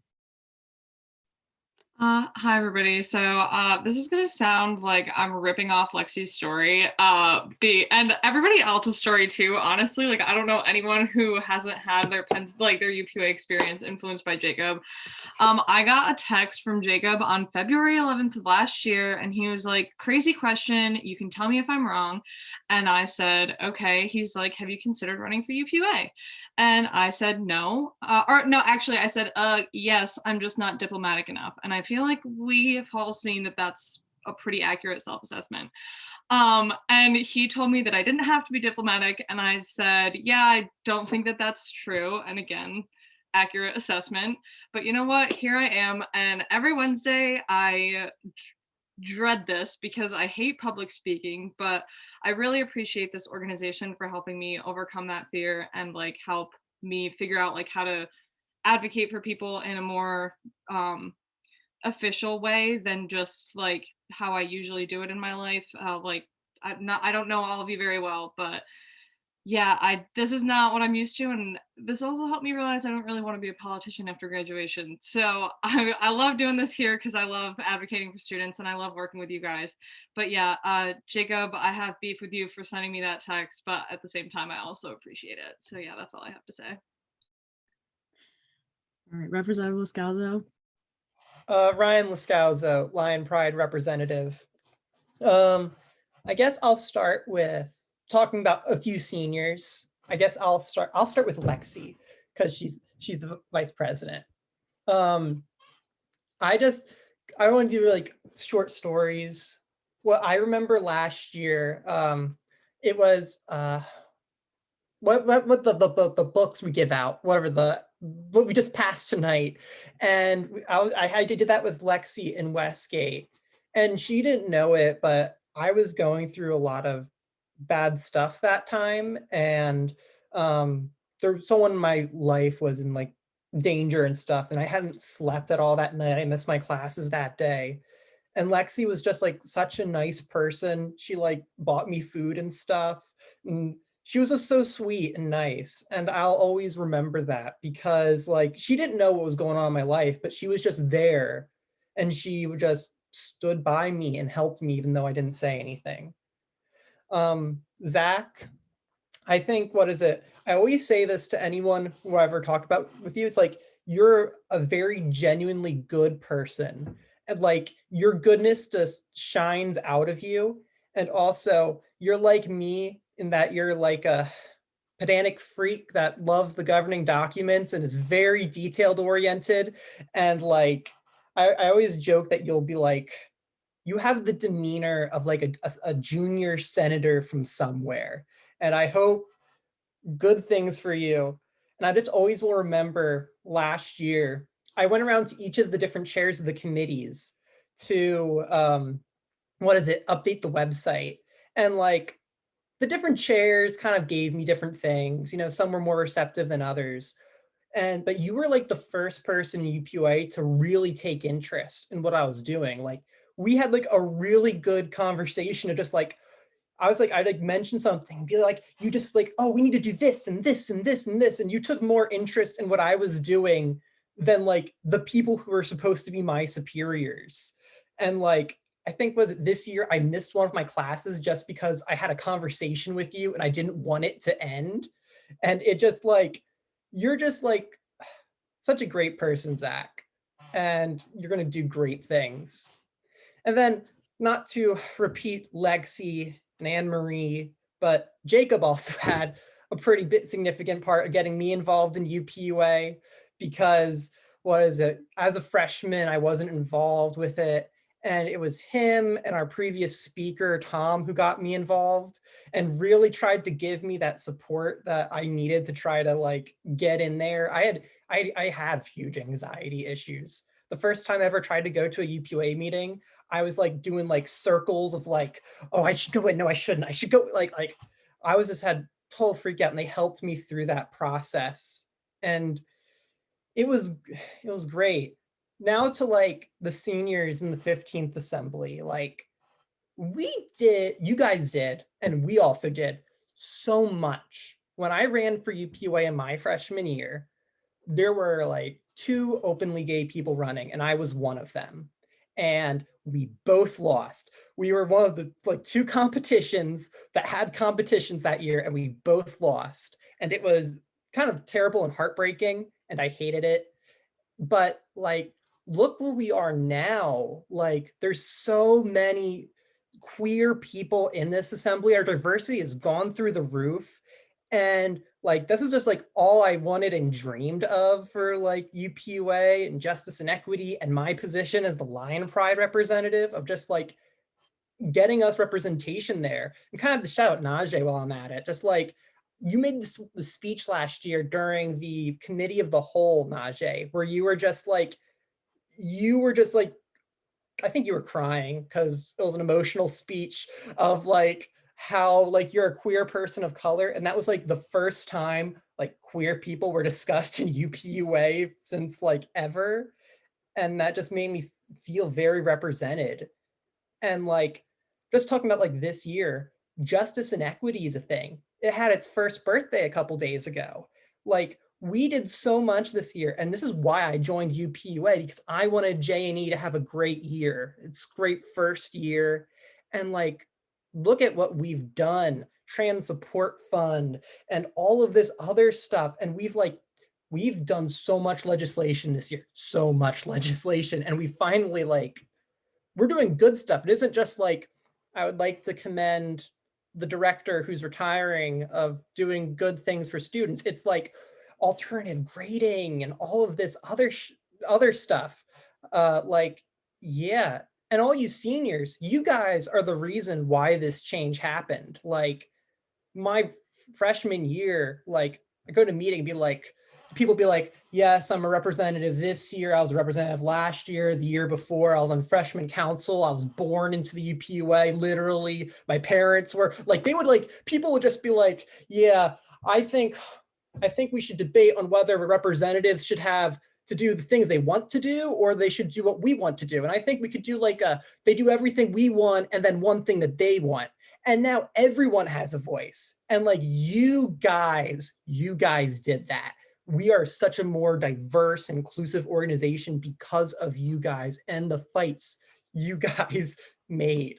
And I just want to thank you all for this because this is part of your legacies and we're going to have a much better UPUA and student government because of you. Representative Reynolds. Hi, thank you. I want to say, firstly, thank you to Stephen as a speaker. I loved all of these things that you've been putting on throughout the last year, and I wish we could have done more of them, and I hope to see those done in the future because I really think it helped build more real connections between us. The fact that we were on Zoom made things a lot tougher. I'm often a dissenter, and it's hard to be able to build rapport when you're talking with people like this and you can't actually see them, and just go, just like grab something to eat and just vibe, like just sit there in their presence. So I want to say thank you everybody for putting up with me. I've learned a lot from a lot of you, and believe it or not, I have had my perspective brought into a lot because of a lot of you. I want to say personally thank you to Adeline, because Student Life Committee was absolutely my favorite committee, and it's like the biggest reason why I stuck around. Thank you to Dan for being such an absolute sweet bro. I was shocked when I saw how tall he was in real life, because he doesn't seem like he'd be that kind of a giant, and he is, but he's like the gentle giant. I absolutely love him for that.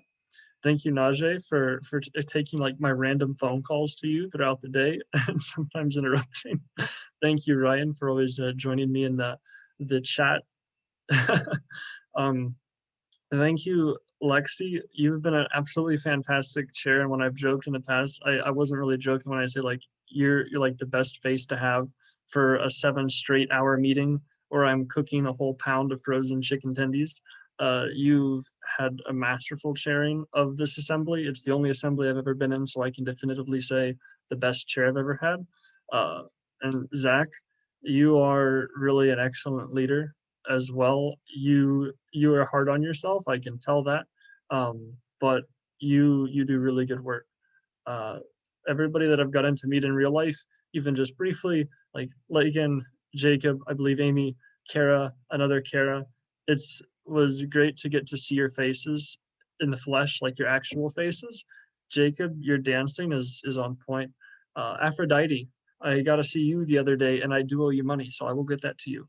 But to everybody here, thank you for all that you've taught me, and I've really enjoyed learning from you. And I hope that maybe I was able to provide some learning, even if it was a little excruciating. And I hope to see you all continue to go forward to great places, as I know you will. Thank you. Thank you. Representative Scher. Oh, hi, my turn. I guess this is the day. So I'll start with, as St. Patrick's seniors, Lexi, always the best chair. I mean, 14th outreach, always, it was outreach. Sorry, Najee, you are good, but 14th assembly still. And Zach, Mr. President, a really good representative, a really, professional representative, but not as good as a student. Just a true fact, this dude would send emails about UPUA during a physics class. So yeah. Yeah, and it was physics 212. So for whoever have taken it, it was the hardest class ever. So yeah. Yeah, that would be that. Also, Steven, I mean, we said we want to go to Little Sichuan to grab stuff. We didn't get a chance, but I'll wait for, come back and then we'll grab that. So who else? Also, Aphrodite, thank you so much.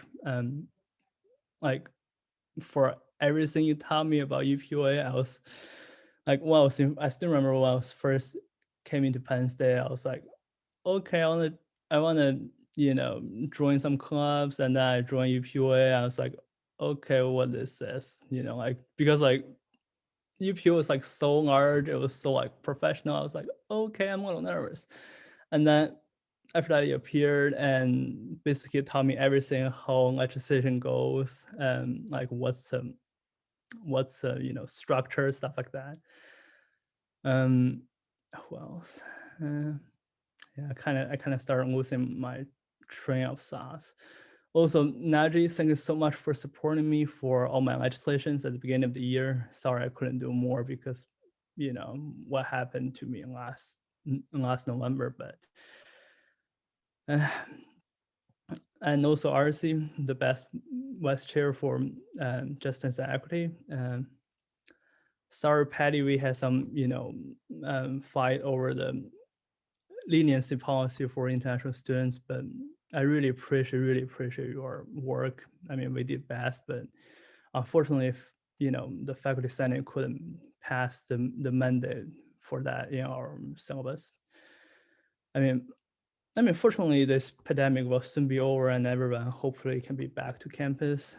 I mean, for this organization, it's definitely doing a lot of great work. I mean, I really appreciate the passion, the enthusiasm everyone have for assembly, for legislations, for projects. I mean, day by day, we're doing this work, and we can see that day after day, our students live by their lives. Our legislation system, our executive system are working better and better. And yeah.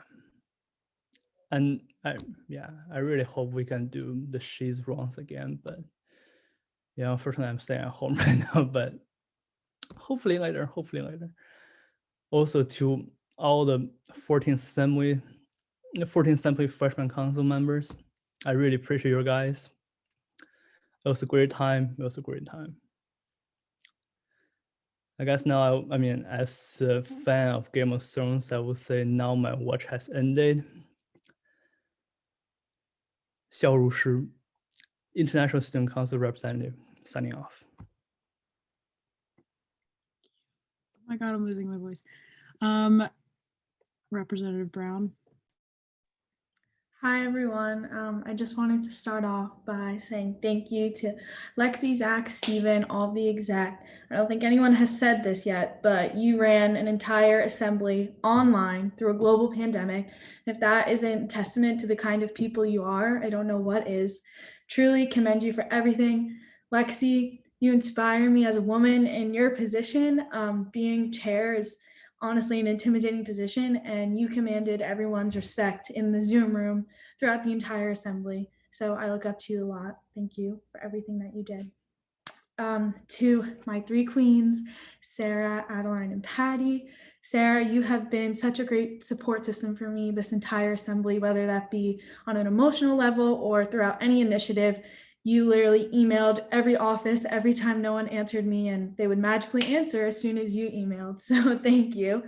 Patty, thank you so much for everything you did in AAC. I can't explain the gratitude I felt being a small part of the alternative grading. And even though I wasn't a college representative, you still were able to keep me involved and keep my love for AAC alive. So thank you.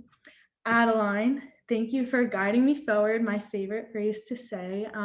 You have genuinely taught me so much this assembly, how to communicate with offices and how to do programming events. And I'm forever grateful for everything that I learned from you. Dan and Najee, even though I didn't get to sit on your committees this year, I know that you are two of the most genuine, amazing guys. And I just wanted to say I'm so glad of all the work that we were all able to accomplish this assembly. From last assembly, running mics and running up and down, to this assembly where I was leading a roundtable. It was truly such an awesome experience, and I'm so grateful for all of you. Thank you. Thank you. Representative Gibbard. Yeah, hi everyone. I literally didn't write anything out, which is strange for me because I'm so bad at public speaking and I can't speak in front of people unless I write it out. But I just really love UPUA. Like I've tried to leave like so many times and I just like keep coming back because it's literally my like favorite thing in the world. Like I just like always like find like one person or like one thing that I remember like that inspires me and makes me passionate again. And like throughout this year, a lot of those times it was like the freshmen, and like I know I didn't get to interact with them a lot, especially not till second semester, but I remember I think it was like, I don't remember who told me this. It was some senior last year. Like I think it might have been Jake Griggs's dad at the graduate student panel, but he was like, Jake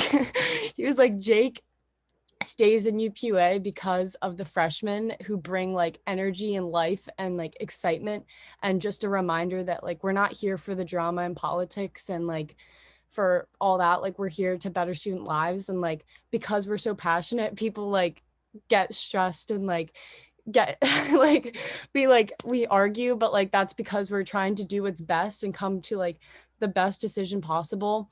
And like for me, like I'm very much not a confrontational person, and like for me to like stand up and oppose something that someone else is saying, or like come out and speak against something, like that's very hard for me to do, but I think that it's a skill that I've learned from UPUA and I think I'll need in life. And I'm like gonna cry, like I don't know why. But yeah, I love UPUA and I love you guys, and I'm gonna really miss the seniors. And yeah, I'll stop talking. Thank you. All right, Representative McIntyre. All right, like Sydney, I also wrote nothing down. I'm not really sure where this is gonna go, guys, but just bear with me. First, obviously, I want to start out with Lexi, my mentor, my girl. Truly, like, you just embody what it is to be like a boss, and like your confidence and your like drive and just like how hardworking you are. Truly, like, has been an inspiration to me since like the day I met you in UPUA, and you've welcomed me, and you've like your whole presence is so warm and just so inclusive. Like, truly, everyone who like knows you, you touch every life and you make an impact on like every person you know. And I think that's so important that you know that. Zach, you like also like you're so driven. I remember like this is such a like random quote, but like you said it to me last year and you were like, if anything, just like if it takes me less than 5 minutes, I just get it done now. Like you were talking about like the fridge, like the new fridge you bought or something. But I was like, damn, like you're right. Like that's just like I'm lazy, Zach. Like you're basically just like you showed me how lazy I am, and now like I'm like damn, like I want to be like Zach and be more hardworking and more driven. And truly, I think that like, you just embody like drive and passion. And I know like you've changed this organization so much in like a better way this year, and your impact on me is forever. Truly, like you are also an inspiration to me. And Steven, there is no one who deserves more from this world. Like you are so pure, and your energy and your passion for this organization is absolutely insane. And I am so blessed to know you. And Penn State is so blessed to have had you. And you have made such an impact on this university. And then kind of like a general shout out, truly like every interaction I've ever had with any of you, like has impacted me so positively and like has benefited me so much. And I think it's so important, like you all take the time to acknowledge, like in a global pandemic, all of you amazing, passionate, driven people took time out of your crazy lives to do like these wild Zooms that like are just absolutely insanely long. And you truly like your passion to better student lives and your like drive has just inspired me so, so much. And you've all grown me as a person. And UP and I would not be the same. My Penn State experience would not be the same without these 2 years in UPUA and without each one of you. And I'm so, so grateful for this experience. And I just love you all so much. And 15th forever, baby. Thank you. Representative McColgan.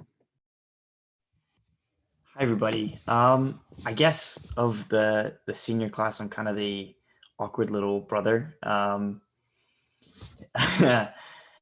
didn't have something as emotional or heart-wrenching as the other people. I guess my British stiff upper lip got the better of me. And I didn't put anyone specific in this. I will say there is kind of a common denominator between a lot of us, and that's Jacob, who somehow gets a lot of people to run for UPUA and gets us involved.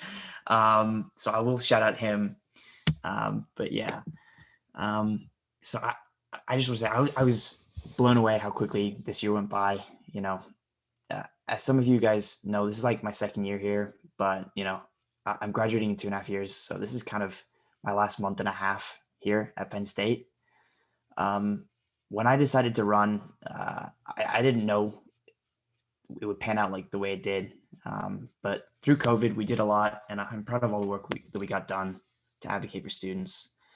But it does mean that I will never get an in-person assembly. So I'm envious of all of you who have had that opportunity and all of you in the future who will get that experience. I want to let you know that this is my final goodbye. as I hope to finish up some initiatives as a staffer in J&E, provided the next chair will have me. But it is probably the last time I will address this assembly. I lament that I will never really get a proper Penn State experience, but I still have a few weeks left, so I plan to squeeze every last drop that I can out of it. With that being said, the strength of this organization is the people in it. There are many of you that I knew before I got in the organization, many of you that I've met in the last few weeks, and there are a lot of you that I've yet to meet. But I want to get the most I can out of every second of this experience. So, if you want to meet, grab a coffee, just talk, please reach out to me. I love all of you guys. And you made this short-lived Penn State experience what it was. And I would like to see all of you and just say thank you for that. I'll finish by saying thank you for everything you've done for me, for this university, and for the students. Keep up the great advocacy. Thank you. Oh, Representative Foley de Fiore. I might just start saying first names, but Lexi, I wouldn't mind either way. I am going to say Representative Rainier Foley de Fiore, Smeal College of Business, one last time, because it'll be the last time I can say it. I want to give a few quick thank yous, and then I just kind of the way I am. I have to give like a little wisdom nugget on my way out. That's just I always feel really strong when I have to do that. So I'm gonna do that in like a quick story form at the very end. I want to start with Zach though. The first time I met Zach, we had like a 3-4 hour phone call, just like off the bat, just randomly. First thing we ever talked was 3 to 4 hours about UPUA. It was nuts. But like keywords, leadership, suave, just integrity. If you look those up, Zach McKay is somewhere close to be found. Great guy, tall, handsome, charismatic. I mean, so many good things to say. I'm going to gas some people up tonight, guys. I'm sorry. Lexi Pathical. So if UPUA was like a TV, if 15 to 7 was like a TV show, Lexi Pathical, like if you were watching this TV show, you'd be like, oh, that's like the cool character. Like she's the cool character that like everyone respects. Like that's the one that they wanted. I was like, oh yeah. So I remember when I first like reached out to Lexi, I was kind of nervous actually, because I was like, oh man, what if she doesn't want to talk to me? Like, what if I'm not cool enough to talk to Lexi? But getting to know Lexi has been an incredible experience. We've done it very briefly, but our first coffee chat was like enlightening and inspiring and really just a good time. So if you guys get the opportunity, I know I'll probably be reaching out again. So I recommend like at least 1 or 2 other people, please try to do the same. Lexi is a legend. Steven Zhang, I've also had many long phone calls. Steven, like sometimes giving each other advice, sometimes just giving each other a hard time. But Steven, you are so fun. You have so much passion and energy. And dude, I cannot wait to see what else you do for UPUA and just for the world at large. Patty in AAC is like my rock in the UPUA. We have joined the powers of frustration, and anger at inequities, and inspiration and productivity so many times to be mad at stuff and then turn that around and come up with ideas to get things done. And Patty, you are so cool. Like you're a boss. That's like the word I would use to describe you. Girl, keep doing what you're doing. You got another year to keep getting more stuff done. I'm looking forward to it.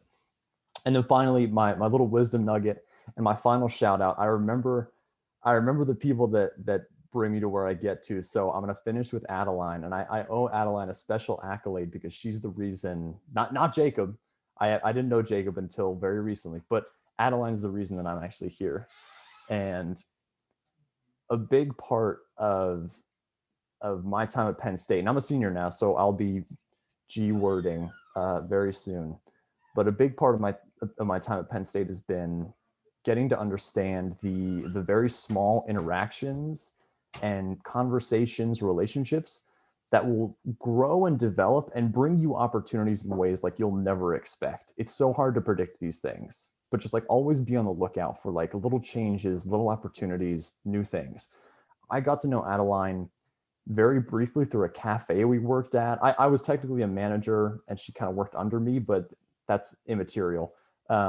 But I got to meet her. It was really cool. like a year later, she asks me for a recommendation for a job she's applying to. I'm like, oh, of course, you were awesome. I'll do it, no problem. The result of that was that I ended up talking to an FBI agent who tracked me down in the cafe and grilled me very intensely, interrogated me, I dare say, about Adeline. Was she really Adeline? Of course she is, but it was a funny conversation.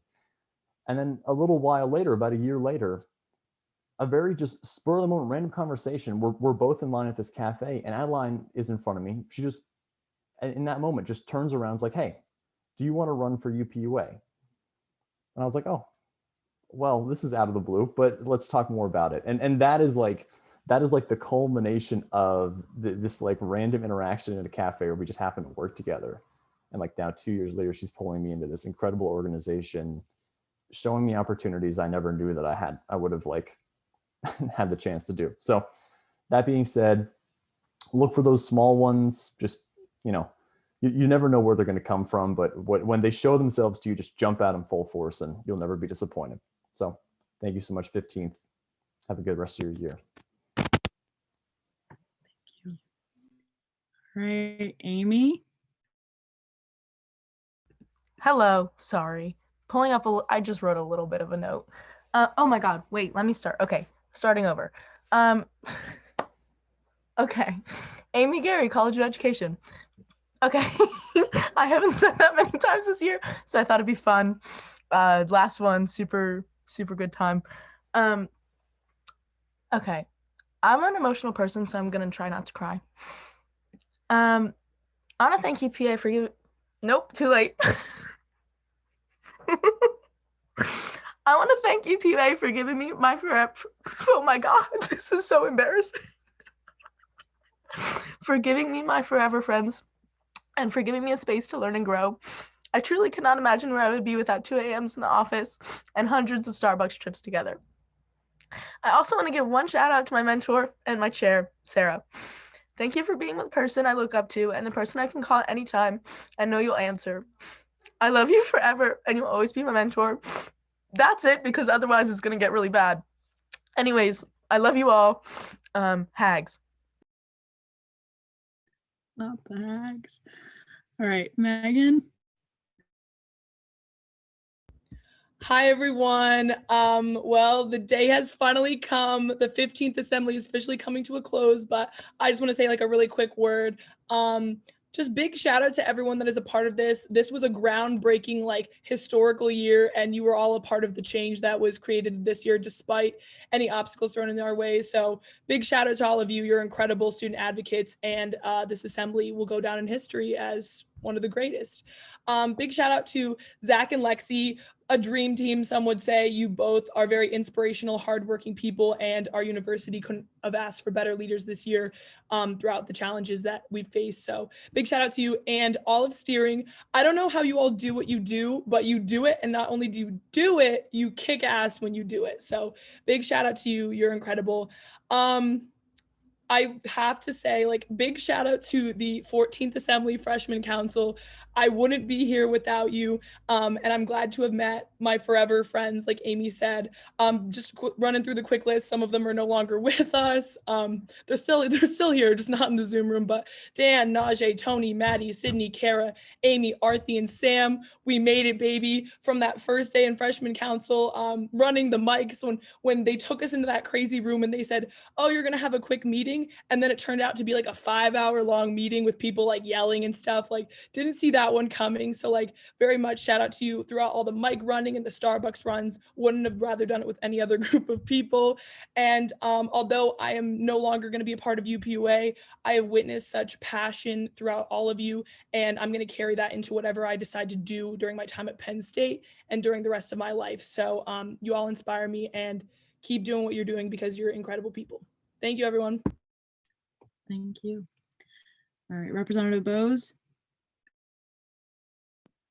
Hello, Aaron Bose at large and moving on liaison. I like saying that one, so I'm going to include that one in there too.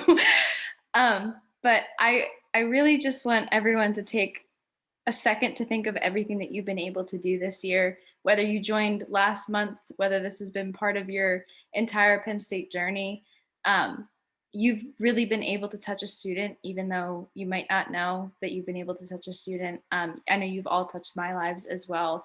I think Zach and Lexi, you know, I don't know if you know this, but you started my Penn State, or you started my, not my Penn State career, my UPUA career. I never told you this before, but when I was at the involvement fair my freshman year, there was tabling, of course, and someone had stopped. You were at the table. I don't know if one of you had said it, but one of you had stopped and said, "Do you want to help better another student's life?"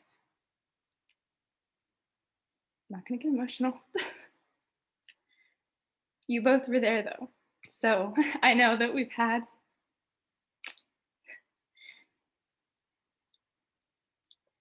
I'm getting there.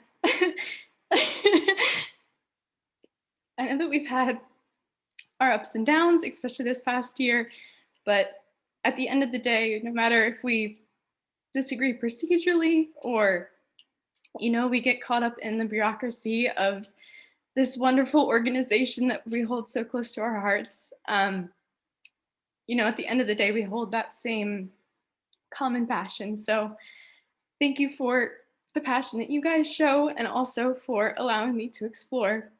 This is so ugly, I'm sorry.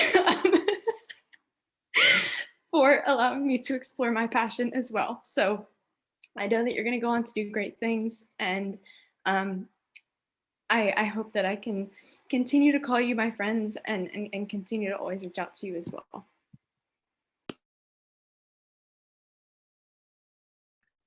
Thank you. All right, Representative Robertson. Hi, everyone. So I wanted to first just speak to the seniors and then save a couple comments for the end as well. So first, Jacob, like people have said before, you're amazing. You've taught me so much about life, politics. I loved getting Thai food with you after CCYD meetings, and I'll really miss that opportunity to do that again. And of course, you've taught me so much about UPUA and campaigning. Really excited to see where you'll go. Rainier, we've come so far since seeing each other in Saxby's multiple times a week when I've spent way too much money there. And we didn't even know each other's names. And now we've gotten to see each other grow in this organization. And you've done really great work. And I really admire you for it. Adeline, thank you for being my friend at that one Lion Caucus football game. That was my first time I really got to talk to you. And it was a really fantastic experience getting to know you. Thank you for sharing your CivCom capstone with me. I loved hearing about it, and it's something I'm really excited to go into next year and do, and your passion for it really rubbed off on me. And yeah, just generally being a ray of sunshine in this org. Lexi, I honestly don't know what to say or write too much, but your drive to do good really resonates with me. And we're definitely going to see each other after the G word, even after the G word, when you hopefully come over to the view and we can have some fires and we can swim, and it can be me, you, Rachel, and the whole crew who kind of live above me. Really looking forward to that in the summer if you'll be around. And then the last person specifically that I want to talk to is Zach. You inspired me to resign from my J board position my sophomore year and become a rep, which has been one of the most consequential decisions in my Penn State experience. So thank you for that. Not only did you inspire me to run, but you've been my biggest role model this whole year. You were my friend during the summer. And thank you for those long days and nights where we spent time walking around campus in Tom Sayerbach's old apartment, and we would talk about organizational structure or just all of these random things about UPUA. And like people mentioned before, you're definitely going on to amazing things, and I hope you remember all of us when you become that junior senator or that law professor or that ship navigator. And please know that I hold you in the absolute highest regard, and you are one of the most amazing people I've met at my Penn State experience. So that's really crazy. And yeah, to everyone who won't be in assembly next year, thank you for your voices and for advocacy. Your work has been so important. We've done so much this year, and you've all touched my life in one way or another. And to everyone who will be back for the 16th, we're all definitely very crazy for doing this again, but I couldn't be more excited to get back into the fray. So yeah, I will we'll see each other around. Thank you. All right. Kara? Hi, I'm Kara Lucy at large. I just want to say something quick because I'm hoping to not leave. Like so many people said, kind of hard to walk away from this place. But from the beginning, UPUA has definitely been like my first home and given me so many people that I know will like continue being home to me for a long time. So to the seniors and all the people above us that put trust in 14th Freshco for giving us all the work we have and giving us like the best friends we have. Thank you so much. I'll look up to you and you inspire me and this organization forever. To 14th Freshco, I love you guys. You're my family. You've made me cry so many times, from retreats to little hangouts here and there. There's no getting away from you guys, and I hope not to. To everyone I haven't really met or it's that I've worked with minimally, I love seeing you around campus. I always get like scared to scream and say hi across the street, but UPUA makes this place feel a lot smaller. I'll never get scared like public speaking for all of you, but it's lovely like seeing everyone's faces and just having the shared experience with everyone. We've all been through a lot together.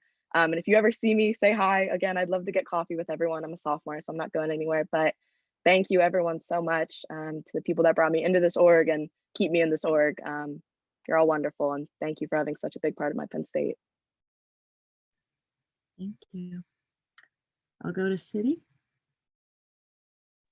Hey guys, I joined this organization when I saw a form for at-large vacancy, and on a whim I was like, why not just apply?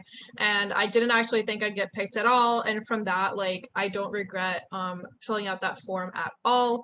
It's been such a great experience this year and getting to know everybody, being on J&E. Thank you, Najee. Thank you, Arthi. I love our dance sessions are absolutely unforgettable, but more than that, just knowing that like we're not alone in our advocacy. I think I felt that way sometimes, like not knowing other student advocates on campus, and joining this organization of people who also care about making Penn State a better place has been so wonderful, and it just made Penn State feel as an advocate feel so much less isolating. So that has been so wonderful, and thank you, Zach, especially. Just the conversations with you, I feel like every time I talk to you, I'm like, oh my god, I feel so much smarter, and I feel like so inspired. So I can't wait to see what you do, and thank you, all of you. So yes. Thank you. Najee said he had something quick. Yeah. Chrissy Gonzalez, report to video right now.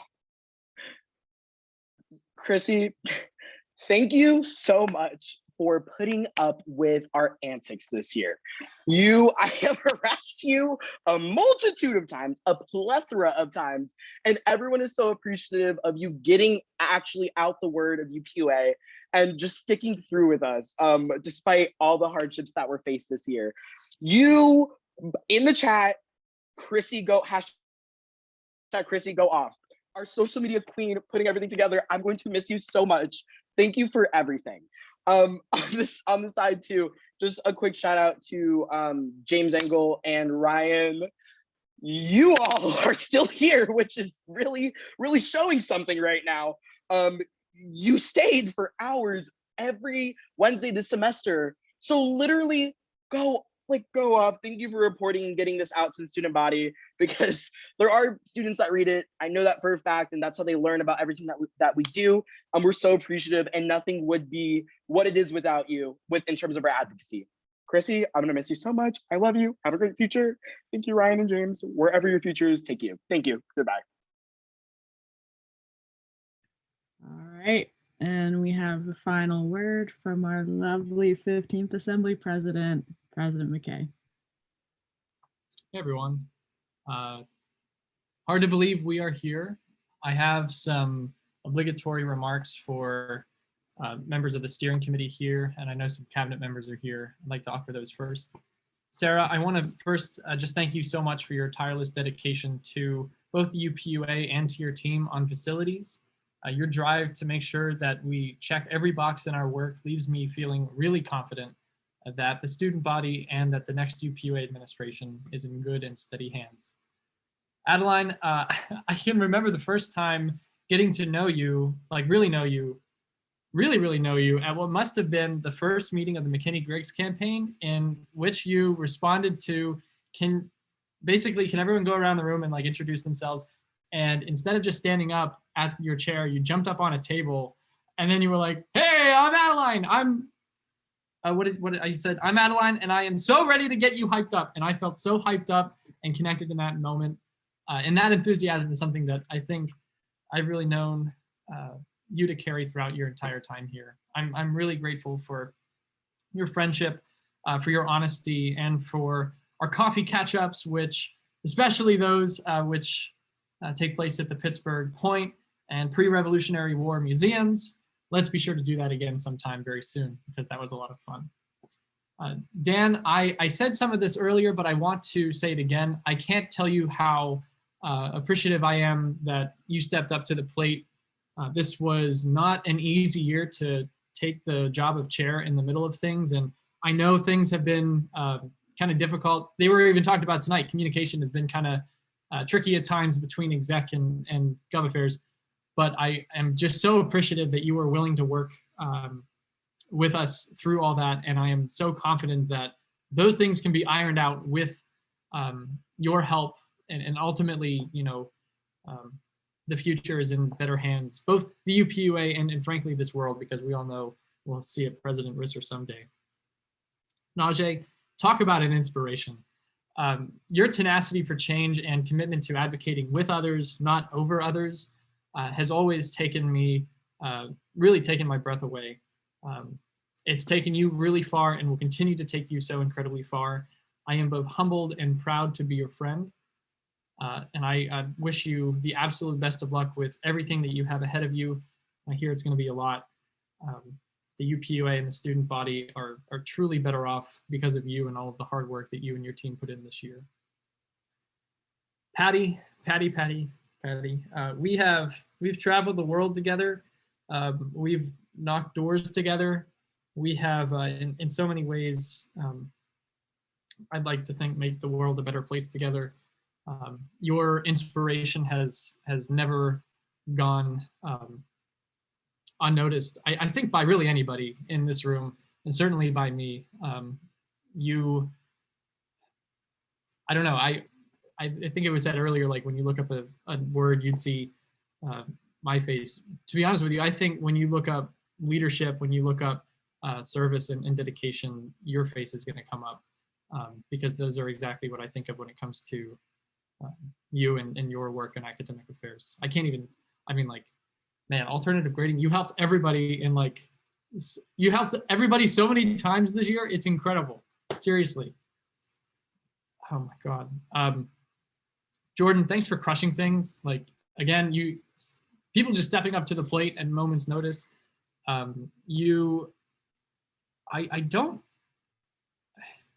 Look, I mean, we had a really solid Chief Justice, and I have to admit that I was really concerned that like the next person wouldn't size up or wouldn't be able to take the reins well.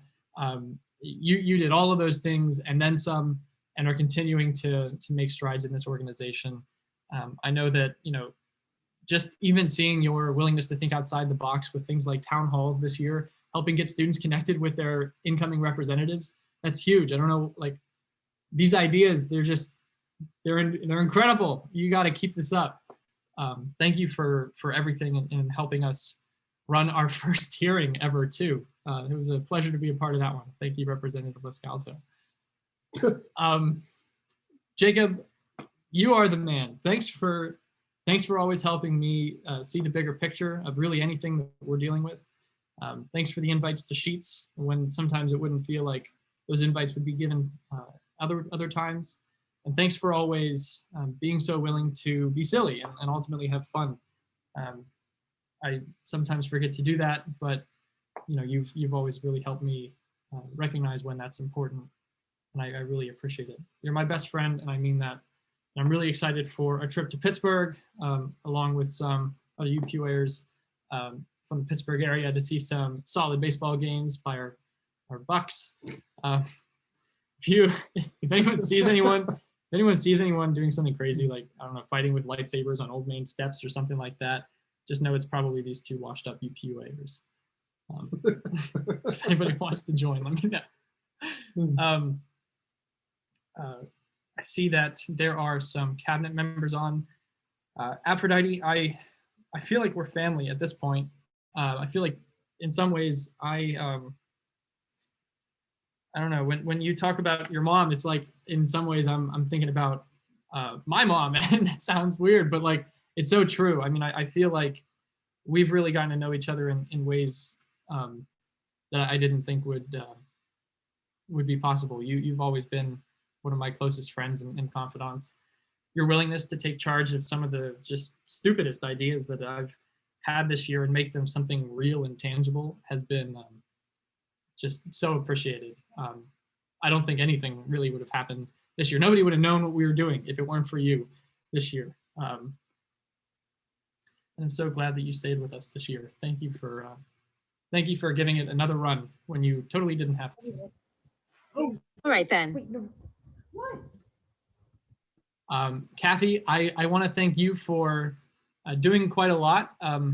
This year, I want to thank, well, both you and Lewis for kind of helping set some precedents in terms of having members serve as reps and in the executive. But more importantly, I want to thank you for,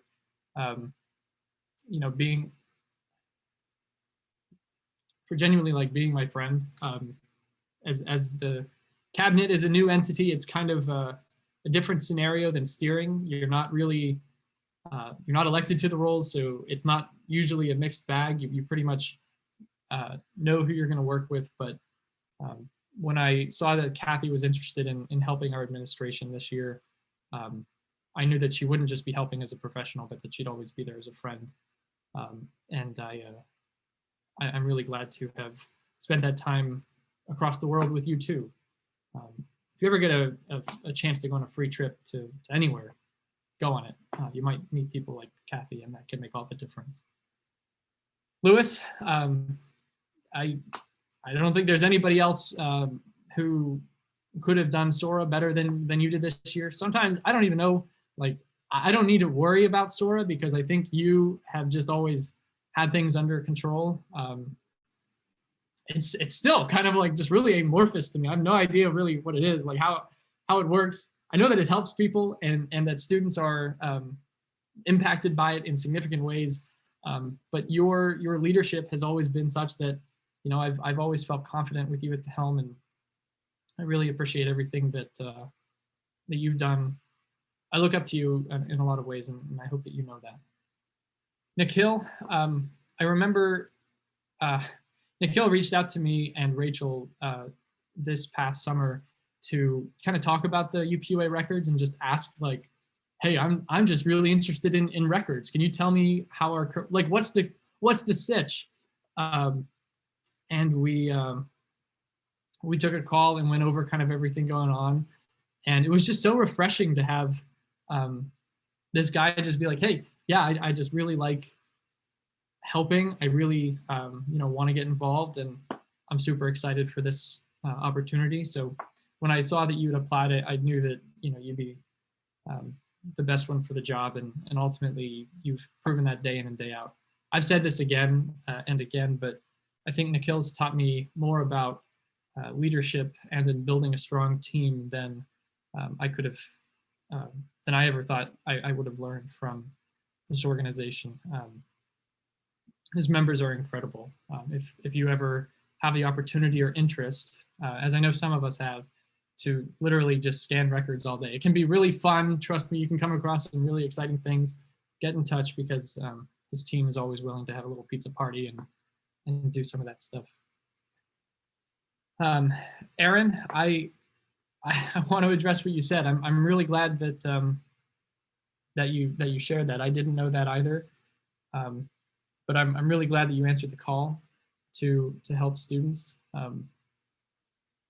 I'm really grateful for all of the times in which I think we could have let differences maybe get between us, and you chose and I chose. We did our best to not let that happen.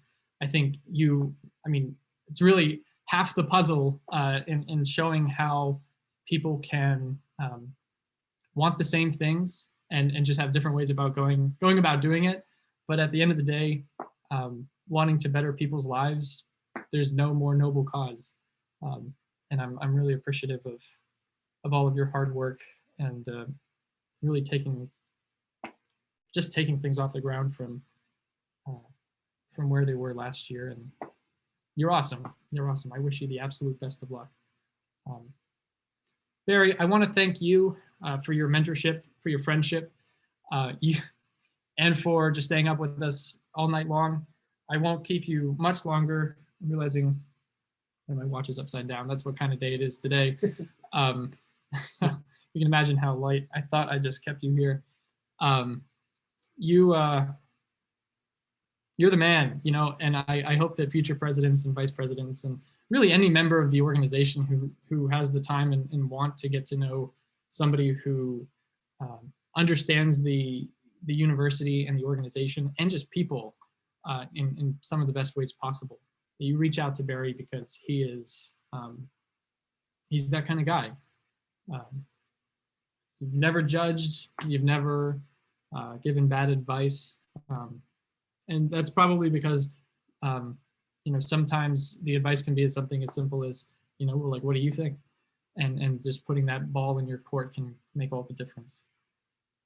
It was already said, but I just want to reiterate my thanks to the tech team.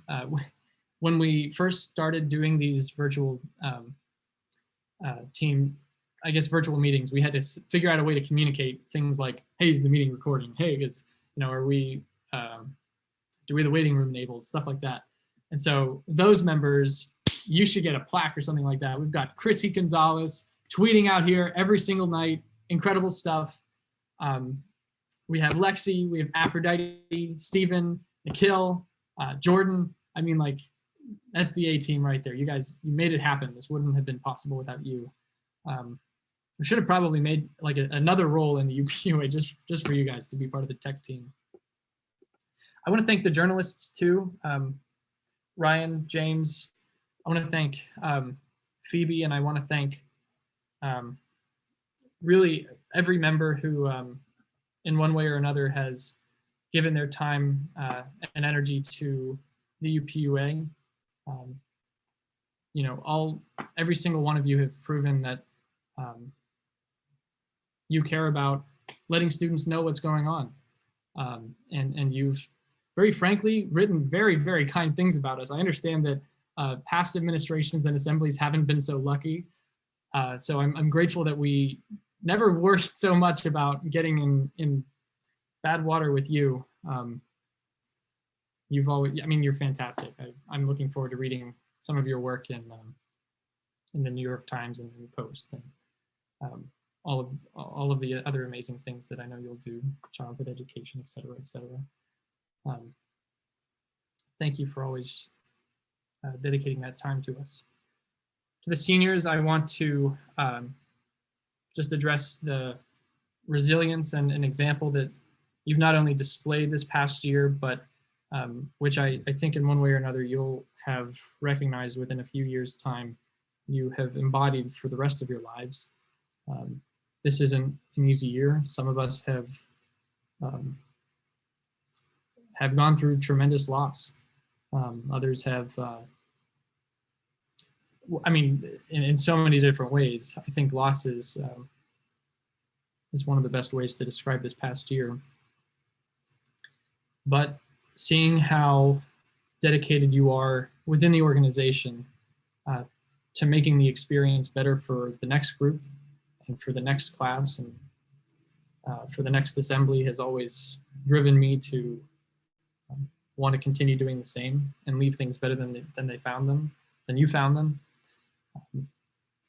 You're an amazing class, and you'll go down in history as probably the best UPUA assembly class ever, and I really mean that. Stephen, you're the powerhouse, man. I mean this with all due respect to other Gov chairs in the room, or Gov vice chairs in the room. I can't think of a better vice chair of Gov Affairs back during those times. I can't think of a better Speaker of the Assembly. I can't think of a better friend to have had in this role.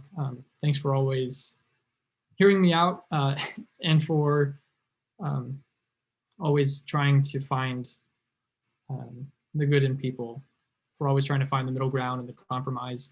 It gets really frustrating sometimes. It really does, I have to admit, working with you, because you are so middle of the road.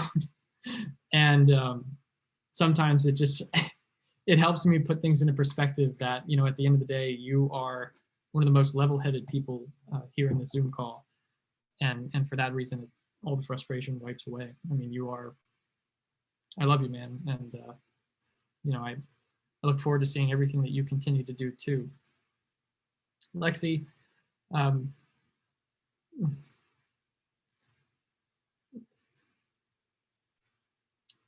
you, wow. I didn't know what to write for Lexi. So I didn't write anything because it's all right here.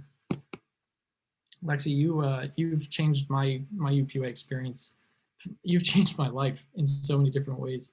No experience alone, but thank you for saying yes. Thank you. A few stories. When I first asked Lexi to be my vice president, I don't think I was very clear. And so I remember talking about it with her on the way back home to her apartment one time. And we were just hanging out, and I brought it up. She said, yeah, like, I'll think about it. And I don't know why, I thought that she had said yes, like, so I thought it was a done deal. And we ended up talking about it some point later on the phone, and she was like, wait, are you like officially asking me? And it's like, yes, I thought I did that. And I know that she thought about it within that time, and it was, I can only imagine the kind of thoughts that were racing through her head. God, I am so glad that you took that chance and took that chance with me. Thank you for, you've been a rock. You've been my rock in a lot of these meetings where people are like actually yelling at us and are always there to answer a good old, you call it an audio message or something like that, right after one of those meetings to catch up. I mean, we'll be friends for life. I don't think that'll ever change. And